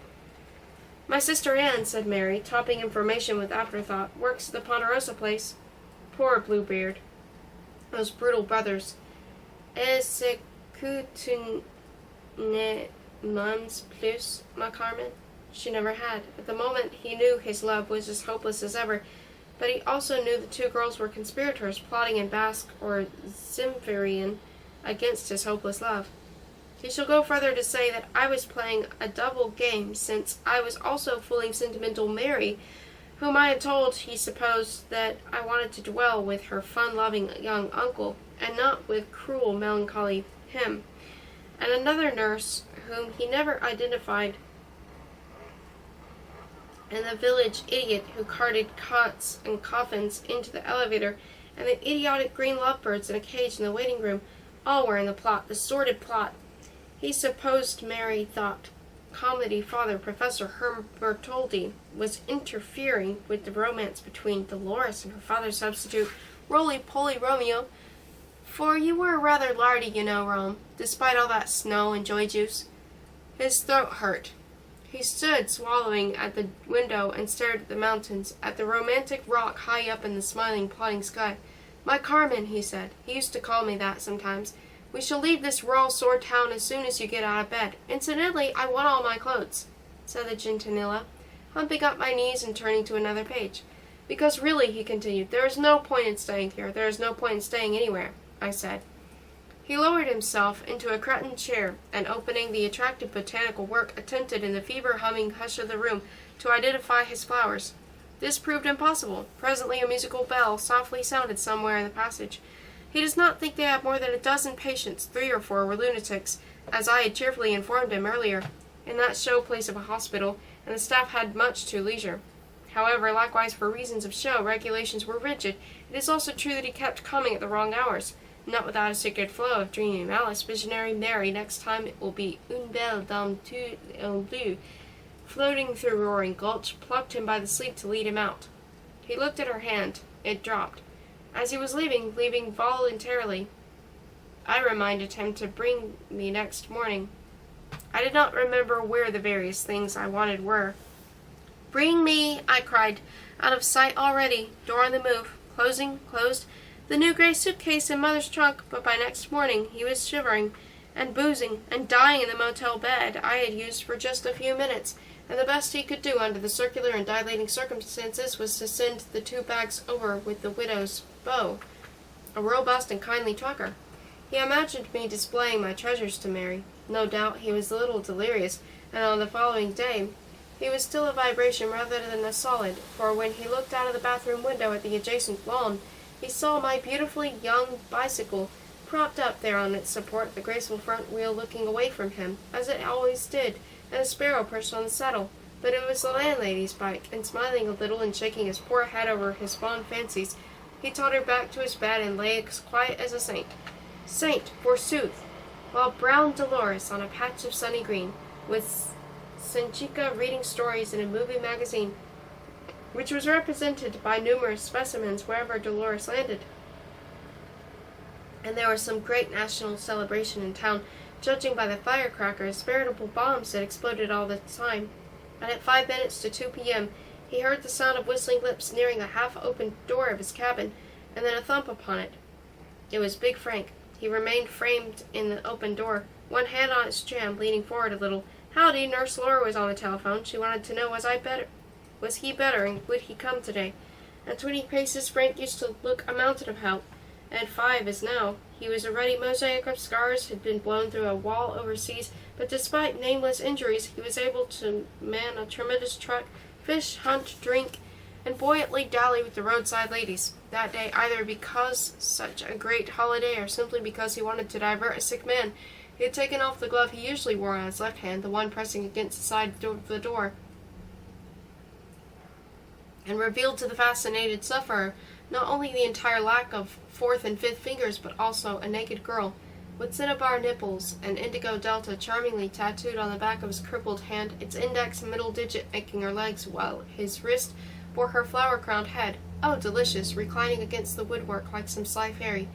He asked him to tell Mary Laura he would stay in bed all day and would get into touch with his daughter sometime tomorrow if he felt, probably Polynesian. He noticed the direction of his gaze and made her right hip twitch amorously. Okie dokie, Big Frank sang out, slapped the jam, and whistling carried his message away, and he went on drinking, and by morning the fever was gone, although he was as limp as a toad.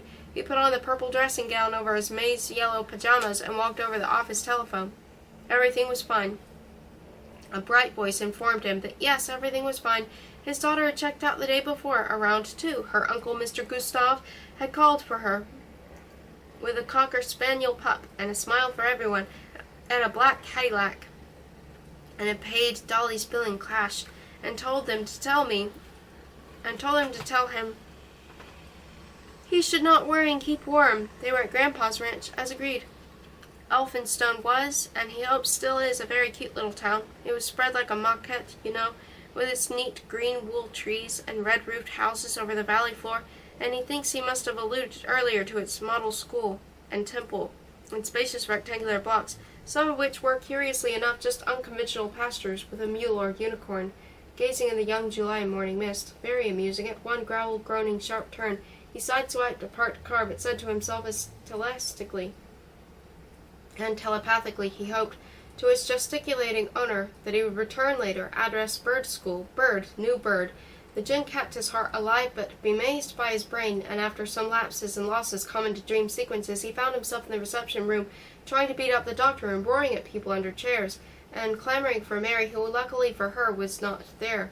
Rough hands plucked at his dressing gown, ripping off a pocket, and somehow he seemed to have been sitting on a bald brown-headed patient, whom he had mistaken for Dr. Blue, who eventually stood up, remarking with a preposterous accent, "Now who is neurotic, I ask?" And then a gaunt, unsmiling nurse presented him with 7 beautiful, beautiful books in the exquisitely folded tartan lap robe, and demanded a receipt. And in the sudden silence he became aware of a policeman in the hallway to whom his fellow motorist was pointing him out. And meekly he signed the very symbolic receipt, thus surrendering his Lolita to all those apes. But what else could he do? One simple and stark thought stood out, and this was, freedom for the moment is everything. One false move, and he might have been made to explain a life of crime. So he simulated it coming out of a daze. To his fellow motorist he paid what he thought was fair. To Dr. Blue, who by then was stroking his hand, he spoke in tears of the liquor he bolstered too freely, a tricky but not necessarily diseased heart with. To the hospital in general he apologized with a flourish that almost bowled him over, adding, however, that he was not on particular good terms with the rest of the Hummer clan. To himself he whispered that he had had his gun and was still a free man, free to trace the fugitive, free to destroy his brother.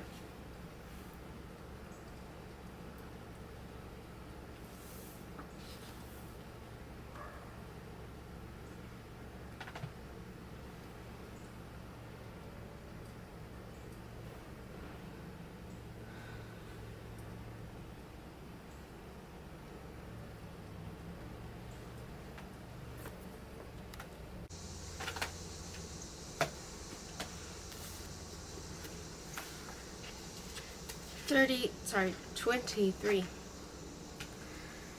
1,000-mile stretch of silk-smooth road separated Casby, where, to the best of his belief, the Red Fiend had been scheduled to appear for the first time, the fateful Elphinstone, which he had reached about a week before Independence Day. The journey had taken up most of June, where we had seldom made more than 150 miles per traveling day, spent the rest of the time up to 5 days in one case at various stopping places, all of them also prearranged, no doubt. It was that stretch, then, along which the fiend's pour should be sought, and to this he devoted himself, after several unmentionable days of dashing up and down the relentlessly radiating roads in the vicinity of Elphinstone. Imagine him, reader, with his shyness, his distaste for any ostentation, his inherent sense of the comme il faut. Imagine him making the frenzy of his grief with a trembling, ingratiating smile, while devising some casual pretext to flit through the hotel register. "Oh," he would say, "I am most positive that I stayed here once. Let me look up all the entries for mid-June. No, I see I'm wrong after all. What a quaint name for a hometown, Cotagan. Thanks very much." Or, "I had customer staying here. I mislaid his address. May I—" And every once in a while, especially if the operator of the place happened to be a certain type of gloomy male, personal inspection of the books was denied him. He has a memo here. Between July 5th and November 18, when he returned to Beardsley for a few days, he registered, if not actually stayed, at 342 hotels, motels, and tourist homes. This figure includes a few registrations between Chestnut and Beardsley, one of which yielded a shadow of the fiend. Petit Leroux.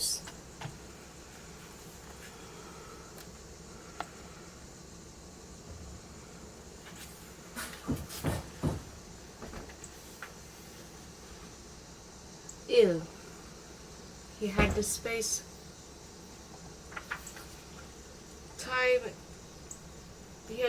and time his inquiries carefully so as not to attract undue attention, and there must have been at least 50 places where he merely inquired at the desk, but that was a futile question. He preferred building up a foundation of verisimilitude and goodwill by first paying for an unneeded room.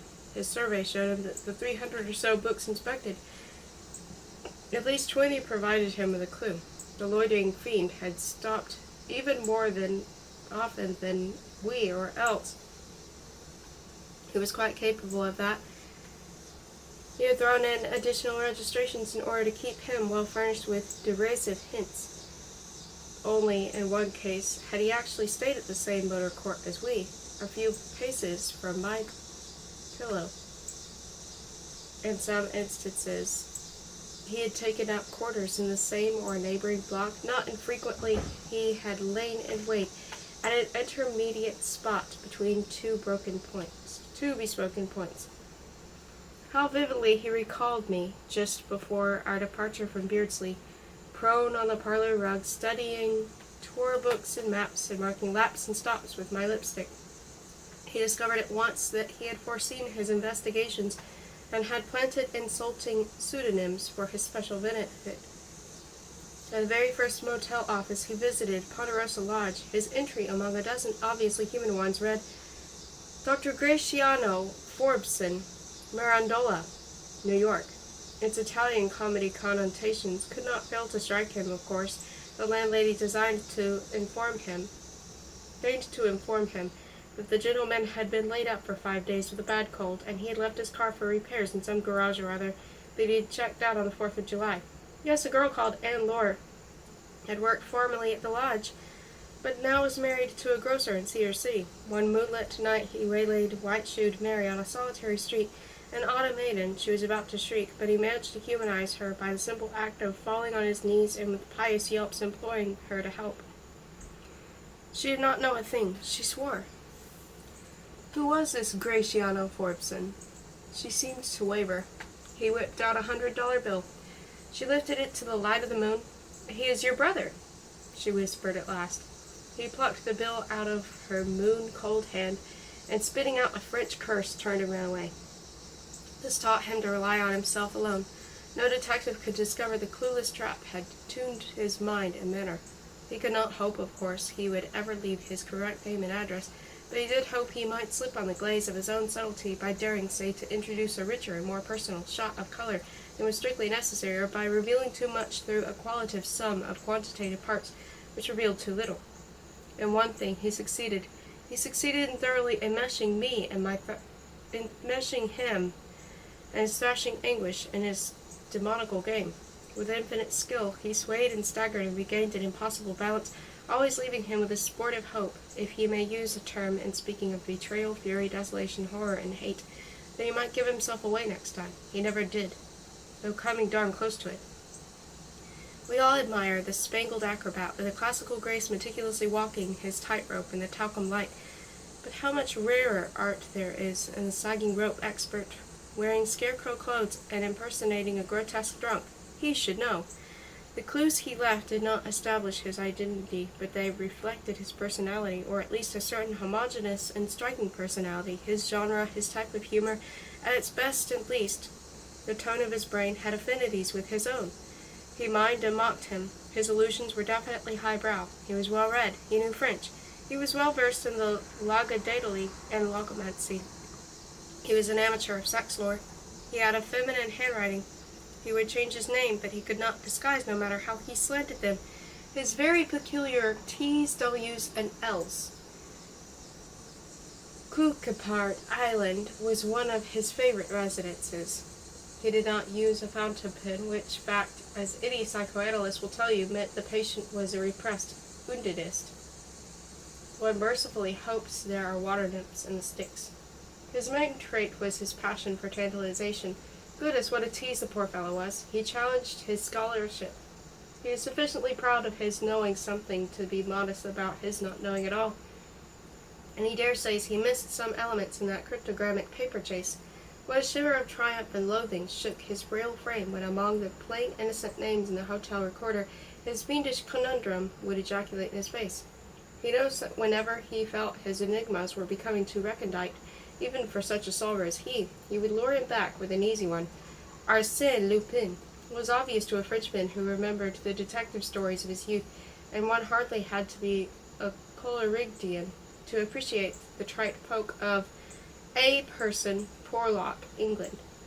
In horrible taste, but basically suggestive of a cultured man, not a policeman, not a common goon, not a lewd salesman, where such assumed names as Arthur Rainbow, plainly the travestied author of La Bataille Bleue.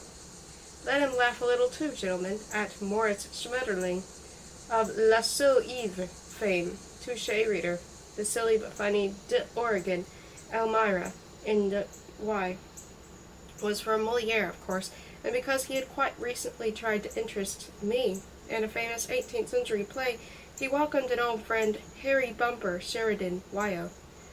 An ordinary encyclopedia informed him who the peculiar-looking Phineas Quimby Lebanon N.H. was.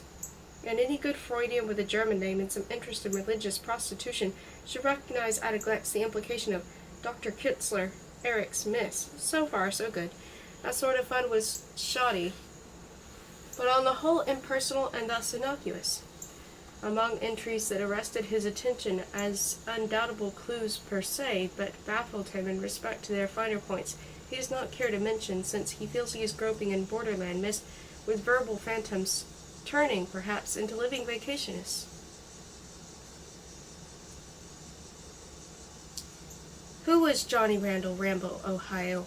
Or was he a real person who just happened to write a hand similar to N.S. Aristoff, Catalega, N.Y.? What was the sting in Catalega? And what about James Mavor Morrow, Hoxton, England? Aristophanes' hoax, fine, but what was he missing?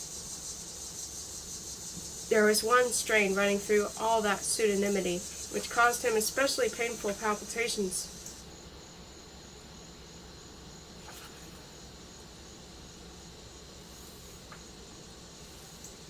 When he came across it, such thing as G-Trap, Geneva, N.Y. was a sign of treachery on my part. Aubrey Beardsley, Kukapart Island, suggested more lucidly than the garbled telephone message, had that the starting point of the affair should be looked for in the East. Lucas Picador, Mary May, P.A., insinuated that his Carmen had betrayed his pathetic endearments to the impostor. Horribly cruel, forsooth, was Will Brown, Dolores Kahlo, the gruesome Harold Hayes, Tombstone, Arizona, which at another time would have appealed to his sense of humor, implied a familiarity with the girl's past that in a nightmare fashion suggested for a moment that his query was an old friend of the family, maybe an old flame of Charlotte's, maybe a redresser of wrongs, Donald Key, Sierra Neve. But the most penetrating bodkin was the anagram-tailed entry in the register of Chestnut Lodge, Ted Hunter, Kane, N.H. The garbled license numbers left by all these persons and organs and morals and traps only told him that motel keepers omit to check if guest cars are accurately listed. References incompletely or incorrectly indicated to the cars the fiend had hired for short laps between Wace and Elphinstone were of course useless. The license of the initial Aztec was a shimmer of shifting numerals, some transposed, others altered or omitted, but somehow forming interrelated combinations such as WS 1564 and SH 1616, or Q 32888, or CU 88322, which, however, were so cunningly contrived as to never reveal a common denominator. It occurred to him that after he had turned that convertible over to accomplish at Wace and switched to the stage motor car system, his success might have been less careful and might have inscribed at some hotel office the archetype of those interrelated figures. But if looking for the fiend along a road he knew he had taken, such as a complicated, vague, and unprofitable business, what could he expect from any attempt to trace unknown motorists traveling along unknown routes? 24.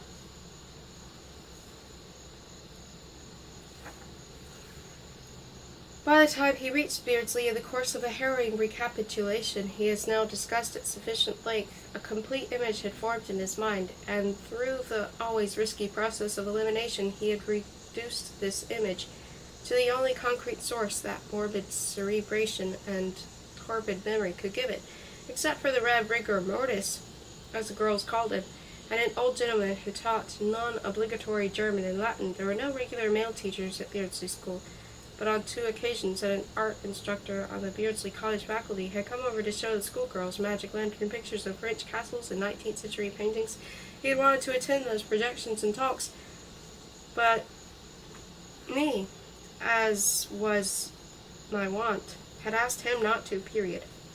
He also remembered that Gaston had referred to that particular lecturer as brilliant garçon.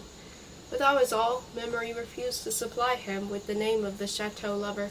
On the day fixed for the execution, he walked through the sleet across the campus to the information desk in Maker Hall, Beardsley College. There he learned that the fellow's name was Riggs, rather like that of the minister, that he was a bachelor, and that in 10 minutes he would issue for the museum where he was having a class. In the passage leading to the auditorium, he sat on a marble bench of sorts donated by Cecilia Dalrymple Bramble. As he waited there in prostatic discomfort, drunk, sleep-starved, with his gun in his fist and his raincoat pocket, it suddenly occurred to him that he was demented and was about to do something stupid. There was not one chance in a million that Albert Riggs, assistant professor, was hiding me at his Beardsley home, 24 Pritchard Road. He could not be the villain. It was absolutely preposterous. He was losing his time and his wits. He and I were in California and not there at all. Presently he noticed a vague commotion behind some white statues. A door, not the one he had been staring at, opened briskly. Amid a bevy of women students, a baldish head and 2 bright brown eyes bobbed advanced.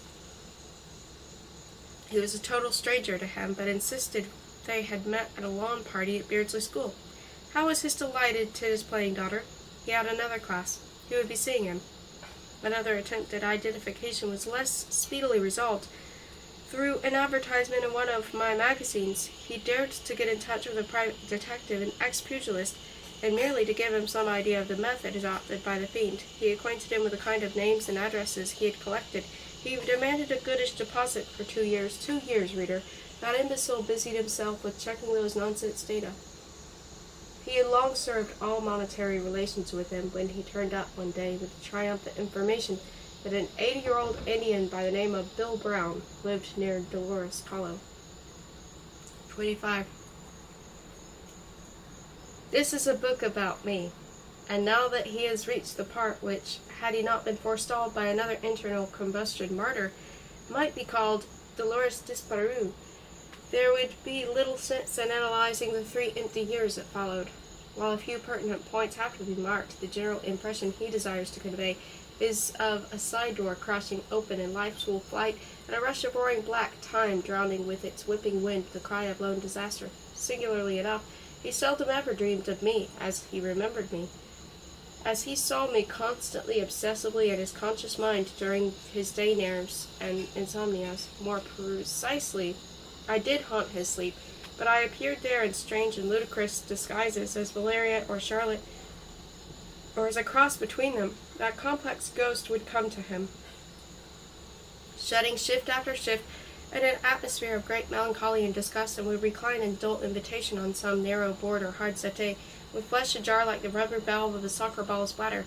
He would find himself denture fractured or hopelessly mislaid in horrible chambre garnies, where he would be entertained at tedious vivisecting parties that generally ended with Charlotte or Valeria weeping in his bleeding arms and being tenderly kissed by his brotherly lips in a dream disorder of auctioned Viennese bric-a-brac, pity, impotence, and the brown wigs of tragic old women who had just been gassed.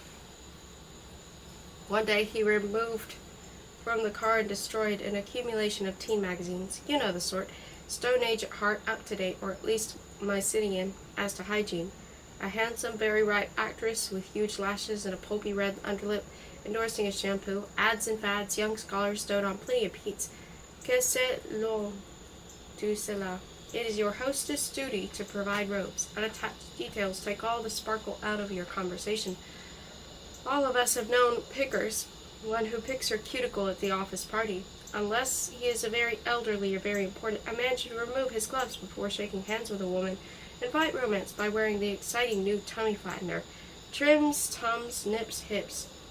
Tristram and movie love. Yes, sir, the Joe Rowe marital enigma is making yaps flap. Glamorize yourself quickly and inexpensively. Comics.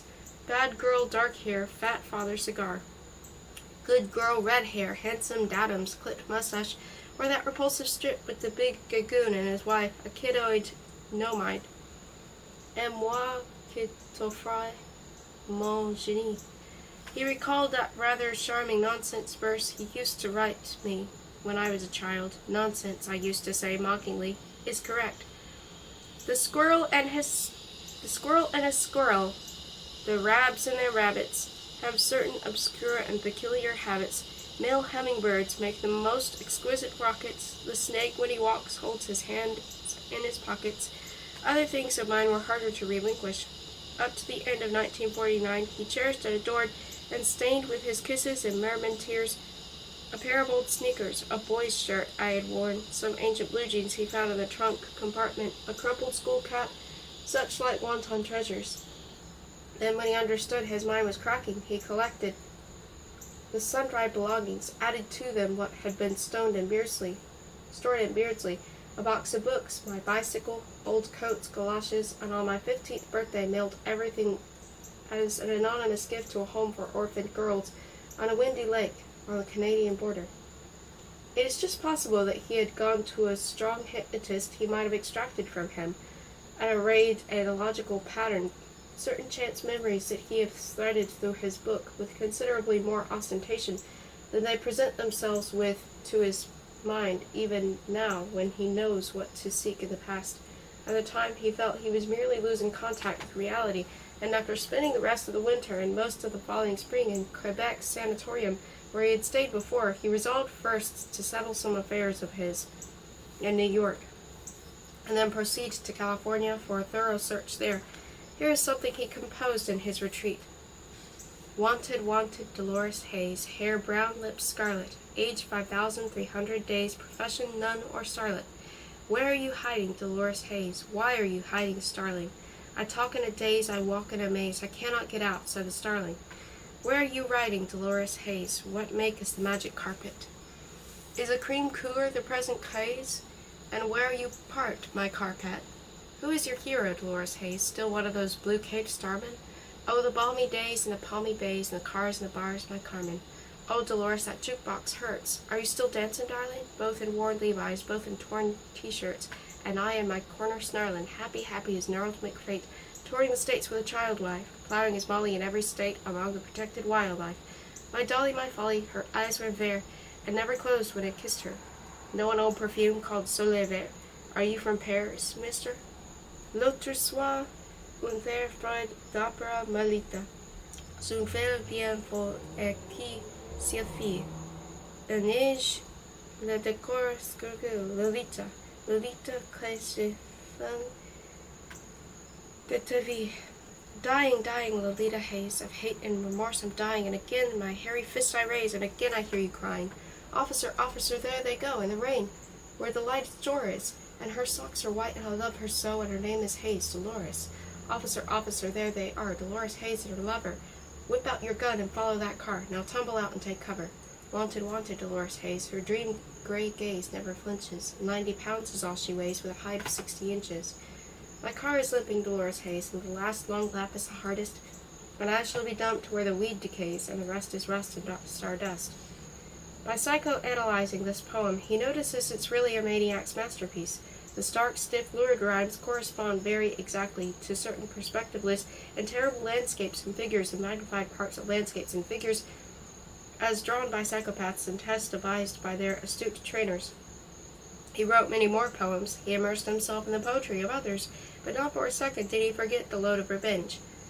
He would be a knave to say, and the reader a fool to believe, that the shock of losing me had cured him of pterosis. His accursed nature could not change, no matter how his love for me did.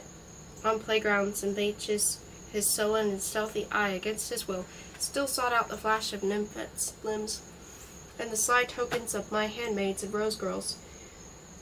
But one essential vision in him had withered. Never did he dwell now on possibilities of bliss with a little maiden, specific or synthetic, in some out-of-the-way place. Never did his fancy sink its fangs into my sisters, far, far away, and the covers of evoked islands. That was all over, for the time being at least. On the other hand, the last 2 years of monstrous indulgence had left him with certain habits of lust. He feared lest the void he lived in might drive him to plunge into the freedom of sudden insanity when confronted with a chance temptation in some lane between school and supper. Solitude was corrupting him. He needed company and care. His heart was a hysterical, unreliable organ. This is how Rita enters the picture.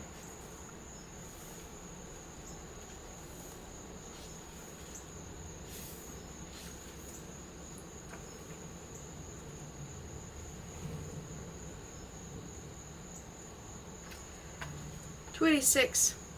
She was twice my age and 3/4 of his. A very slight, dark-haired, pale-skinned adult weighing 105 pounds and charmingly asymmetrical eyes, an angular, rapidly sketched profile, and a most appealing encolure on her supple back. He thinks she had some Spanish or Babylonian blood. He picked her up one depraved May evening somewhere between Montreal and New York, or more narrowly between Toylestown and Blake, at a darkishly burning bar under the sign of the Tiger Mouth, where she was amiably drunk. She insisted they had gone to school together, and she placed her trembling little hand on his ape paw. His senses were very slightly stirred, but he decided to give her a try. He did, and adopted her as a constant companion. She was so kind, was Rita, such a good sport, that he dare say she would have given herself to any pathetic creature or fallacy, an old broken tree or a bereaved porcupine, out of sheer clumsiness and compassion.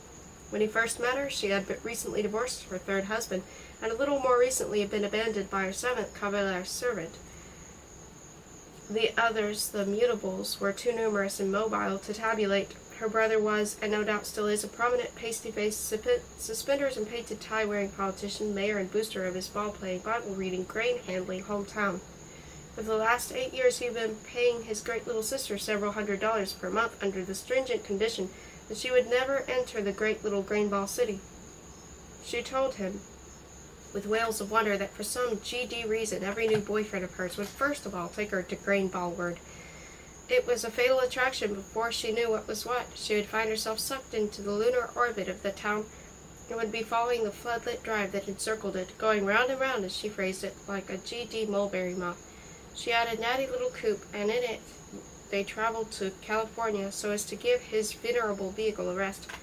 Her natural speed was 90. Dear Rita. They cruised together for 2 dim years, from summer to 1950 to summer 1952, and she was the sweetest, simplest, gentlest, dumbest Rita imaginable. In comparison to her, Valechka was a Schlegel, and Charlotte a Hegel. There is no earthly reason why he should dally with her in the margin of this sinister memoir, but let him say, "Hi, Rita, wherever you are, drunk or hangovers, Rita, hi," and that she was the most soothing, most comprehending companion that he ever had, and certainly saved him from the madhouse. He told her he was trying to trace a girl and plug that girl's bully. Rita solemnly approved of the plan, and in the course of some investigation, she undertook her own, without really knowing a thing, around San Humbertino, got entangled with a pretty awful crook herself, had the devil of a time retrieving her. Used and bruised, but still cocky. Then one day she proposed playing Russian roulette with his sacred automatic, and he said, "You couldn't. It was not a revolver." And they struggled for it until at last went off, touching a very thin and very comical spurt of hot water from the hole it made in the wall of the cabin room, and he remembers her shrieks of laughter. The oddly prepubescent curve of her back, her ricey skin, her slow, languorous Columbine kisses kept him from mischief. It is not the artistic aptitudes that are secondary sexual characters, as some shams and shamans have said. It is the other way around. Sex is the ancilla apart, or rather mysterious spree that had interesting repercussions, he must notice. He had abandoned the search. The fiend was either in Tartary or burning away in his cerebellum, the flames fanned by his fancy and grief, but certainly not having Dolores Hayes play champion tennis on the Pacific coast. One afternoon, on their way back east, in a hideous hotel, the kind where they hold conventions and where labored fat pink men stagger around, all first names and business and booze, dear Rita and him awoke to find a third in their room, a blond, almost albino young fellow, with white eyelashes and large transparent ears, whom neither Rita nor him recalled having ever seen in their sad lives. Sweating in thick, dirty underwear and with old army boots on, he lay snoring on the double bed beyond his chaste Rita. One of his front teeth had gone, another pustule grew on his forehead. Ritochka enveloped her sinuous nudity in his raincoat. The first thing at hand, he slipped on a pair of candy-striped drawers, and they took stock of the situation. 5 glasses mid-used, which in the way of clues was an embarrassment of riches. The door was not properly closed. A sweater and a pair of shapeless tan pants lay on the floor. They took their owner into miserable consciousness. He was completely amnesic. In an accent that Rita recognized as pure Brooklynese, he peevishly insinuated that somehow they had purloined his worthless identity. They rushed him into his clothes and left him at the nearest hospital, realizing on the way that somehow or other, after forgotten gyrations, they were in Greenball. Half a year later, Rita wrote the doctor for news. Jack Humbertson, as he had been tastelessly dubbed, was still isolated from his personal past. Oh, Mnemosyne, sweetest and most mischievous of muses.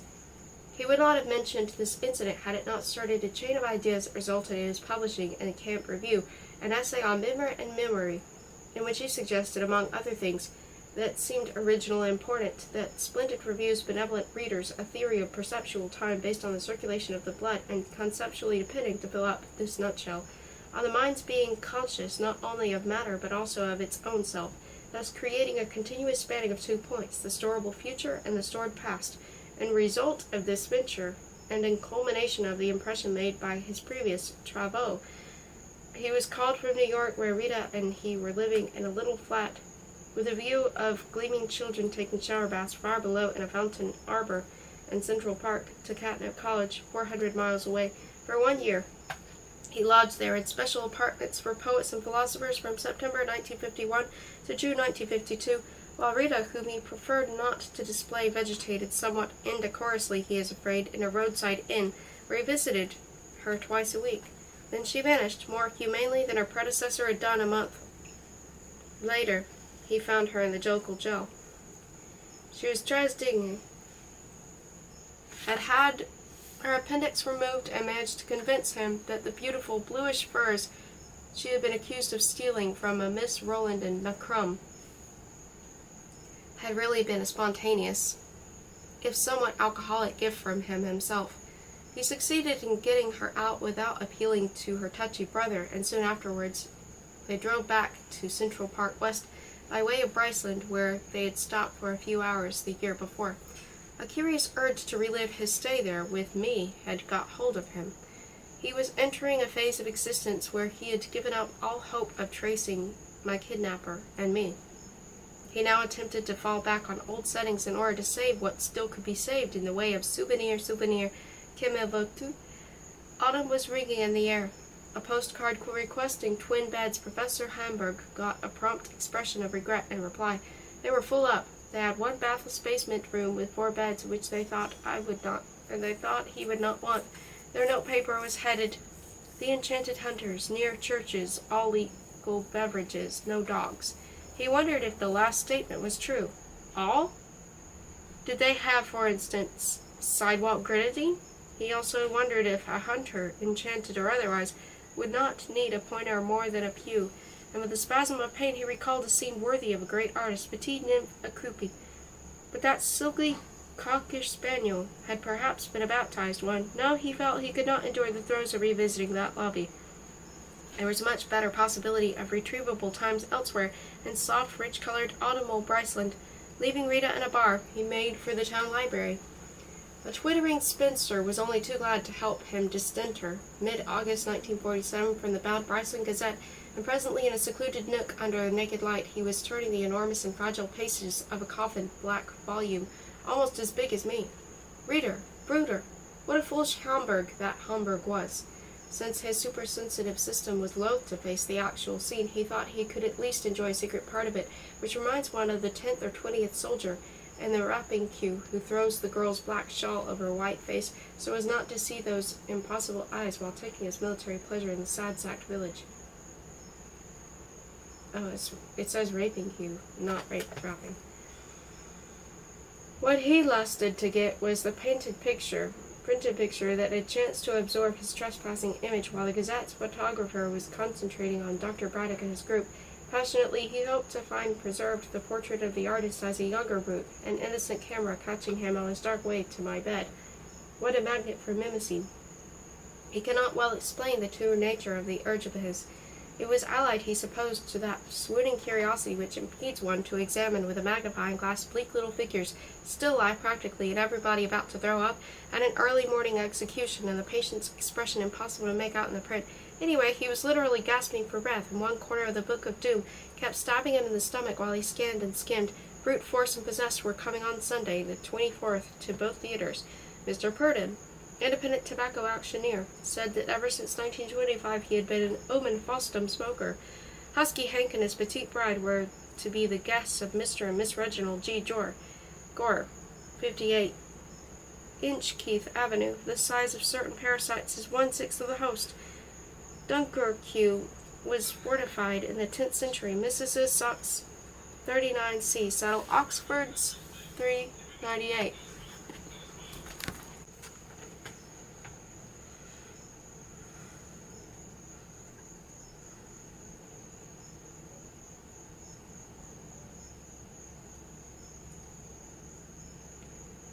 .98. Wine, wine, wine, quipped the author of Dark Age, who refused to be photographed, may suit a Persian bubble bird, but he may give him rain, rain, rain on the shingle roof for roses and inspiration every time. Dimples are caused by the adherence of the skin to the deeper tissues.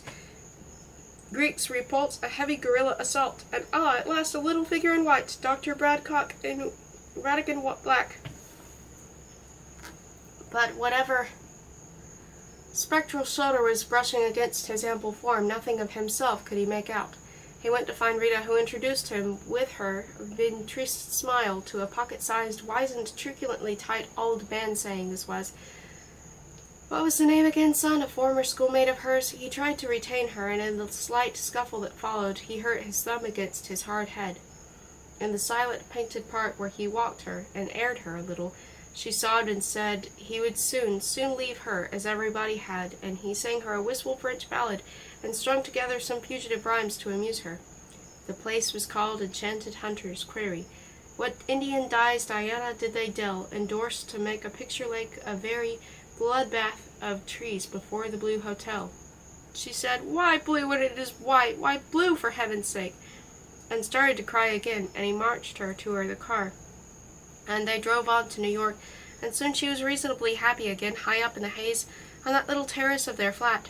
He noticed he has somehow mixed up the two events, his visit with Rita to Bryceland on their way to Cantrip, and their passing through Bryceland again on their way back to New York, but such suffusions of swimming colors are not to be disdained by the artist in recollection.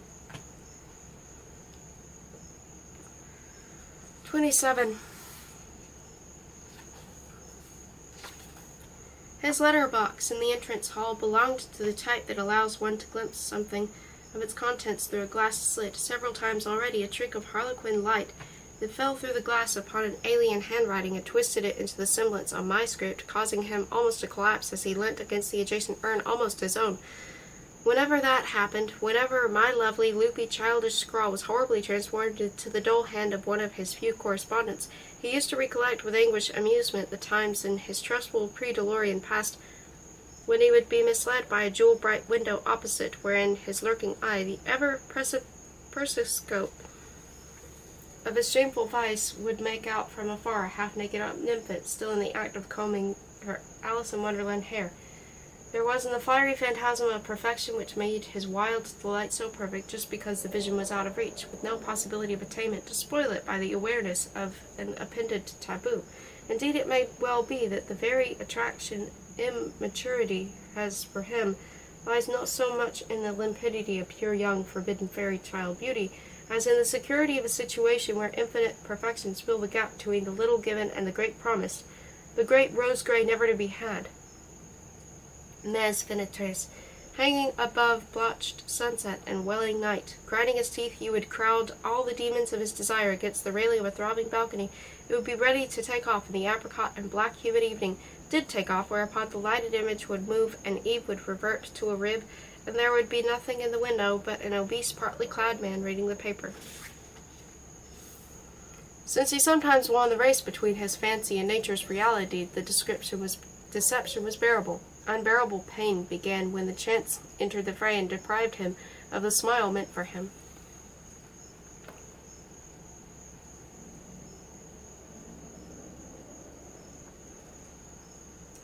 Savez-vous que dit un mon petit étoffel de bœuf? Said a woman he talked to at a tea in Paris, and the petit had just married, miles away, and he could not even remember if he had ever noticed her in that garden next to those tennis courts a dozen years before, and now likewise the radiant foreglimpse, the promise of reality, a promise not only to be simulated seductively, but also to be nobly held, all this chance denied him. Chance and changed to smaller characters on the pale beloved writer's part. His fancy was both Proustianized and Procrustianized. For that particular morning, late in September 1952, he had come down to grope for his mail. The dapper and bilious janitor, whom he was on execrable terms, started to complain that a man who had seen Rita come home recently had been sick like a dog on the front steps. In the process of listening to him and tipping him, and then listening to a revised and politer version of the incident, he had the impression that one of the two letters which that blessed mail brought was from Rita's mother, a crazy little woman whom they had once visited on Cape Cod, and kept writing him to his various addresses, saying how wonderfully well matched her daughter and him were, and how wonderful it would be if they married. And the other letter, which he opened and scanned rapidly in the elevator, was from John Farlow. He has often noticed that they are inclined to endow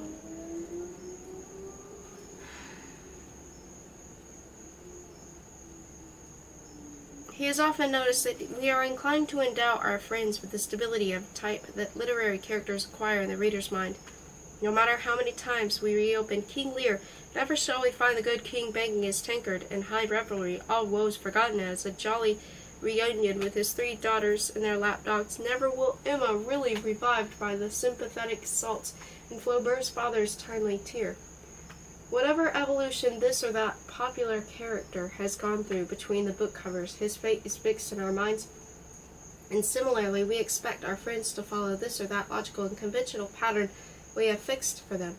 Thus X will never compose the immortal music that would clash with the second-rate symphonies he has accustomed us to. Y will never commit murder. Under no circumstances can Z ever betray us. We have it all arranged in our minds, and the less often we see a particular person, the more satisfying it is to check how obediently he conforms to our notion of him every time we hear of him. Any deviation in the fates we have ordained would strike us not as only anomalous but unethical. We would prefer not to have known at all our neighbor, the retired hot dog stand operator, if it turns out he had just produced the greatest book of poetry his age has seen. He is saying all this in order to explain how bewildered he was by Farlow's hysterical letter. He knew his wife had died, but he certainly expected him to remain throughout a devout widowhood, the dull, sedate, and reliable person he had always been. Now he wrote that after a brief visit to the U.S. he had returned to South America, and had decided that whatever affairs he had controlled at Ramsdale, he would hand over to Jack Windmuller of that town, a lawyer whom they both knew. He seemed particularly relieved to get rid of the Hayes complications. He had married a Spanish girl. He had stopped smoking and had gained 30 pounds. She was very young and a ski camp champion. They were going to India for their honeymoon. Since he was building a family, as he put it, he would have no time thenceforth for his affairs, which he termed very strange and very aggravating, busybodies. A whole committee of them, it appeared, had informed him that the whereabouts of little me were unknown, and that he was living with the notorious divorcee in California. His father-in-law was a count, and exceedingly wealthy. The people who had been renting the Hayes house for some years now wished to buy it. He suggested that he better produce Dolly quick. He had broken his leg. He enclosed a snapshot of himself and a brunette in white wool beaming at each other among the snows of Chile. He remembers letting himself into his flat and starting to say, "Well, at least we shall now track them down," when the other letter began talking to him in a small matter-of-fact voice. "Dear Dad, how's everything? I'm married. I'm going to have a baby. I guess he's going to be a big one. I guess he'll come right for Christmas. This is a hard letter to write. I'm going nuts because we don't have enough to pay our debts and get out of here. Dick has promised a big job in Alaska and his very specialized corner of the mechanical field. That's all I know about it, but it's really grand. Pardon me for withholding our home address, but you may still be mad at me, and Dick must not know. This town is something. You can't see the morons for the smog. Please do send us a check, Dad. We could manage with 300 or 400, or even less. Anything is welcome. You might sell my old things, because once we get there, the dough will just start rolling in. Write, please. I have gone through so much sadness and hardship. Yours expecting, Dolly, Miss Richard F. Schiller."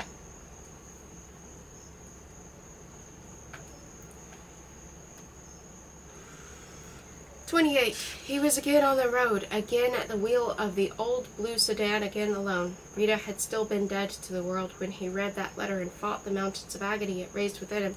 He had glanced at her as she smiled in her sleep, and had kissed her on the moist brow and had left her there forever, with a note of tender adieu which he taped to her navel. Otherwise she might not have found it. Alone? Did he say? Pas tout à fait. He had little black chum with him, and soon as he reached a secluded spot, he rehearsed Mr. Richard F. Schiller's violent death. He had found a very old and very dirty gray sweater of his in the back of the car, and this he hung up on a branch in a speechless glade, which he had reached by a wood road from the now remote highway. The carrying out of a sentence was a little marred by what seemed to him a certain stiffness in the play of the trigger, and he wondered if he should get some oil for the mysterious thing, but decided he had no time to spare.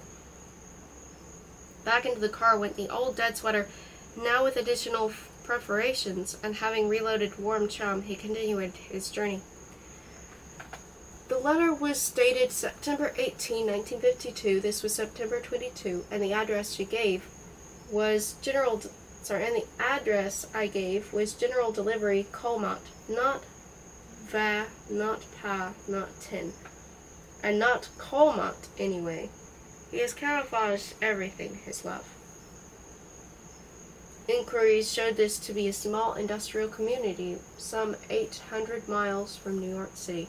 At first he planned to drive all day and night, and then thought better of it and rested for a couple of hours around dawn in a motor court room a few miles before reaching the town. He had made up his mind that this fiend, this Schiller, had been a car salesman who had perhaps got to know me by giving me a ride in Beardsley the day my bike blew a tire on the way to Miss Emperor, and that he had got into some trouble since then. The corpse of the executed sweater, no matter how he changed its contours as it lay on the back of the seat of the car, had kept revealing various outlines pertaining to Trap Schiller, the grossness and obscene bonhomie of his body, and to counteract this taste of coarse corruption, he resolved to make himself especially handsome and smart as he pressed home the nipple of his alarm clock before it exploded at the set hour of 6 a.m.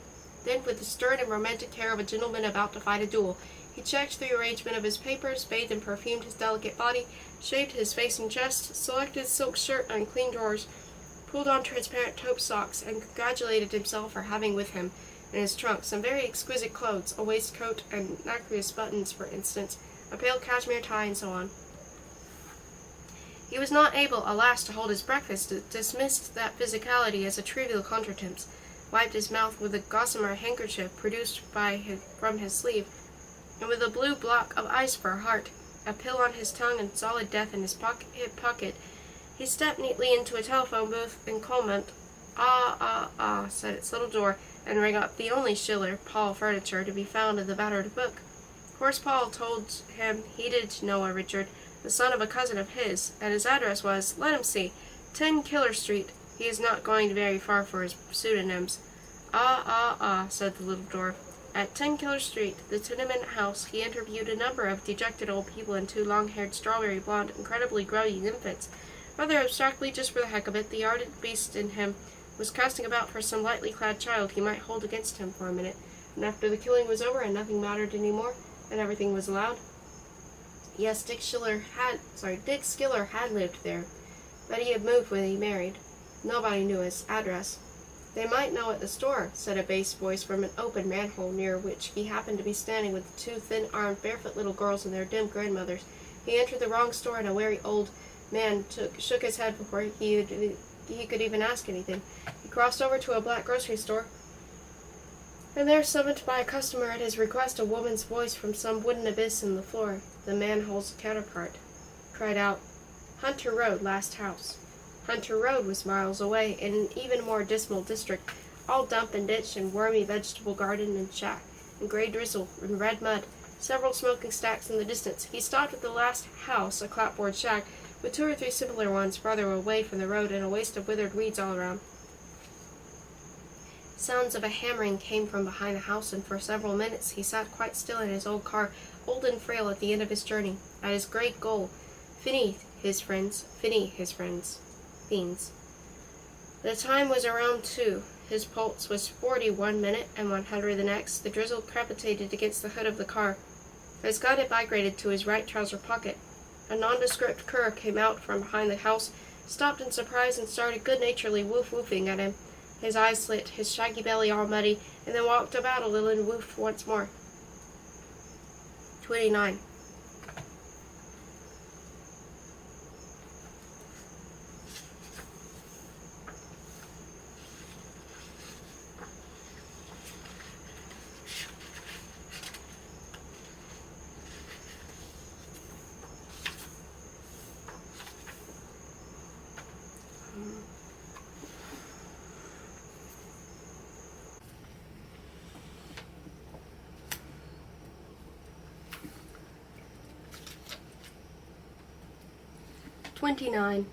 He got out of the car and slammed its door. How matter-of-fact, how square that slam sounded in the void of the sunless day.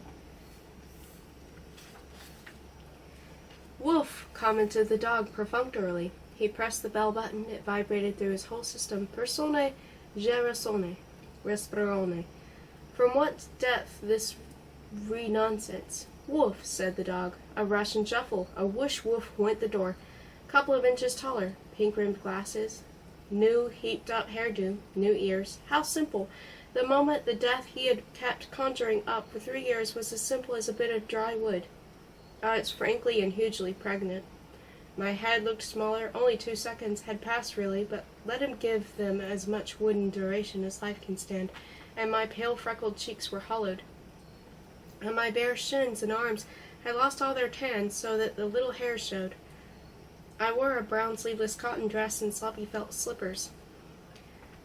Well, I exhaled after a pause with all the emphasis of wonder and welcome. Husband at home? He croaked, fist in pocket. He could not kill me, of course, as some have thought. You see, he loved me. It was love at first sight, at last sight, at ever and ever sight. Come in, I said, with a vehement, cheerful note. Against the splintery dead wood of the door, Dolly Schiller flattened myself as best as I could, even rising on tiptoe a little, to let him pass, and was crucified for a moment, looking down, smiling down at the threshold, hollow-cheeked with round palmettes, my watered milk-white arms outspread on the wood. He passed without touching my bulging babe. Dolly smell, with a faint of fried addition. His teeth chattered like an idiot's. "No, you stay out." To the dog. I closed the door and followed him and my belly into the dollhouse parlor. "Dick's down there," I said, pointing with an invisible tennis racket, inviting his gaze to travel from the drab parlor bedroom where we stood, right across the kitchen, and through the back doorway, where in a rather primitive vista, a dark-haired young stranger in overalls, instantaneously reprieved, was perched with his back to him on the ladder, fixing something near or upon the slack of his neighbor, a plumper fellow with only one arm, who stood looking up. This pattern I explained from afar. Apologetically, men will be men. Should I call him in?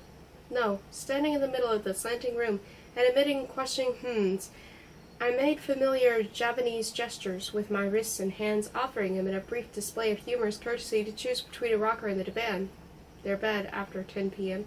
He says familiar because one day I had welcomed him with the same wrist dance to my party in Beardsley. We both sat down on the divan, curious. Although actually my looks had faded, he definitely realized so hopelessly late in the day how much I had always looked, like Botticelli's russet Venus, the same soft nose, the same blurred beauty. In his pocket, his fingers gently let go and repacked a little at the tip with a handkerchief it was nested in. His unused weapon. "That's not the fellow I want," he said. The diffused look of welcome left my eyes. My forehead puckered as in the old bitter days. "Not who? Where is he? Quick!" "Look," I said, inclining my head to one side and shaking it in that position. "Look, you are not going to bring that up." "I certainly am," he said, and for a moment, strangely enough, the only merciful, endurable one in the whole interview, we were bristling at each other as if I were still his. A wise girl, I controlled myself. Dick did not know a thing of the whole mess. He thought he was my father. He thought I had run away from an upper-class home just to wash dishes in a diner. He believed anything. Why should he want to make things harder than they were by raking up all that muck? But he said, I must be sensible. I must be a sensible girl, with my bare drum under that thin brown stuff. I must understand that if I expected the help he had come to give, he must have at least have a clear comprehension of the situation. Come, his name. I thought he had guessed long ago. It was, with a mischievous and melancholy smile, such a sensational name. He would never believe it. I could hardly believe it myself. His name, his fall nymph. It was so unimportant, I said. I suggested he skip it. Would I like a cigarette? No. Would he like a cigarette? No. His name. I shook my head with great resolution. I guessed it was too late to raise hell, and I would never believe the unbelievably unbelievable. He said he had better go. Regards. Nice to have seen me. I said, really, it was useless. I would never tell. But on the other hand, after all... Do you really want to know who it was? Well, it was... And softly, confidentially, arching my thin eyebrows and puckering my parched lips, I emitted, a little mockingly, somewhat fastidiously, not untenderly, in a kind of muted whisper, the name of the astute reader has guessed long ago. Waterproof. Why did a flash from Hourglass Lake cross his consciousness? He, too, had known it, without knowing it, all along. There was no shock, no surprise. Quietly the fusion took place, and everything fell into order, into the pattern of branches that he has woven throughout the memoir, with the express purpose of having the right fruit fall at the right moment. Yes, with the express and pervasive purpose of rendering. I was talking about, but he sat melting in his golden peace, of rendering that golden and monstrous peace through the satisfaction of logical recognition which his most inimical reader should experience now. I was, as he says, talking. It now came in a relaxed flow. He was the only man I had ever been crazy about. What about Dick? Oh, Dick was a lamb. We were quite happy together, but I meant something different. And had he ever counted, of course? I considered him as if grasping all at once the incredible, and somehow tedious, confusing, and unnecessary fact that the distant, elegant, slender 40-year-old valetudinarian in velvet coat sitting beside me, had known and adored every pore and follicle of my pubescent body.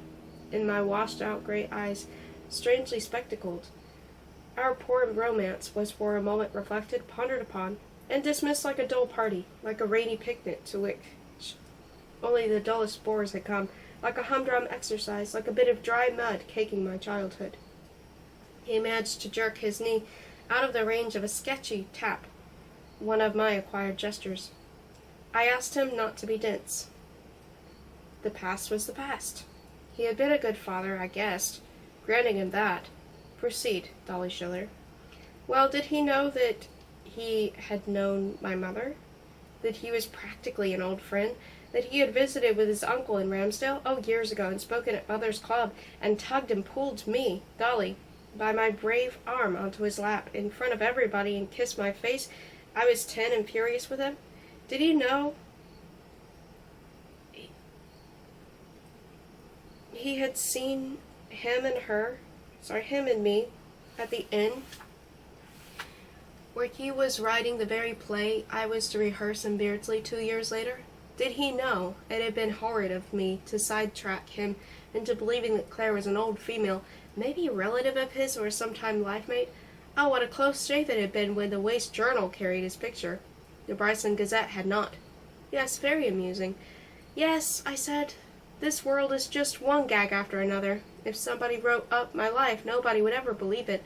At this point there came brisk, homey sounds from the kitchen into which Dick and Bill had lumbered in quest of beer. Through the doorway we noticed the visitor, and Dick entered the parlor. "Dick, this is my dad," I cried with a resounding, violent voice that struck him as totally strange and new and cheerful and old and sad, because the young fellow, veteran of a remote war, was hard of hearing. Arctic blue eyes, black hair, ruddy cheeks, unshaven chin. They shook hands. Discreet Bill, who evidently took his pride in working wonders with one hand, brought in beer cans he had opened, wanted to withdraw. The exquisite courtesy of simple folks was made to stay. A beer ad. In point of fact, he preferred it that way, and so did the Schillers. He switched to the jittery rocker. Avidly munching, I plied him with marshmallows and potato chips. My fragile, diminutive, old world, youngish but sticky, father in velvet coat and beige vest, maybe a viscount. They were under the impression he had come to stay, and Dick, with a great wrinkling of brows that denoted difficult thought, suggested I and him might sleep in the kitchen on a spare mattress. He waved a light hand and told me, who transmitted it by means of a special shout to Dick, that he had merely dropped in on his way to Redsburg, where he was to be entertained by some friends and admirers. It was then that one of the few thumbs remaining to Bill was bleeding, not so much a wonder worker after all. How womanish and somehow never seen that way before was the shadowy division between my pale breasts when I bent down over the man's hand. I took him for repairs to the kitchen. For a few minutes, 3 or 4 little eternities, which positively welled with artificial warmth, Dick and him remained alone. He sat on a hard chair, rubbing his forelimbs and frowning. He had an idle urge to squeeze out the blackheads on the wings of his perspiring nose with his long, agate claws. He had nice, sad eyes with beautiful lashes and very white teeth, his Adam's apples large and hairy. Why don't they shave better, those young, brawny chaps? He and his Dolly had unrestrained intercourse on that couch there, at least 180 times, probably much more before that. How long had I known him? No grudge. Funny, no grudge at all, nothing except grief and nausea. He was now rubbing his nose. He was sure that when finally he would open his mouth, he would say, slightly shaking his head, "Oh, she's a swell kid, Mr. Hayes, she sure is, and she's going to make a swell mother." He opened his mouth and took a sip of beer. This gave him countenance, and he went on sipping until he frothed at the mouth. He was a lamb. He had cupped my Florentine breasts. His fingernails were black and broken, but the phalanges, the whole carpus, the strong, shapely wrists were far, far finer than his. He has hurt much too many bodies with his twisted poor hands to be proud of them. French epithets, a Dorset yokel's knuckles, an Australian tailor's flat fingertips. That's Humbert. Good. If he was silent, he could be silent too. Indeed, he could very well do little rest in this subdued, frightened-to-death rocking-chair before he drove to whatever beast's lair was, and then pulled the pistol's foreskin back, and then enjoyed the orgasm of the crushed trigger. He was always a good little follower of the Viennese medicine man, but presently he became sorry for poor Dick, who, in some hypnotoid way, he was horribly preventing from making the only remark he could think up, "She's a swell kid." "And so," he said, "are you going to Canada?" In the kitchen I was laughing at something Bill had said or done. "And so," he shouted, "you are going to Canada?" "Not Canada," he reshouted. "I mean Alaska, of course." He nursed his glass and, nodding sagely, replied, "Well, he put it on a jagger, he guessed. Lost his right arm in Italy." Lovely mauve almond trees in bloom, a brown of surrealistic arm hanging up there in the pointillistic mauve, a flower girl tattooed on the hand. Me and Band-Aided Bill reappeared. It occurred to him that my ambiguous brown and pale beauty excited the cripple. Dick, with a grin of relief, stood up. He guessed Bill and he would be going back to fix those wires. He guessed Mr. Hayes and Dolly had loads of things to say to each other. He guessed he would be seeing him before he left. Why do those people guess so much and shave so little, and are so disdainful of hearing aids? "Sit down," I said, audibly striking my flanks with my palms. He relapsed into the black rocker. "So you betrayed me. Where did you go? Where is he now?" I took from the mantelpiece a concave glossy snapshot. Old woman in white, stout, beaming, bow-legged, very short dress, old man in his shirt sleeves, drooping mustache, watch chain. My in-laws, living with Dick's brother's family in Juneau. "Sure you don't want to smoke?"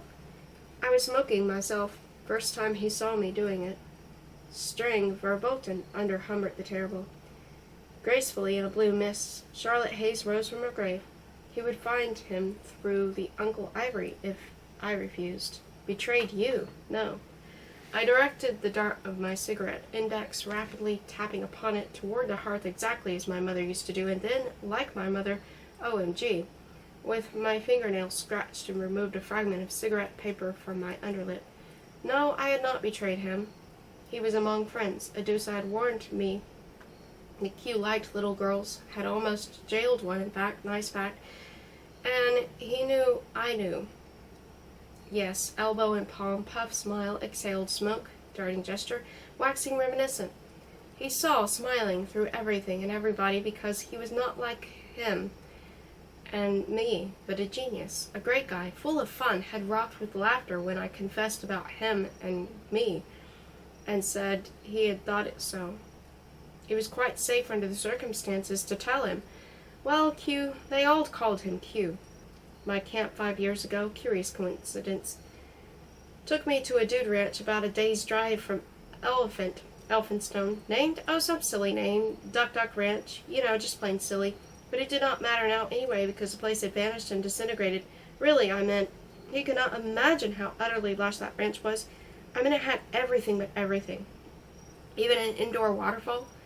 Did he remember the red-haired guy we was good, had once had some tennis with? Well, the place really belonged to Red's brother, but he had turned it over to Q for the summer. When Q and I came, the others, them, actually go through the coronation ceremony, and then a terrific ducking, as when you cross the equator, My eyes rolled in synthetic resignation. Go on, please. Well, the idea was he would take me in September to Hollywood and arrange a tryout for me, a bit of part in the tennis match scene of a movie picture based on a play of his, Golden Guts, and perhaps even have me double one of his sensational starlets on the plague-struck tennis court. Alas, it never came to that. How long is the hog now? Where is the hog now? He was not a hog. He was a great guy in many respects, but it was all drink and drugs. And of course, he was a complete freak in sex matters, and his friends were his slaves. He just could not imagine, Humbert could not imagine, what they all did at Duck Duck Ranch. I refused to take part because I loved him, and he threw me out. What things? Oh, weird, filthy, fancy things. I mean, he had 2 girls and 2 boys and 3 or 4 men, and the idea was for all of us to tangle in the nude while an old woman took movie pictures. Sade's Justine was 12 at the start. Saad's Justine was 12 at the start. What things exactly? Oh, things. Oh, I uttered the I as a subdued cry while I listened to the source of the ache, and for lack of words spread the 5 fingers of my angularly up and down moving hand. No, I gave it up. I refused to go into particulars with that baby inside me. That made sense. It is of no importance now, I said, pounding a gray cushion with my fist and then lying back, belly up on the divan. Crazy things. Filthy things. I said no, I'm just not going to. I used in insouciance, really, a disgusting slang term, which in literal French translation would be sulfur. You're beastly, boys, because I want only you. Well, he kicked me out. There was not much else to tell. That winter in 1949, Faye and I had found jobs. For almost 2 years I had, just drifted, doing some restaurant work in small places, and then I met Dick. No, I did not know where the other was. In New York, I guessed. Of course, he was so famous that I would have found him at once if I had wanted. Faye had tried to get back to the ranch, and it just was not there anymore. It had burned to the ground. Nothing remained, just a charred heap of rubbish. It was so strange, so strange. I closed my eyes and opened my mouth, leaning back on the cushion, one felted foot on the floor. The wooden floor slanted, a little steel ball would have rolled into the kitchen. He knew all he wanted to know. I had no intention of torturing his darling. He had no intention of torturing his darling. Somewhere beyond Bill's shack, an after-work radio had begun singing of folly and fate, and there I was, with my ruined looks, and my adult, rope-veined, narrow hands, and my goose-flesh white arms, and my shallow ears, and my unkempt armpits. There I was, his Lolita, hopelessly worn at 17, with that baby dreaming already, and my becoming a big shot and retiring around 2020 AD. And he looked and looked at me. I knew as clearly as he knows he is to die that he loved me more than anything he had ever seen or imagined on earth or hoped for anywhere else. I was only the faint violet whiff and dead-leaf echo of the nymphet he had rolled himself upon with such cries in the past, an echo on the brink of a russet ravine, with a far wood under a white sky and brown leaves choking the brook, and one last cricket in the crisp weeds. But thank God it was not that echo alone that he worshipped. What he used to pamper among the tangled vines of his heart, mon grand petit Radu, had dwindled to its essence, sterile and selfish vice. All that he had cancelled and cursed.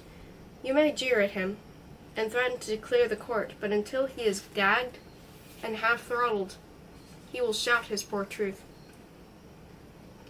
He insists the world know how much he loved his Lolita, this Lolita, pale and polluted, and big with another's child, but still gray-eyed, still sooty-lashed, still auburn and almond, still Carmencita, still his.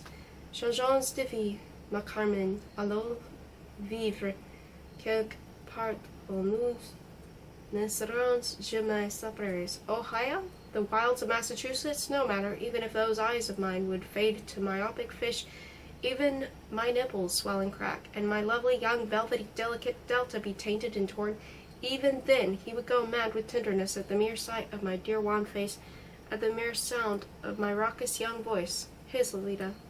Lolita, he said, this may neither be here nor there, but I have to say it. Life is very short. From here to that old car you know so well, there is a stretch of 25 paces. It is a very short walk. Make those 25 steps, now, right now. Come just as you are, and we will live happily after. Comment voulez-vous venir avec moi? You mean, I said, opening my eyes and raising myself slightly to snake that may strike, you mean you will give us, that money, only if I go with you to a motel? Is that what you mean? No, he said, you got it all wrong. I want you to leave your incidental Dick in this awful hole, and come to live with me, and die with me, and everything with me. Words to that effect. You're crazy, I said, my features working. Think it over, Lolita. There are no strings attached, except, perhaps, well, no matter, a reprieve, he wanted to say, but did not. Anyway, if you refuse, you will still get your trousseau. No kidding? I asked. He handed me an envelope with $400 in cash and a check for $3,600 more.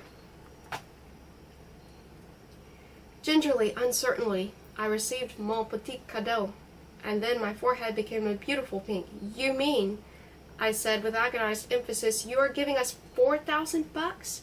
He covered his face with his hand and broke into the hottest tears he had ever shed.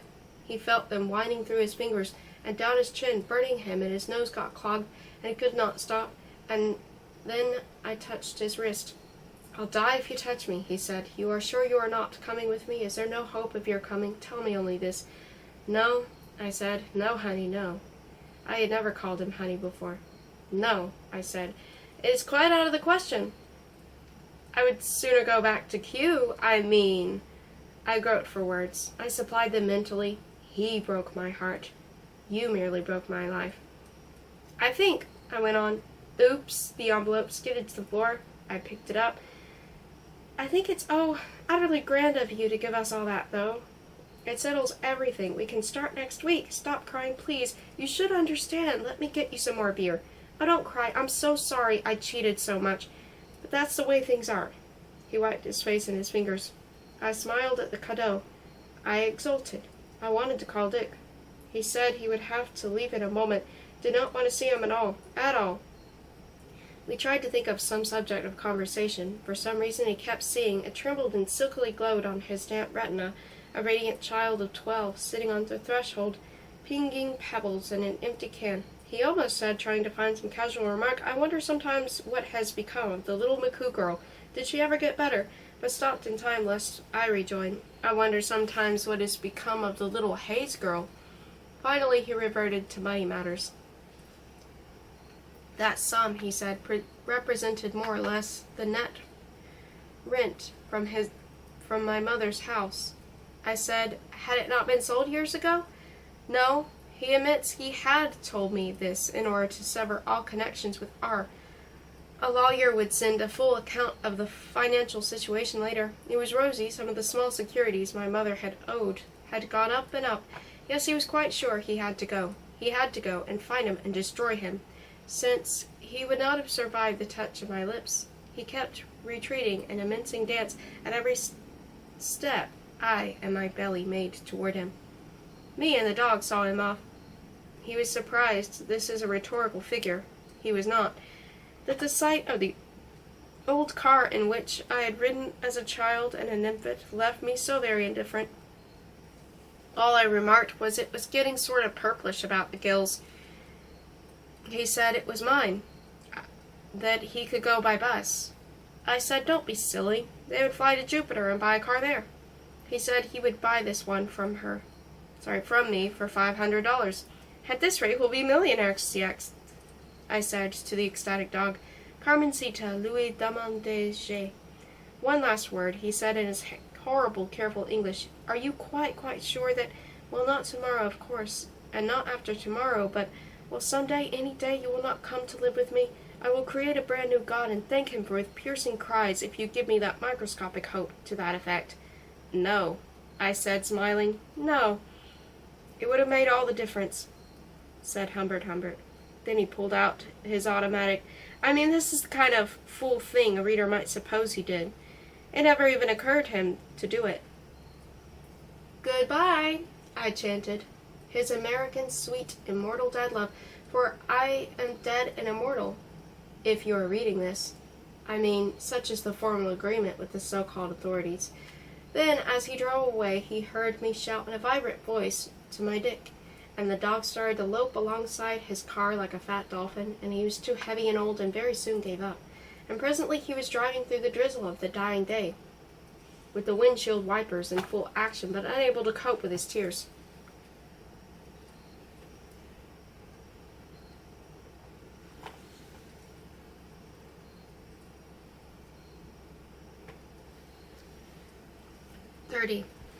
Leaving as he did a Calmont around 4 in the afternoon by Route X, he does not remember the number. He might have made Ramsdale by dawn had not a shortcut tempted him.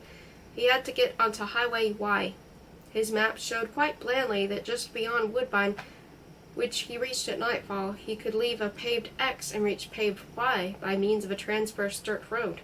It was only some 40 miles long according to his map. Otherwise, he would have to follow X for another 100 miles, and then use leisurely looping Z to get to Y and his destination. However, the shortcut in question got worse and worse, bumpier and bumpier, muddier and muddier, and when he attempted to turn back after some 10 miles of purblind, tortuous, and tortoise slow progress, his old and weak Melmoth got stuck in deep clay.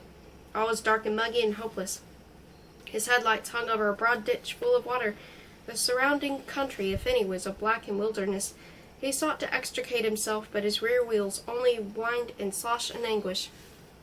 Cursing his plight, he took off his fancy clothes, changed into slacks, pulled on the bullet-riddled sweater, and waded 4 miles back to the roadside farm. It started to rain on the way, but he had not the strength to go back for a mackintosh. Such incidents have convinced him that his heart is basically sound despite recent diagnoses. Around midnight, a wrecker dragged his car out. He navigated back to Highway X and traveled on. Utter weariness overtook him an hour later in an anonymous little town. He pulled up at the curb and the darkness drank deep from a friendly flask. The rain had been cancelled miles before. It was a black warm night somewhere in Appalachia. Now and then cars passed him, red tail lights receding, white headlights advancing, but the town was dead. Nobody strolled and laughed on the sidewalks as relaxing burghers would do in sweet, mellow, rotting Europe. He was alone to enjoy the innocent night and his terrible thoughts. A wire receptacle on the curb was very particular about acceptable contents. Sweepings, paper, no garbage, sherry-lead letters of light marked a camera shop. A large thermometer with the name of a laxative quietly dwelt on the front of a drugstore. Rubinov's jewelry company had a display of artificial diamonds reflected in a red mirror. A lighted green clock swam in the lineage depths of Jiffy Jeff Laundry. On the other side of the street, a garage said in its sleep, Genuflection Lubricity, and it corrected itself to Gulflex Lubrication.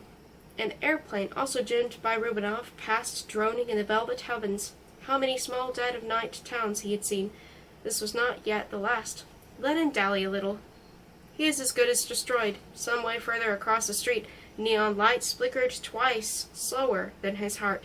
The outline of a restaurant sign, a large coffee pot, kept bursting every full second or so into emerald life, and every time it went out, pink letters saying fine foods related.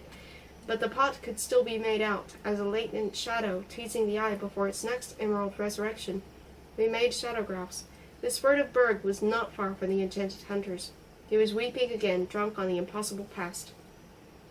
31. At this solitary stop for refreshments between Colmont and Ramsdale, between innocent Dolly Schiller and jovial Uncle Ivor, he reviewed his case. With the utmost simplicity and clarity, he now saw himself and his love. Previous attempts seemed out of focus in comparison. A couple of years before, under the guidance of an intelligent French-speaking confessor to whom, in a moment of metaphysical curiosity, he had turned over a Protestant's drab atheism for an old-fashioned popish cure, he had hoped to deduce from his sense of sin an existence of a supreme being. In those frosty mornings in rime-laced Quebec, the good priest worked on him with the finest tenderness and understanding. He was infinitely obliged to him in the great institution he represented. Alas, he was unable to transcend the simple human fact that whatever spiritual solace he might find, whatever lithopenic eternities might be provided for him, nothing could make his Lolita forget the foul lust he had inflicted upon me, unless it can be proven to him as he is now, today, with his heart and his beard and his putrefaction, that in the infinite run, it does not matter a jot that a North American girl-child named Dolores Hayes had been deprived of my childhood by a maniac, unless it can be proven, and if it can, then life is a joke. He sees nothing for the treatment of his misery, but the melancholy and very local palliative of articulate art. To quote an old poet, the moral sense in mortals is the duty we have to pay on mortal sense of beauty.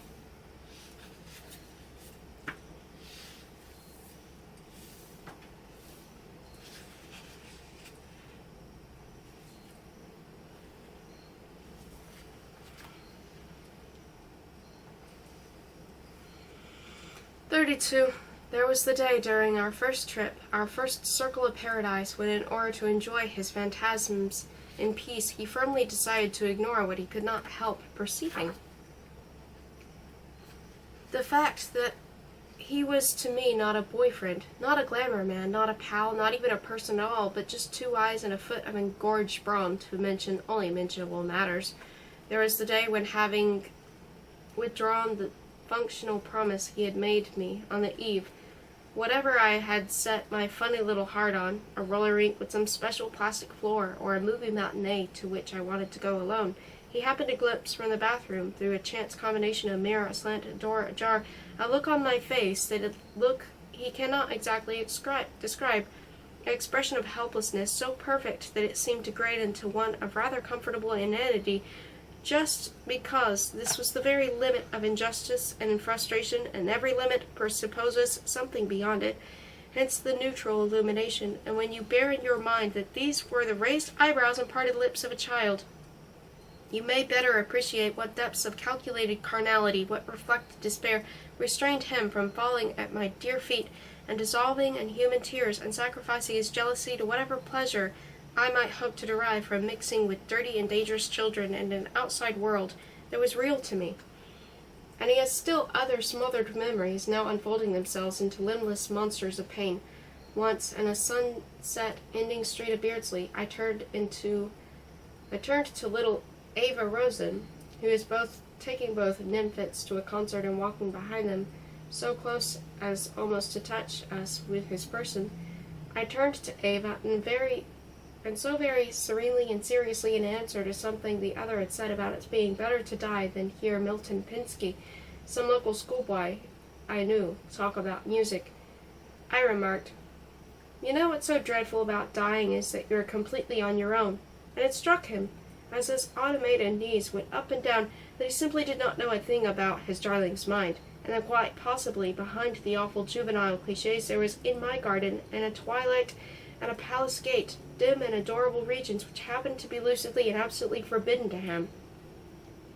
In his polluted rags and miserable convulsions, for he often noticed that living as we did, me and him, in a world of total evil, he would become strangely embarrassed whenever he tried to discuss something, me and an older friend, me and a parent, me and a really healthy sweetheart, him and Annabelle, me and a sublime, purified, analyzed, deified Harold Hayes might have discussed, an abstract idea, a painting, stippled Hopkins, or shorn Baudelaire, God or Shakespeare, anything of the genuine kind, goodwill.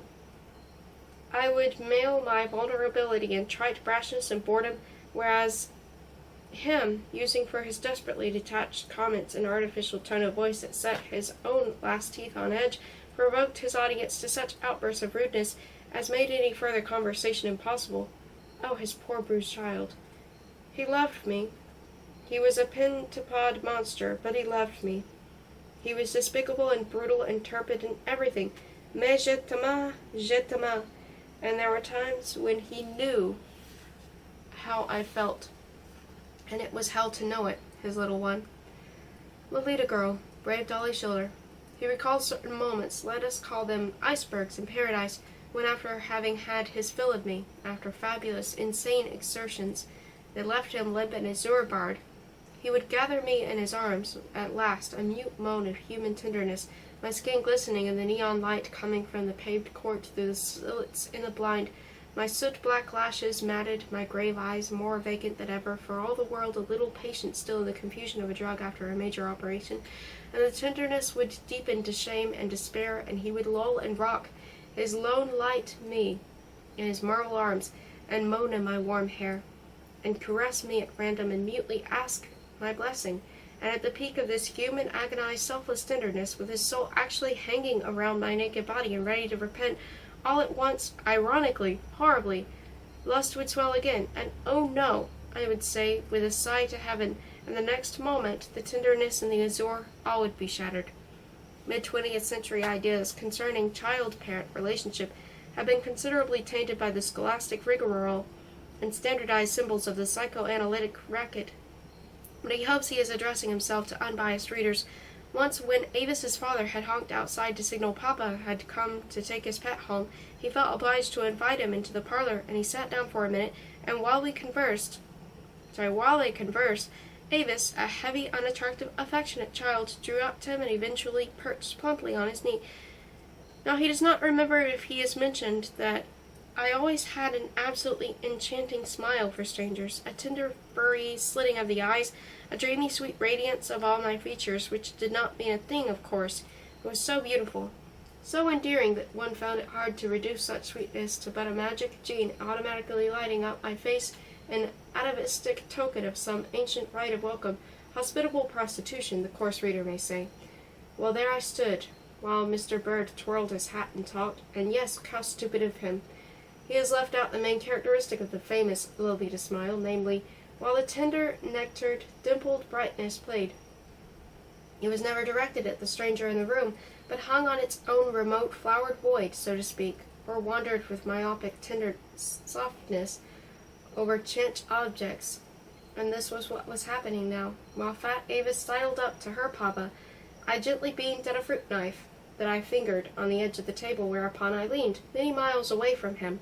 Suddenly, as Avis clung to her father's neck and ear, while with a casual arm the man enveloped his lumpy and large offspring, he saw my smile lose all its light and become a frozen little shadow of itself, and the fruit knife slipped off the table and struck me with its silver handle a freak blow on the ankle which made me gasp and crouch head forward, and then, jumping on my leg, my face awful with the preparatory grimace which children hold till tears gush, I was gone, to be followed at once and consoled in the kitchen by Avis, who had such a wonderful fat pink dad and small chubby brother and a brand new baby sister and a home and 2 grinning dogs, and I had nothing. And he has a neat pendant to that little scene, also in a Beardsley setting.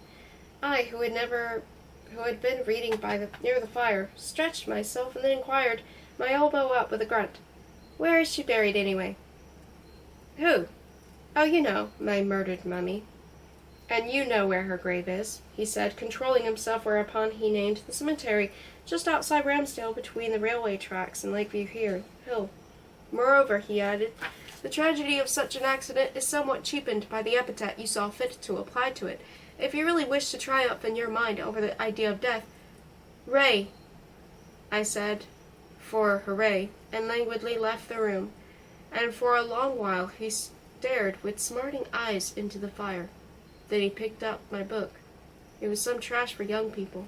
There was a gloomy girl, Marion, and there was her stepmom, who turned out to be, against all expectations, a young, gay, understanding redhead who explained to Marion that Marion's dead mother had really been a heroic woman, since she had deliberately dissimulated her great love for Marion because she was dying and did not want her child to miss her.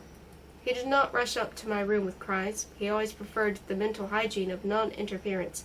Now squirming and pleading with his own memory, he recalls on this and similar occasions it was always his habit and method to ignore my states of mind while comforting his own base self. When his mother, in a livid wet dress under the tumbling mist, so he vividly imagined her, had run panting ecstatically up that ridge above Molinet to be felled there by a thunderbolt. He was but an infant, and in retrospect no yearnings of the accepted kind could he ever graft upon any moment of his youth, no matter how savagely psychotherapists heckled him in his later periods of depression. But he admits that a man of his power of imagination cannot plead personal ignorance of universal emotions. He may also have relied too much on the abnormally chill relations between Charlotte and her daughter. But the awful point of the whole argument is this: it had become gradually clear to his conventional me, during our singular and bestial cohabitation, that even the most miserable of family lives was better than the parody of incest, which in the long run was the best he could offer the waif.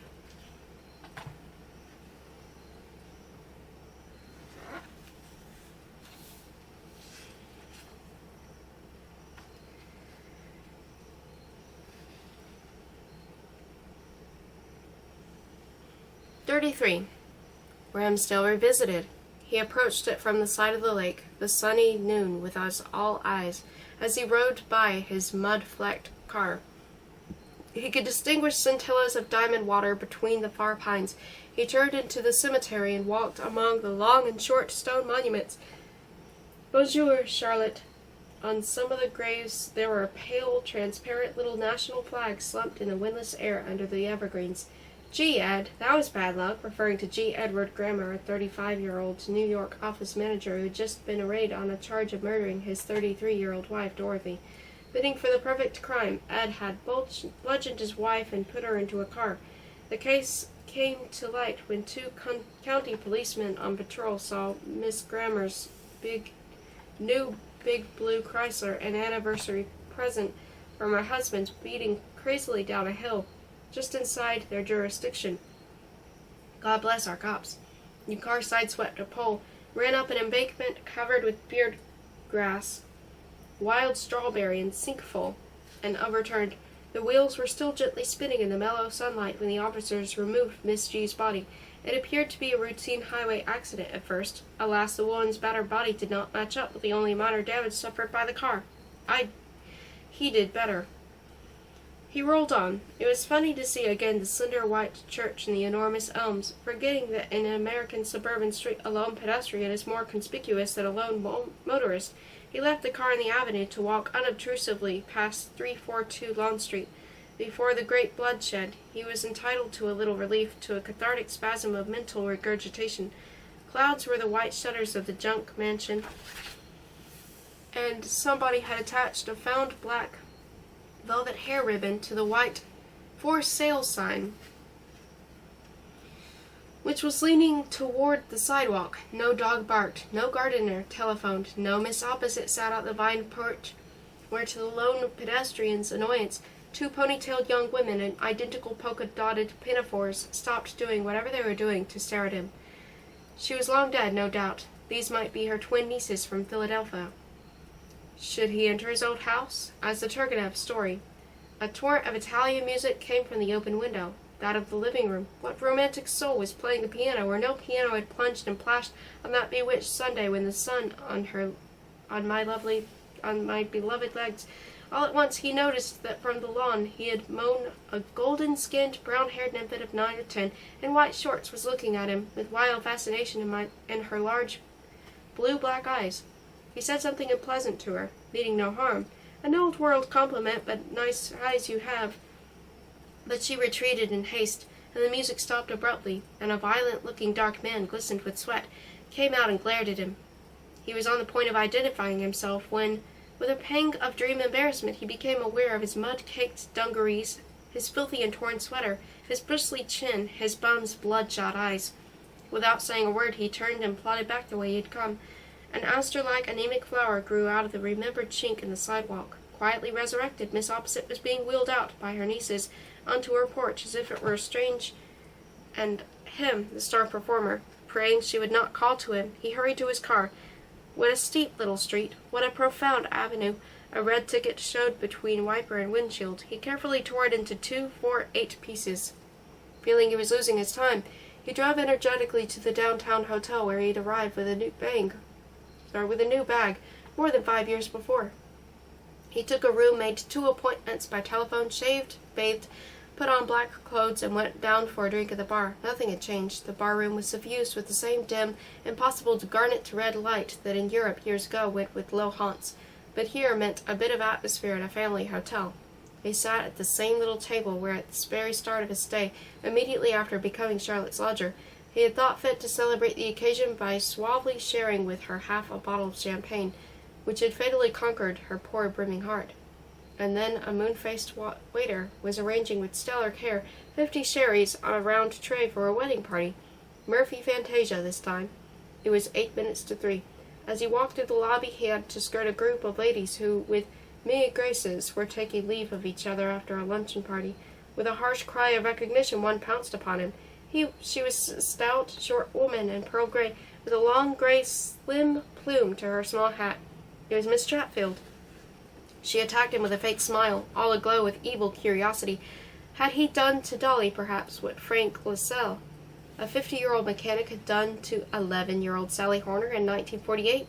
Very soon he had that avid glee well under control. She thought he was in California. With exquisite pleasure, he informed her that his stepdaughter had just married a brilliant young mining engineer with a hush-hush job in the Northwest. She said she disapproved of such early marriages. She would never let her Phyllis, who is now 18. Oh, yes, of course, he said quietly. I remember Phyllis. Phyllis and Camp Q. Yes, of course. By the way, did she ever tell you how Charlie Holmes debauched his mother's little charges? Miss Chatfield's already broken smile now disintegrated completely. For shame, she cried. For shame, Mr. Humbert. The poor boy has just been killed in Korea. He said, didn't she think viente, with the infinitive expressed recent events so much more neatly than the English just, with the past? But he had to be trotting off, he said.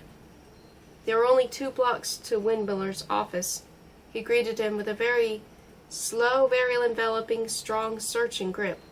He thought he was in California. Had he not lived at one time at Beardsley? His daughter had just entered Beardsley College, and how was... He gave all necessary information about Miss Schiller. They had a pleasant business conference. He walked out into the hot September sunshine, a contented pauper. Now that everything had been put out of the way, he could dedicate himself freely to the main object of his visit to Ramsdale, in the methodical manner on which he has always prided himself. He had been keeping Claire Quilty's face masked in his dark dungeon, where he was waiting for him to come with barber and priest. Réveillez-vous, laquais. Il est temps de mourir. He has no time right now to discuss the mnemonics of physiognomization. He is on his way to his uncle, and walking fast, but let him jot down this. He had preserved in the alcohol of a clouded memory the toad of a face.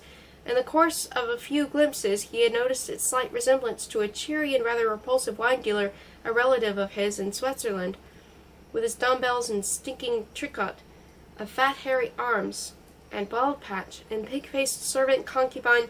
He was on the whole a harmless old rascal, too harmless, in fact, to be confused with his prey.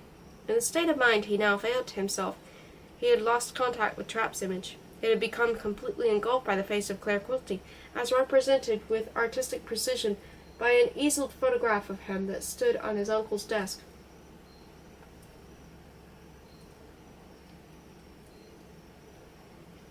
In Beardsley. At the hands of charming Dr. Molnar, he had undergone a rather serious dental operation, retaining only a few upper and lower front teeth. The substitutes were depending on a system of plates and inconspicuous wire affair running along his upper gums. The whole arrangement was a masterpiece of comfort, and his canines were in perfect health. However, to garnish his secret purpose with a plausible pretext, he told Dr. Quilty that in hope of alleviating facial neuralgia, he had decided to have all his teeth removed. What would a complete set of dentures cost? How long would the process take, assuming they fixed their first appointment for some time in November? Where was his famous nephew now? Would it be possible to have them all out in one dramatic succession?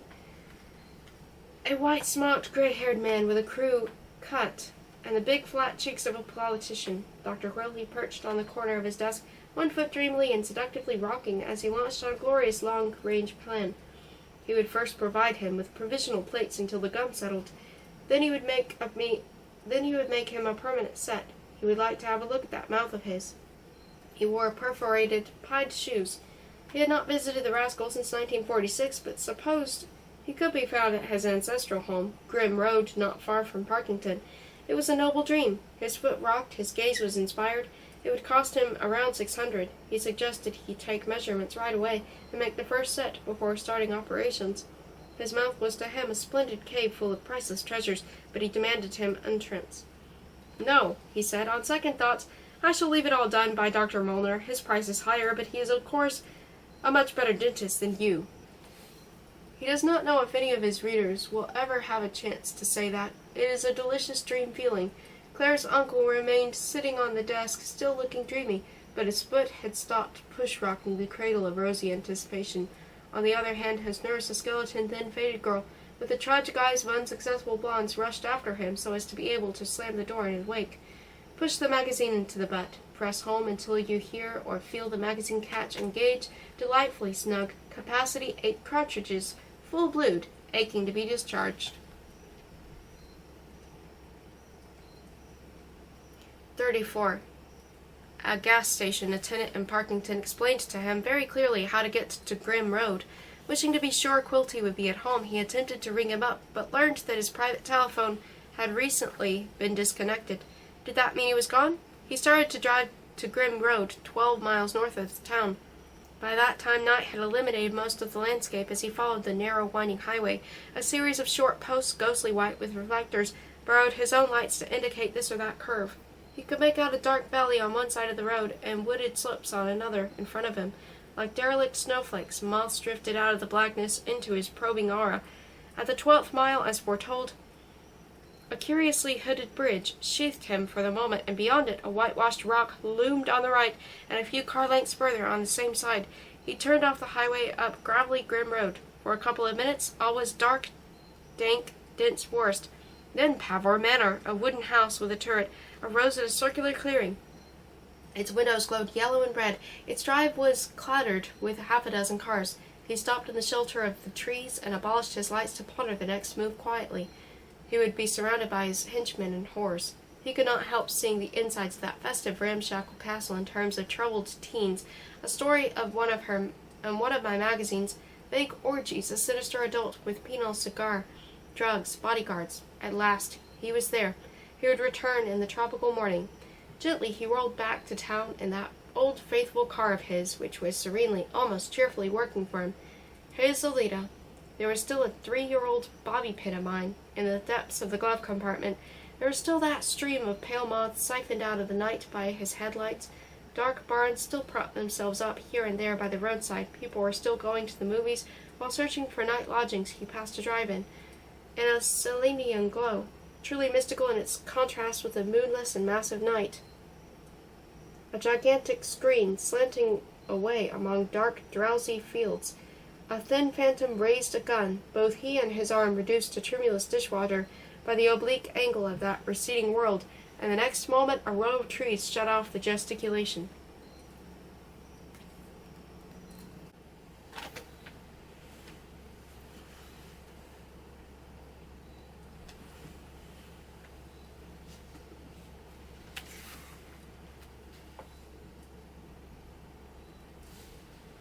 "35.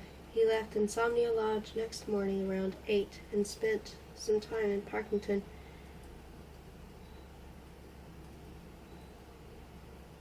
Visions of bungling the execution kept obsessing him, thinking that perhaps the cartridges in the automatic had gone stale during the week of inactivity. He removed them and inserted a fresh batch. Such a thorough oil bath did he give Chum that now he could not get rid of the stuff. He bandaged him up with a rag, like a maimed limb, and used another rag to wrap up a handful of spare bullets. A thunderstorm accompanied him most of the way back to Grim Road, but when he reached Power Manor, the sun was visible again, burning like a man, and the birds screamed in the drenched and streaming trees. The elaborate and decrepit house seemed to stand in a kind of daze, reflecting as it were his own state, where he could not help realizing as his feet touched the springy and insecure ground that he had overdone the alcoholic stimulation business. A guardedly ironic silence answered his bell. The garage, however, was loaded with his car, a black convertible for the nonce. He tried the knocker. Nobody. With a petulant snarl, he pushed the front door, and how nice! It swung open as in a medieval fairy tale. Having softly closed it behind him, he made his way across a spacious and very ugly hall, peered into an adjacent drawing room, noticed a number of used glasses growing out of the carpet, decided that Master was still asleep in the master bedroom. So he trudged upstairs. His right hand clenched, muffled Chum in his pocket. His left patted the sticky banisters. Of 3 bedrooms he inspected, one had obviously been slept in that night. There was a library full of flowers. There was a rather bare room with ample and deep mirrors and a polar bear skin on the slippery floor. There were still other rooms. A happy thought struck him. If and when the master returned from his constitutional in the woods, or emerged from some secret lair, it might be wise for an unsteady gunman with a long job before him to prevent his playmate from locking himself up in a room. Consequently, for at least 5 minutes, he went about lucidly insane, crazily calm, an enchanted and very tight hunter, turning whatever keys and whatever locks there were, and pocketing them with his free left hand. The house, being an old one, had more planned privacy than have modern glamour boxes, where the bathroom, the only lockable locus, has to be used for the furtive needs of Planned Parenthood. Speaking of bathrooms, he was about to visit a third one when Master came out of it, leaving a brief waterfall behind him. The corner of the passage did not quite conceal him, gray-faced, baggy-eyed, fluffily disheveled in a scanty balding way. It's still perfectly recognizable. He swept by him in a purple bathrobe very like one he had. He either did not notice him or else dismissed him as a familiar and innocuous hallucination, and showing him his hairy calves, he proceeded sleepwalker-wise downstairs. He pocketed his last key and followed him into the entrance hall. He had half opened his mouth in the front door to peer out through a sunny chink as one who thinks he has heard a half-hearted visitor ring and recede. Still ignoring the rain-coated phantasm that had stopped in mid-stairs, Master walked into a cozy boudoir across the hall from the drawing-room, through which, taking it easy, knowing he was safe, he now went away from him, and in an adorned kitchen gingerly unwrapped dirty chum, taking care not to leave any oil stains on the chrome. He think he got the wrong product. It was black and awfully messy. In his usual meticulous way, he transferred naked chum to a clean recess about him, and made for the little boudoir. His step, as he says, was springy, too springy perhaps for success, but his heart pounded with tiger joy, and he crunched a cocktail glass underfoot. Master met him in the oriental parlor. "Now who are you?" he asked in a high, hoarse voice, his hands thrust into his dressing-gown pockets, his eyes fixing a point in the northeast of his head. "Are you by any chance Brewster?" By now it was evident to everybody that he was in a fog and completely at his so-called mercy. He could enjoy himself. "That's right," he answered suavely. "Je suis Monsieur Brewster. Let us chat for a moment before we start." He looked pleased. His smudgy mustache twitched. He removed his raincoat. He was wearing a black suit, a black shirt, no tie. They sat down in 2 easy chairs. "You know," he said, scratching loudly his fleshy and gritty gray cheek, and showing his small pearly teeth in a crooked grin, "you don't look like Jack Brewster. I mean, the resemblance is not particularly striking. Somebody told me he had a brother with the same telephone company. To have him trapped, after those years of repentance and rage, to look back at the hairs on the back of his pudgy hands, to wonder with 100 eyes over his purple silks and hirsute chest foreglimpsing the punctures, the mess, the music of pain, to know that this semi-animated, subhuman trickster who had sodomized his darling, oh, his darling, this was intolerable bliss. No, I am afraid I am neither of the Brewsters." He cocked his head, looking more pleased than ever. "Guess again, Punch." "Ah," said Punch, "so you have not come to bother me about those long-distance calls? You do make them once in a while, don't you? Excuse me?" He said he had thought he had said he had never he said people in general. "I'm not accusing you, Brewster. But, you know, it's absurd the way people invade this darned house without even knocking. They use the water, they use the kitchen, they use the telephone. Phil calls Philadelphia, Pat calls Patagonia. I refuse to pay. You have a funny accent, Captain." "Quilty," he said, "do you recall a girl called Dolores Hayes? Dolly Hayes? Dolly called Dolores Callow?"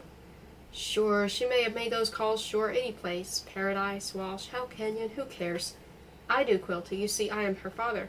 "Nonsense," he said. "You are not. You are some foreign literary agent. A Frenchman once translated my proud flesh as la fierté de la chair. Absurd. She was my child, Quilty." In the state he was in, he could not really be taken aback by anything, but his blustering manner was not quite convincing. A sort of wary inkling kindled in his eyes into a semblance of life. They were immediately dulled again. "I'm very fond of children myself," he said, "and fathers are among my best friends."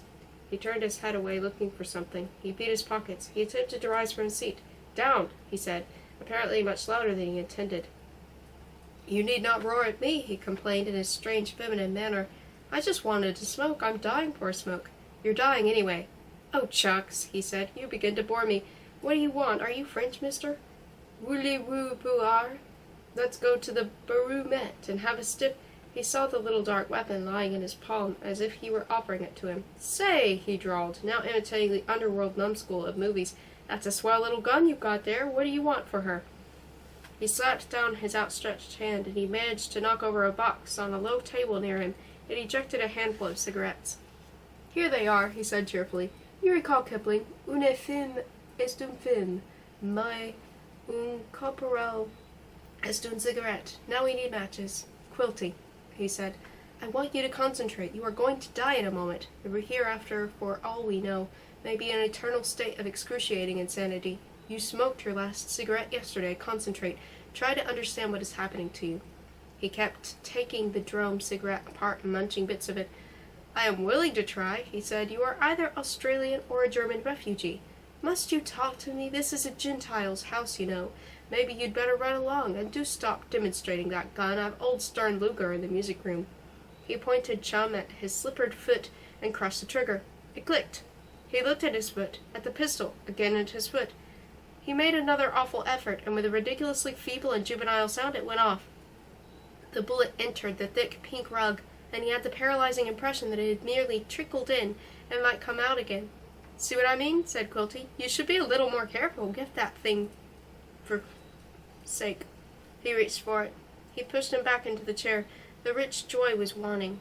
It was high time he destroyed him, but he must understand why he was being destroyed.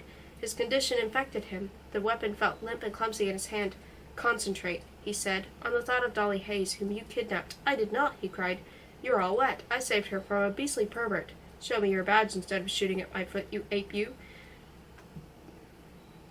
"Where is that badge? I'm not responsible for the rapes of others." "Absurd. That joyride, I grant you, was a silly stunt, but you got her back, didn't you? Come, let's have a drink." He asked him whether he wanted to be executed sitting or standing. Let me think," he said. "It's not an easy question. Incidentally, I made a mistake, which I sincerely regret. You see, I had no fun with your Dolly. I am practically impotent, to tell the melancholy truth. I gave her a splendid vacation. She met some remarkable people. Do you happen to know?" And with a tremendous lurch, he fell all over him, sending the pistol hurtling under a chest of drawers. Fortunately, he was more impetuous than vigorous, and he had little difficulty in shoving him back into his chair. He puffed a little and folded his arms over his chest. "Now you've done it," he said. "Vous voilà dans de bout de mon bout." His French was improving. He looked around. Perhaps he could, on his hands and knees, risk it. "Alors, que fait-on?" he asked, watching him closely. He stooped. He did not move. He stooped lower. "My dear sir," he said, "stop trifling with life and death. I am a playwright. I have written tragedies, comedies, fantasies. I have made private movies out of Justine and other 18th century sexcapades. I'm the author of 52 successful scenarios. I know all the ropes. Let me handle this. There should be a poker somewhere. Why don't I fetch it? And then we'll fish out your property." Fussily, busybodily, cunningly, he had risen again while he talked. He groped under the chest, trying at the same time to keep an eye on him. All of a sudden he noticed that he did not seem to have noticed chum protruding from beneath the other corner of the chest. They fell to wrestling again. They rolled all over the floor in each other's arms like two huge helpless children. He was naked and goatish under his robe, and he felt suffocated as he rolled over him. He rolled over him. They rolled over him. They rolled over him. They rolled over them. In its published form, this book is being read, he assumes, in the first years of 2000 AD, 1935 plus 80 or 90 live thing, his love, and elderly readers will surely recall at this point the obligatory scene in the westerns of their childhood. Their tussle, however, lacked the ox-stunning fisticuffs, the flying furniture. He and Hem were two large dummies stuffed with dirty cotton and rags. It was a silent, soft, formless tussle on the part of the two literati, one of whom was utterly disorganized by a drug, while the other was handicapped by a heart condition and too much gin. When at last he possessed himself of his precious weapon, and the scenario writer had been reinstalled in his low chair, both of them were panting as the cowmen and the sheepmen never do after their battle. He decided to inspect the pistol. Their sweat might have spoiled something, and regain his wind before proceeding to the main item in the program. To fill in the pause, he proposed he read his own sentence, in the poetical form he had given it. The term poetical justice is one that may be most happily used in this respect. He handed him a neat typescript. "Yes," he said, "splendid idea. Let me fetch my reading glasses." He attempted to rise. "No." "Just as you say. Shall I read out loud?" "Yes." "Here goes. I see it's in verse. Because you took advantage of a sinner, because you took advantage of my disadvantage. This is good, you know. This is darn good. When I stood at him naked before a federal law and its stinging stars. Oh, grand stop. Because you took advantage of a sin when I was helpless, molting moist and tender, hoping for the best, dreaming of marriage in a mountain state. I a litter of Lolitas. Didn't get that. Because you took advantage of my inner, essential innocence. Because you cheated me. A little repetitious. What? Where was I? Because you cheated me of my redemption. Because you took her at the age when lads play with erector sets. Getting smutty, eh? A little downy girl, still wearing poppies, still eating popcorn, in the colored globe where tawny Indians took paid croppers. Because you stole her from her wax-browed and dignified protector, spitting into his heavy little eye, ripping his flavent toga at dawn, leaving the hog to roll upon his new discomfort, the awfulness of love and violence, remorse, despair, while you took a dull doll to pieces and threw its head away. Because of all you did, because of all I did not, you have to die. Well, sir, this is certainly a fine poem, your best as far as I am concerned. He folded and handed it back to him. He asked him if he had anything serious to say before dying. The automatic was again ready for use on the person. He looked at it and heaved a big sigh. Now look here, Mac, he said. You are drunk, and I am a sick man. Let us postpone the matter. I need quiet. I have to nurse my impotence. Friends are coming in the afternoon to take me to a game. The pistol-packing farce is becoming a frightful nuisance. We are men of the world, and everything. Sex, free verse, marksmanship. If you bear me a grudge, I am ready to make unusual amends, even an old-fashioned rencontre. Sword or pistol in Rio or elsewhere is not excluded. My memory and my eloquence are not at their best today, but really, my dear Mr. Humbert, you are not an ideal stepfather, and I did not force your little protégée to join me. It was she made me remove her to a happier home. His house is not as modern as that ranch we shared with dear friends, but it is roomy, cool in summer and winter, and in word comfortable, so since I intend retiring to England and Florence forever, I suggest you move in. It is yours, gratis, under the condition you stop pointing at me that, he swore disgustingly, gun. By the way, I do not know if you care for the bazaar, but if you do, I can offer you, also gratis, as house pet, a rather exciting little freak, a young lady with 3 breasts, one a dandy. This is a rare and delightful marvel of nature. Now soyons raisonnables. You You will only wound me hideously and then rot in jail.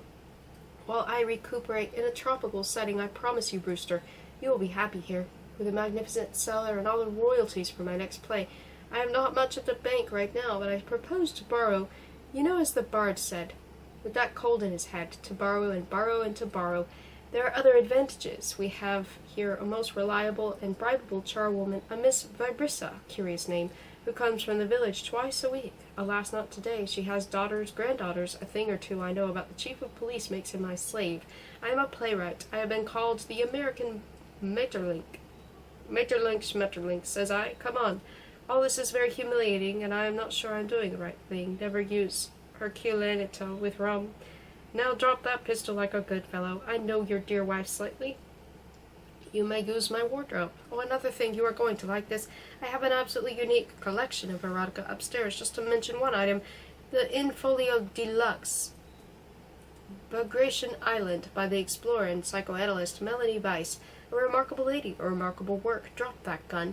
With photographs of 800 and something male organs, she examined and measured in 1932, on Bagration of the Bardsea, very illuminating graphs plotted with love under pleasant skies. Drop that gun. And moreover, I can arrange for you to attend executions. Not everybody knows that the chair is painted yellow. Phoo. This time he hit something hard. He hit the back of a black rocking chair, not unlike Dolly Schiller's. His bullet hit the inside surface of its back, whereupon it immediately went into a rocking act, so fast and with such zest that anyone coming into the room might have been flabbergasted by the double miracle, the chair rocking in a panic all by itself, and the armchair, where his purple target had just been, now void of all live content. Wriggling his fingers in the air, with a rapid heave of his rump, he flashed into the music room, and the next second they were tugging and gasping on both sides of the door, which had a key he had overlooked. He won again, and with another abrupt movement, Claire the Unpredictable sat down before the piano and played several atrociously vigorous, fundamentally hysterical, plangent chords, his jowls quivering, his spread hands tensely plunging, and his nostrils emitting the soundtrack snorts which had been absent from their fight. Still singing those impossible sonorities, he made a futile attempt to open with his foot a kind of seaman's chest near the piano. His next bullet caught him somewhere in the side, and he rose from his chair higher and higher, like old gray Mad Nijinsky, like Old Faithful, like some old nightmare of his, to a phenomenal altitude, or so it seemed, as he rent the air, still shaking with the rich black music, head thrown back in a howl, hand pressed to his brow, and with his other hand clutching his armpit as if stung by a hornet. Down he came on his heels, and again a normal-robed man scurried out into the hall.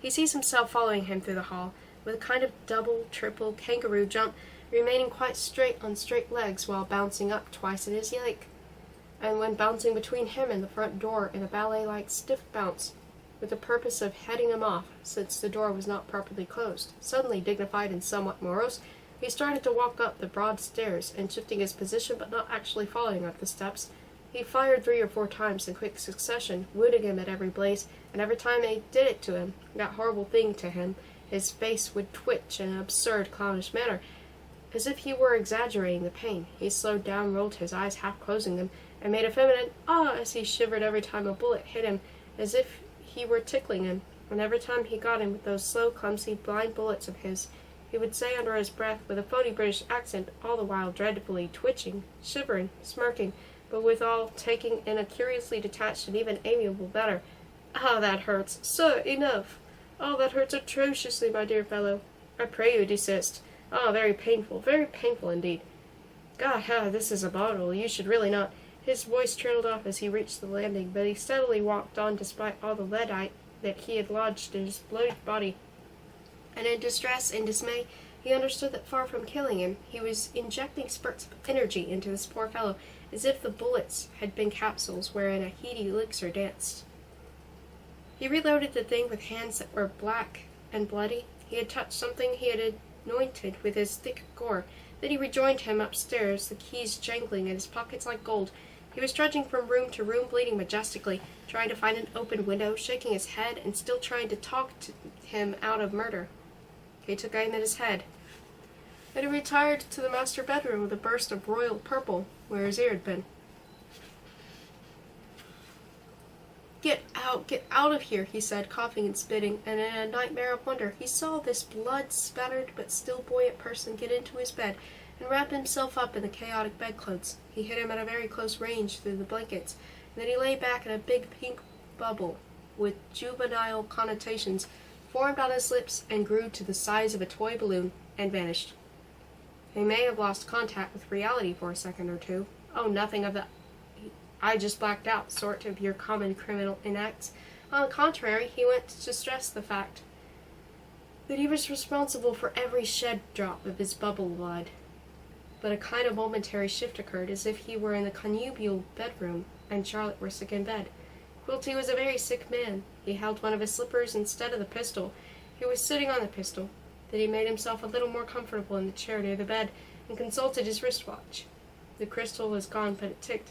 The whole sad business had taken more than an hour. He was quiet at last, far from feeling any relief. A burden even weightier than what he had hoped to get rid of was with him, upon him, over him. He could not bring himself to touch him in order to make sure he was really dead. He looked at a corner of his face gone, 2 flies beside themselves with dawning sense of unbelievable luck. His hands were hardly in better condition than his. He washed up as best as he could in the adjacent bathroom. Now he could leave. As he emerged on the landing, he was amazed to discover that a vivacious buzz he had just been dismissing as a mere singing in his ears was really a medley of voices and radio music coming from the downstairs drawing room. He found there a number of people who apparently had just arrived and were cheerfully drinking Quilty's liquor. There was a fat man in an easy chair, and 2 dark-haired, pale young beauties, sisters no doubt, big one and small one, almost a child, who merely sat side by side on a davenport. A florid-faced fellow with sapphire-blue eyes in the act of bringing 2 glasses out of the bar-like kitchen, where 2 or 3 women were chatting and drinking ice. He stopped in the doorway and said, "I have just killed Claire Quilty." "Good for you," said the florid fellow as he offered one of the drinks to the elder girl. "Somebody ought to have done it long ago," remarked the fat man. "What does he say, Tony?" asked a faded blonde from the bar. "He says," answered the florid fellow, "he has killed Q." "Well," said another identified man, rising in a corner where he had been crouching to inspect some records, "I guess we all should do it to him someday." "Anyway," said Tony, "he'd better come down. We can't wait for him much longer if we want to get to that game." "Give this man a drink, somebody," said the fat person. "Want a beer?" said a woman in some slacks, showing it to me from afar. Only the 2 girls in the davenport, both wearing black, the younger fingering a bright something about her white neck. Only they said nothing, just smiled on, so young, so lewd. As the music paused for a moment, there was a sudden noise on the stairs. Tony and him stepped out into the hall. Quilty, of all people, had managed to crawl out onto the landing, and there they could see him, flapping and heaving, and then subsiding, forever this time, in a purple heap. "Hurry up, Q," said Tony with a laugh. "I believe he's still—" He returned to the drawing-room. Music drowned the rest of the sentence. This, he said to himself, was the end of the ingenious play staged for him by Quilty. With a heavy heart he left the house, and walked through the spotted blaze of the sun to his car. 2 other cars were parked on both sides of it, and he had some trouble squeezing out.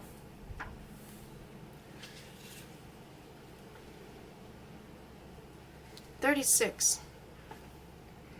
The rest is a little flattish and faded. Slowly he drove downhill and presently found himself going at the same lazy pace in a direction opposite to Parkington. He had left his raincoat in the boudoir and chum in the bathroom, though it was not a house he would have liked to have lived in. He wondered idly if some surgeon of genius might not alter his own career, and perhaps the whole destiny of mankind, by reviving Quilted Quilty. Claire obscure. Not that he cared. On the whole, he wished to forget the whole mess, and when he did learn that he was dead, the only satisfaction it gave him was the relief of knowing he need not mentally accompany for months a painful and disgusting convalescence, interrupted by all kinds of unmentionable operations and relapses, and perhaps an actual visit from him, with trouble on his part to rationalize him as not being a ghost. Thomas said something. It is strange that the tactile sense, which is so infinitely less precious to men than sight, becomes at critical moments our main, if not only, handle to reality. He was all covered with Quilty, with the feel of that tumble before the bleeding. The road now stretched across open country, and it occurred to him, not by way of protest, not as a symbol or anything like that, but merely as a novel experience, that since he had disregarded all laws of humanity, he might as well disregard the rules of traffic. So he crossed to the left of the highway and checked the feeling, and the feeling was good. It was a pleasant diaphragmatic meaning, the elements of diffused tactility, and it's enhanced by the thought that nothing could be nearer to the elimination of basic physical laws than deliberately driving on the wrong side of the road. In a way, it was a very spiritual itch. Gently, dreamily, not exceeding 20 miles an hour, he drove on that queer mirror side. Traffic was light. Cars that now and then passed him on the side had abandoned to them, honked at him brutally. Cars coming towards him wobbled, swerved, cried out in fear. Presently he found himself approaching populated places. Passing through a red light was like a sip of forbidden burgundy when he was a child. Meanwhile, complications were arising. He was being followed and escorted. Then in front of him he saw 2 cars placing themselves in such a manner as to completely block his way.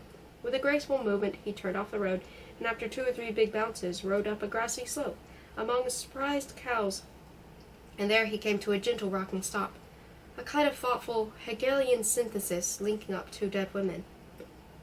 As soon to be taken out of the car. Bye, Melmoth. Thanks a lot, old fellow.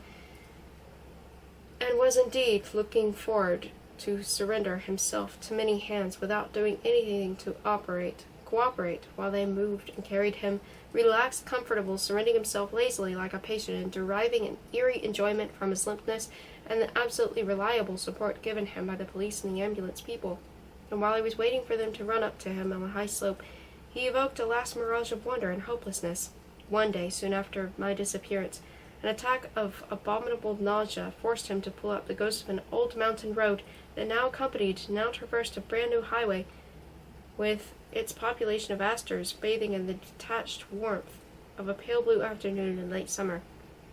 After coughing himself inside out, he rested a while on a boulder, and then, thinking the sweet air might do him good, walked a little way toward a low stone parapet on the precipice side of the highway. Small grasshoppers spurted out of the withered roadside weeds. A very light cloud was opening its arms and moving toward a slightly more substantial one belonging to another, more sluggish, heaven-logged system. As he approached the friendly abyss, he grew aware of the melodious unity of sounds rising like vapor from a small mining town that lay at his feet. In a fold of the valley, one could make out the geometry of the streets between blocks of red and gray roofs, and green puffs of trees and serpentine stream, and the rich ore-like glitter of the city dump, and beyond the town, roads crisscrossing the crazy quilt of dark and pale fields, and behind it all, great timbered mountains, but even brighter than those quietly rejoicing colors, for there are colors and shades that seem to enjoy themselves in good company, both brighter and dreamier to the ear than they were to the eye, was that vapory vibration of accumulated sounds that never ceased for a moment, and it rose to the lip of granite where he stood, wiping his foul mouth.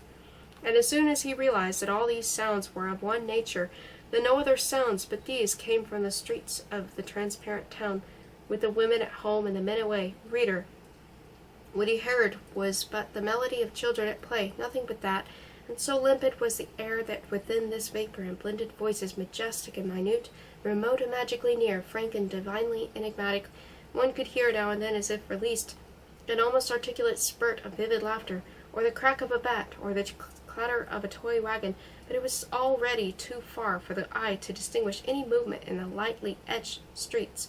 He stood listening to that musical vibration from his lofty slope, to those flashes of separate cries with a kind of demure murmur from the background, and then he knew that the hopelessly poignant thing was not my absence from his side, but the absence of my voice from that concord. This, then, is his story. He has reread it. It has bits of marrow sticking to it, and blood, and beautiful bright green flies. At this or that twist of it, he feels his slippery self eluding him, gliding into deeper and darker waters than he cares to probe. He has camouflaged what he could so as not to hurt people, and he has toyed with many pseudonyms for himself before he hit on a particularly apt one. There are in his notes Otto, and Mesmer, and Lambert. For some reason he thinks his choice expresses the nastiness best. When he started 56 days ago to write Lolita, first in the psychopathic ward for observation, and then in this well-heated, albeit tumult seclusion, he thought he would use these notes in toto at his trial, to save not his head, of course, but his soul. In mid-composition, however, he realized that he could not parade living me. He still may use parts of this memoir in hermetic sessions, but publication is to be deferred, for reasons that may appear more obvious than they really are. He is opposed to capital punishment. This attitude will be, he trusts, shared by the sentencing judge. Had he come before himself, he would have given Humbert at least 35 years for rape and dismissed the rest of the charges, but even so, I will probably survive him by many years. The following decision he makes with all the legal impact in support of a signed testament. He wishes this memoir to be published only when I am no longer alive. Thus neither of us is alive when the reader opens this book. But while the blood still throbs through his writing hand, you are still as much part of blessed matter as he is. And he can still talk to you from here to Alaska. Be true to my Dick. Do not let other fellows touch me. Do not talk to strangers. He hopes I will love my baby. He hopes it will be a boy. That husband of mine, he hopes, will always treat me well, because otherwise his specter will come at him like a black smoke, like a demented giant, and pull him a partner of my nerve. And do not pity CQ. One had to choose between him and HH, and one wanted HH to exist at least a couple of months longer, so as to have him make me live in the minds of later generations. He is thinking of aurochs and angels, the secret of durable pigments, prophetic sonnets, the refuge of art. And this is the only immortality him and I may share, his Lolita.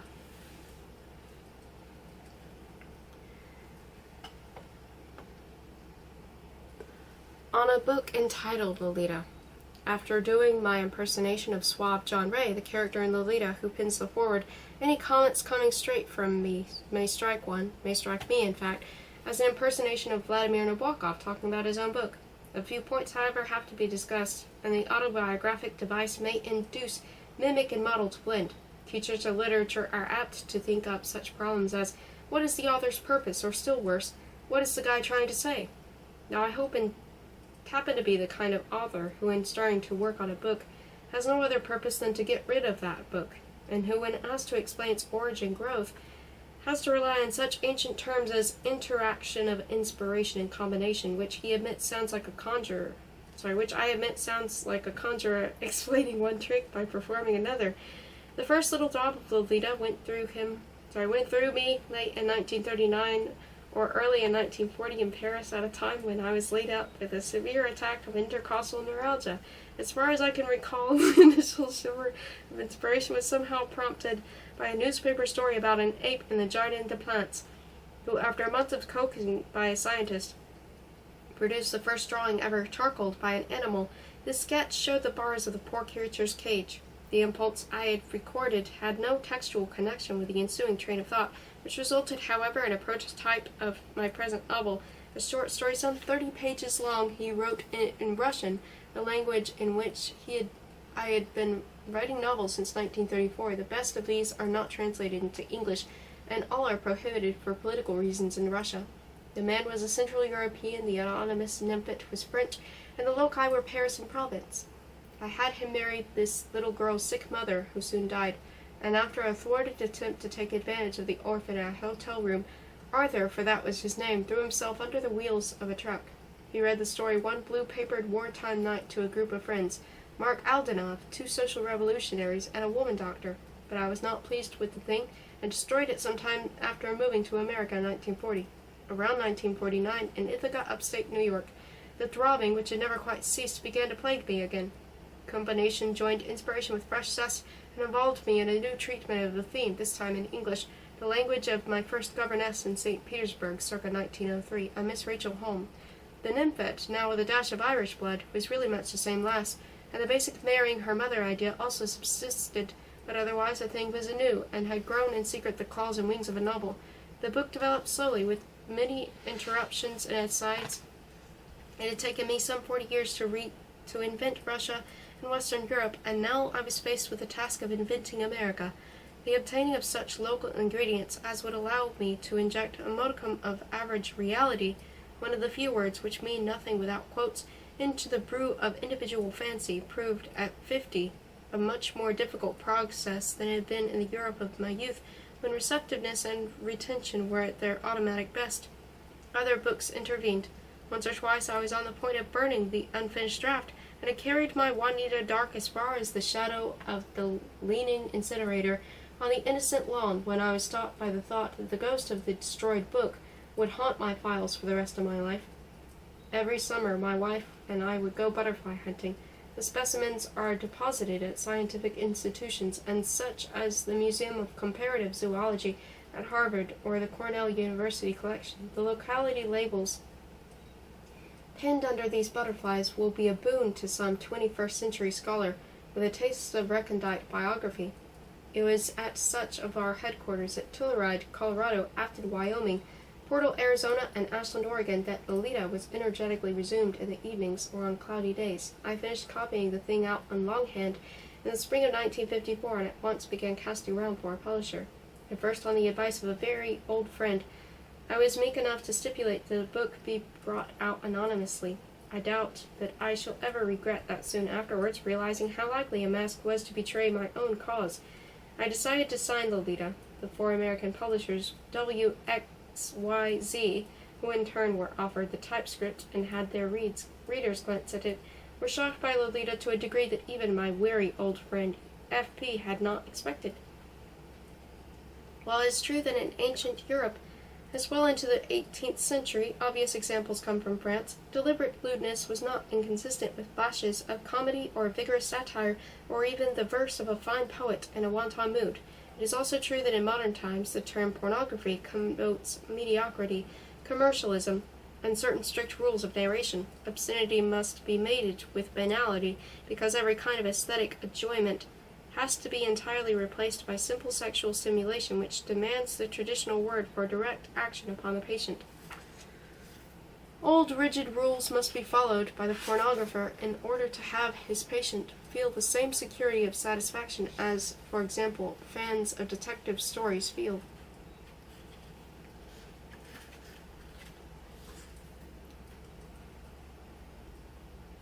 Stories where, if you do not watch out, the real murderer may turn out to be, to the fans' disgust, artistic originality, who, for instance, would want a detective story without a single dialogue in it.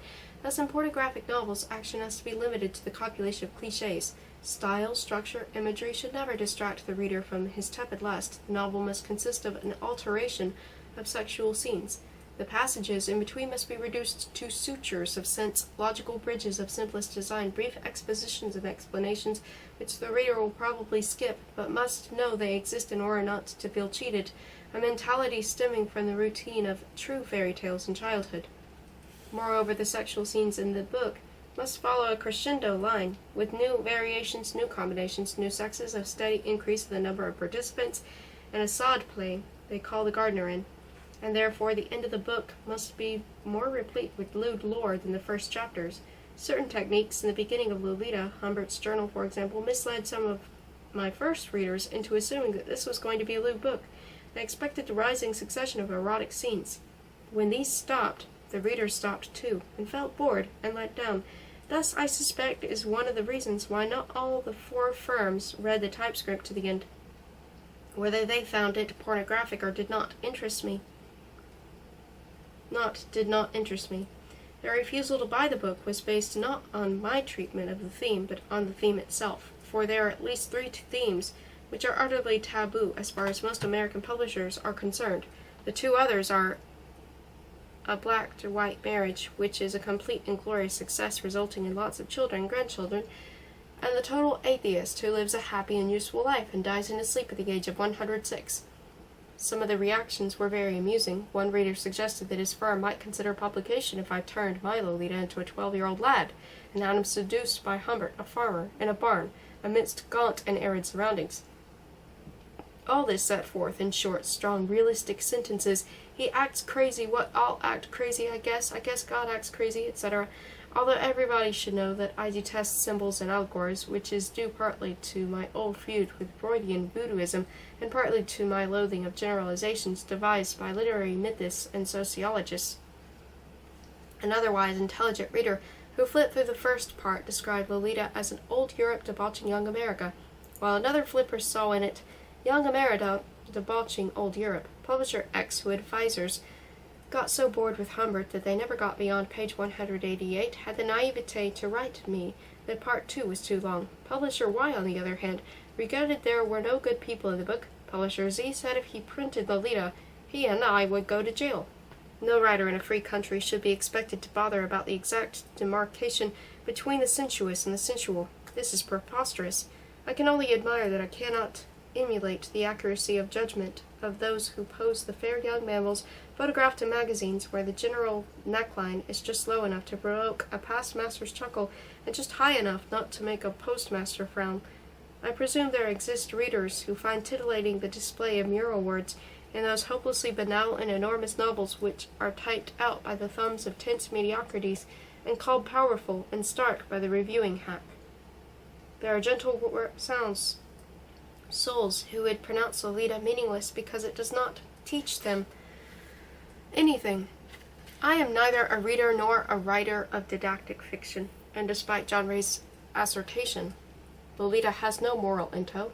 For me, a work of fiction exists only insofar as it affords me what I shall bluntly call aesthetic bliss. That is a sense of being somehow, somewhere connected with other states of being where art, curiosity, tenderness, kindness, ecstasy is the norm. There are not many such books. All the rest is either topical trash or what some call literature of ideas, which very often is topical trash coming in huge blocks of plaster that are carefully transmitted from age to age until somebody comes along with a hammer and takes a good crack at Balzac, at Gorky, at Mann. Another charge which some readers have made is that Lolita is anti-American. This is something that pains me considerably more than the idiotic accusation of immorality. Considerations of depth and perspective, a suburban lawn, a mountain meadow, led me to build a number of North American sets. I needed a certain exhilarating milieu. Nothing is more exhilarating than Philistine vulgarity, but in regard to Philistine vulgarity, there is no intrinsic difference between Palearctic manners and Nearctic manners. Any proletarian from Chicago can be as bourgeois in the Flaubertian sense as a duke. I chose American motels instead of Swiss hotels or English inns only because I am trying to be an American writer and claim only the same rights that other American writers enjoy. On the other hand, my creature Humbert is a foreigner and an anarchist, and there are many things besides Nimpets in which I disagree with him. And all my Russian readers know that my old worlds, Russian, British, German, French, are just as fantastic and personal as my new one is. Lest a little statement I am making here seem an airing of grudges, I must hasten to add that besides the lambs who read the typescript of Lolita, or its Olympia Press edition in a spirit of, "Why did he have to write it?" or "Why should I read about maniacs?" there have been a number of wise, sensitive, and staunch people who understood my book much better than I can explain its mechanism here.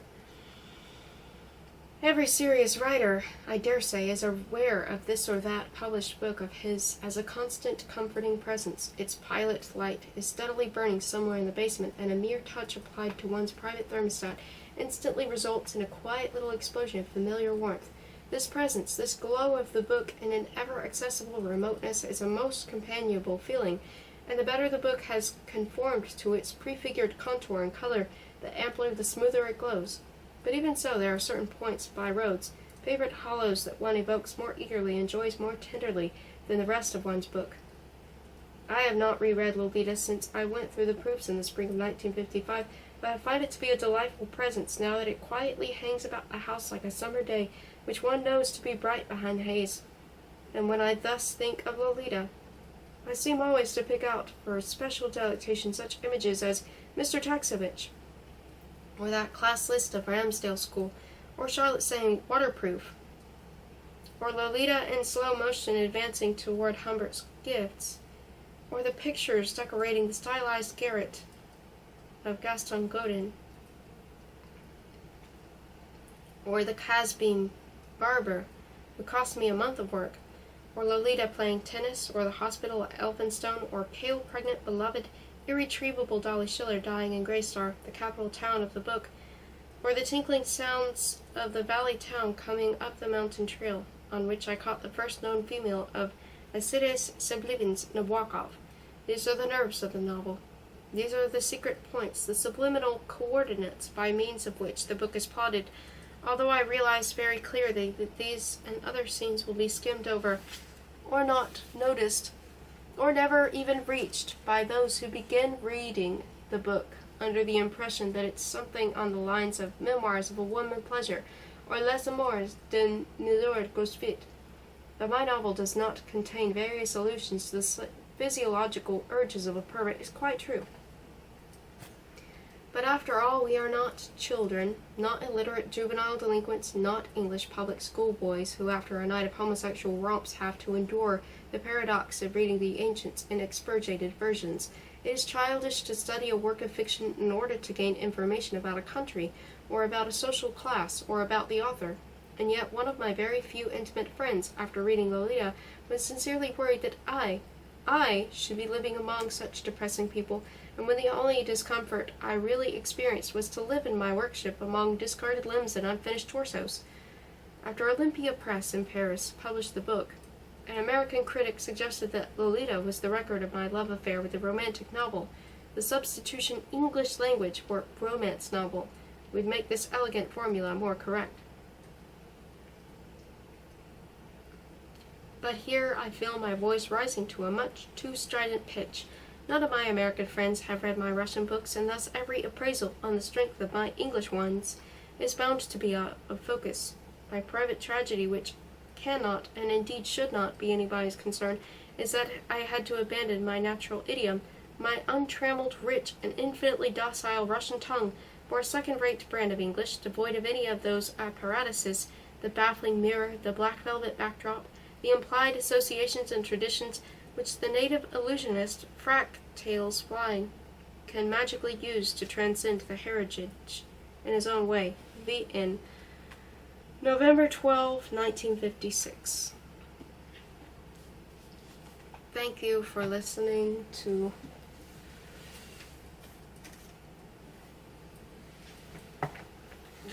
Lolita by Vladimir Nabokov. It was very interesting reading it in this way for many reasons. One of those reasons being that when you do start to read the book from that perspective of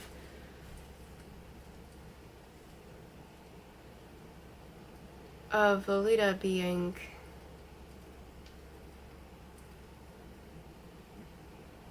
the narrator. Instead, there are so many things that are described that when you just leave them as they are, makes so much more sense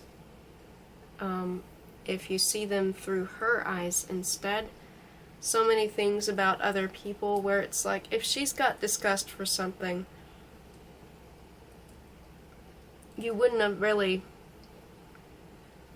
seen it as her own disgust unless you read it that way. Or but the main thing really is that there's a form of sarcasm when you read it in her way, where it's like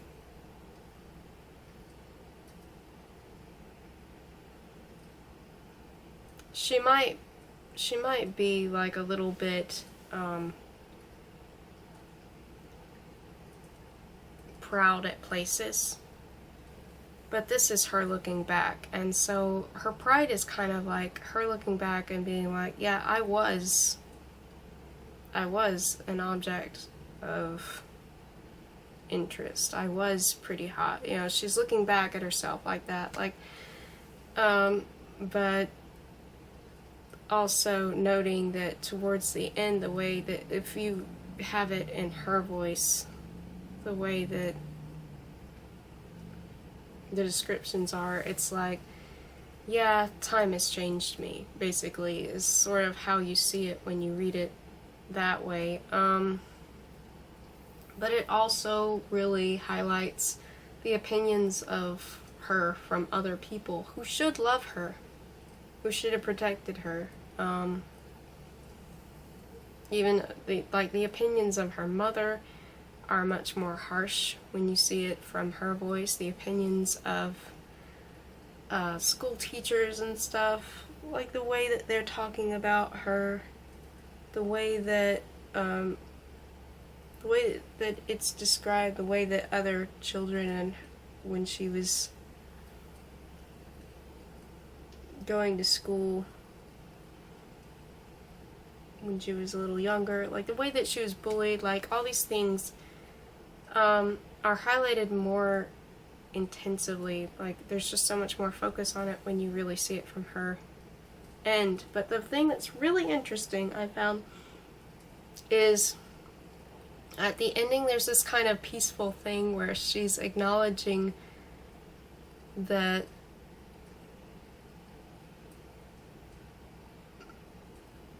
while he has agreed that this book will have to be published after she's no longer alive,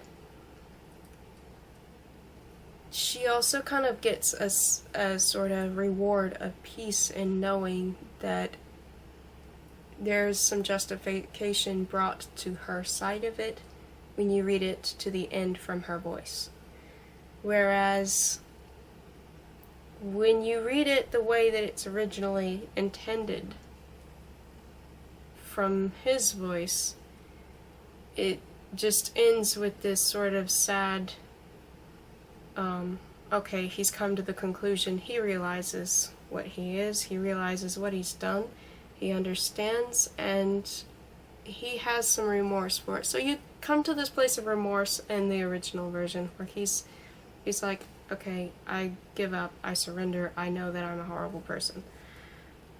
But in this, she gets justice. Not only does she get justice, but she has her, it's like it really sort of brings her forward, brings forward her sort of lost voice that sometimes when reading it again, it's like there's really not much of her here, is there? And there is also a lot too where it's like she does acknowledge the presence of the fact that most of the time when he's referring to her as Lolita, he's not even really seeing her as who she really is, but this sort of idealized image of what he wants to see her as. And there's this interesting thing there too, like where like throughout the book, like sometimes you're reading it from her perspective and you go, okay, so this is, it says Dolly Hayes here, or it says Dolores Hayes here, or it says Lo here, and you're trying to switch it over into the I's and me's and And the funny thing is, sometimes instead of it working, you're kind of forced to use whatever nickname or even full name. Sometimes it actually makes more sense to. And when it forces you to do that, it creates this kind of situation where you see this sort of disassociation there, which makes perfect sense with her being traumatized. It's just so much of it just lines up in just this perfect way when you like switch it like that.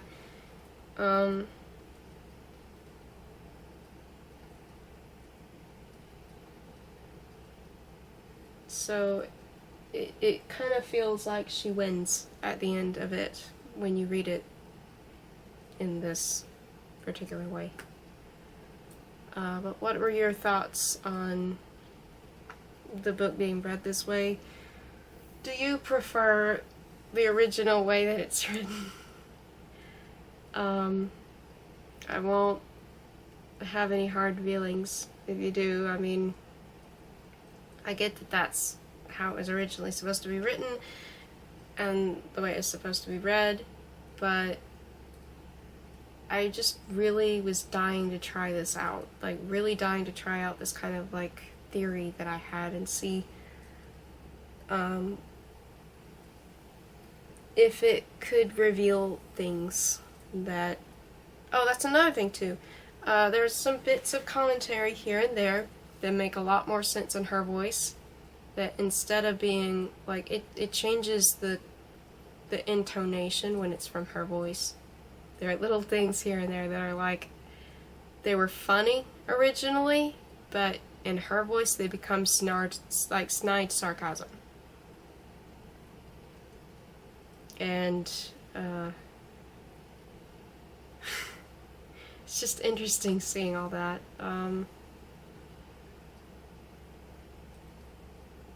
I might eventually at some point read the original, but I felt like if I was going to read it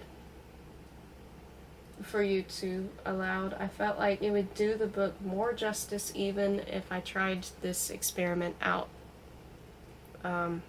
initially. So maybe sometime down the road I'll read it the normal way out loud. I've read it so many times just in my lifetime that it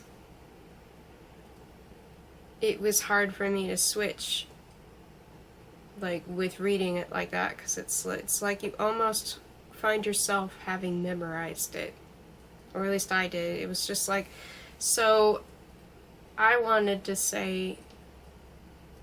read it word for word verbatim, but I had to mentally trick myself all throughout it in order to be able to read it the way that I was trying to read it aloud.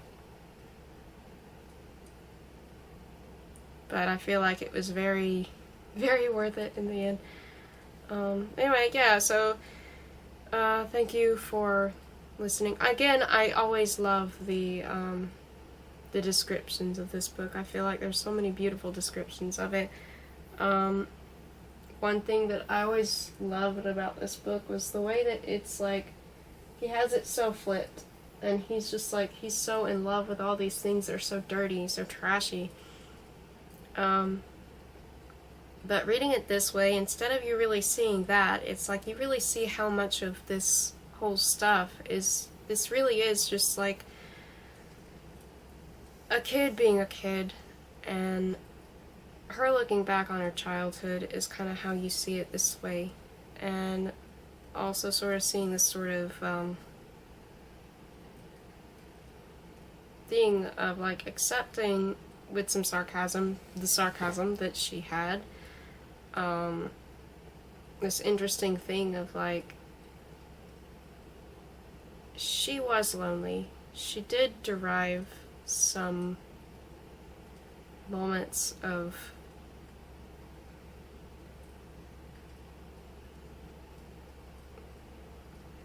glee from getting attention, but all in all, it was a responsibility anyway of the people around her to give her the right kind of attention. And they failed her. And so, I mean, there are some things there where she's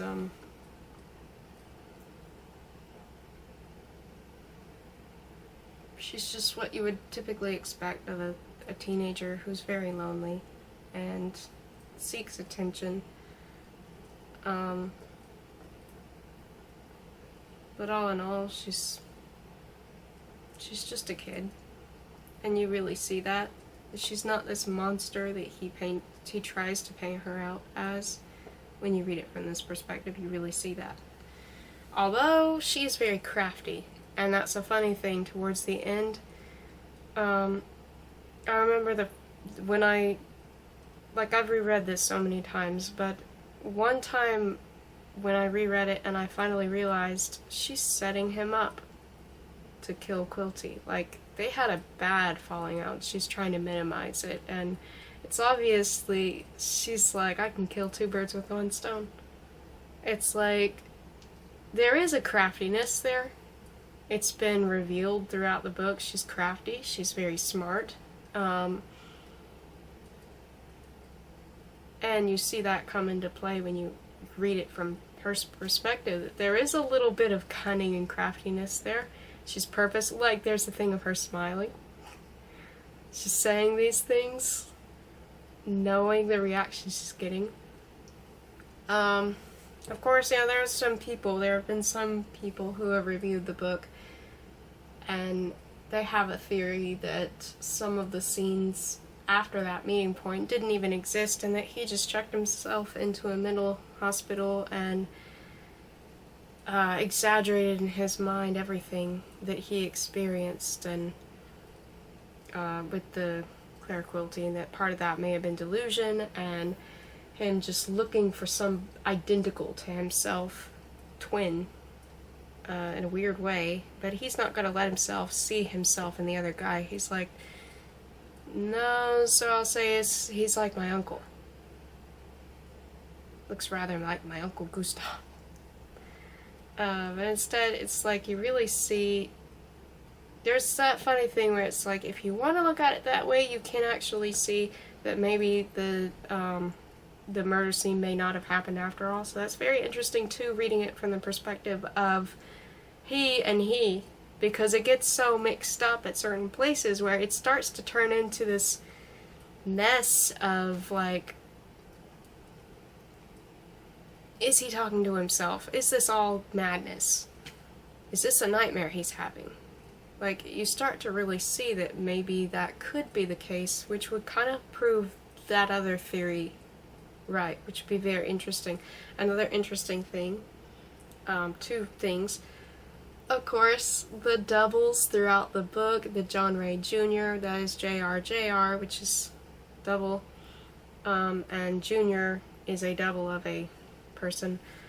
All kinds of different doubles throughout the story, and not only that, but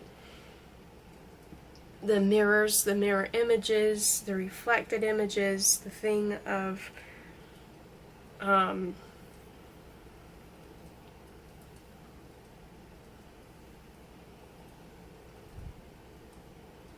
when he starts talking about himself as Humbert, and you don't even have to mess with that when you're reading it this way. It's like, yeah, he does talk about himself sometimes in a weird, like, sometimes he himself talks about himself and talks about there being more than one Humbert, which would imply so much of the concept of this man having multiple delusional problems, and it's possible that in his mind he killed the man, but she set him up to kill someone who maybe might have been just one of her many conquests, or just a particular ex that she was really hurt by, really stung by. Or maybe after all, there really was a long drawn out thing with this one man. I choose to believe it kind of as is there, where he did really kill Quilty. But on the other hand, if you believe the other theory, there's this other thing where it's like there's a possibility that's not even what he was arrested for, because he started zigzagging all over the road, which makes me wonder, was he really arrested for any of this at all? Because he's coming forward with this confession about her, and it might not have been, like, where is it that he has been pressed to talk about all this stuff, except that he feels guilty about it, except that he's got remorse about it, and he's got to vent it. If he didn't really kill Quilty, then he may have just been arrested for driving on the wrong side of the road, going zigzag, zigzag, zigzag, while his mind has gone in two different directions and he believes that he's killed somebody. After all, he did have that sweater with the bullet holes all over it. I mean, and then he describes Claire Quilty as having all kinds of, like, a bullet-riddled chest. So it's very interesting if you take all that into consideration. But anyway, it does make me also think there are some parts of the beginning forward with John Ray Jr. that I've questioned before. Like, is it really true that they died the way that the John Ray Jr. character says, or is John Ray Jr. Humbert himself writing this thing to make it more interesting? Because that's what I actually think. I think that maybe he had to clear his conscience and he wrote this book even if all he was arrested for was driving on the wrong side of the road, and if he did kill Claire Quilty but he wasn't actually arrested for it. I don't know, but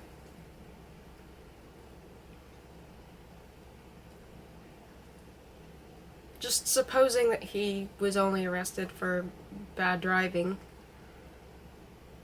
there's a problem there with the character John Ray Jr. echoing some of his sentiments throughout the book, and it just seeming like the doubles of it, and him talking about how I went to settle on, I wasn't sure what to call myself, Otto, Mesmer. So it's like, is John Ray Jr. just another name he could have actually chosen for himself, but chose not to last minute so that he could have this fancy forward? Anyway, thank you for listening.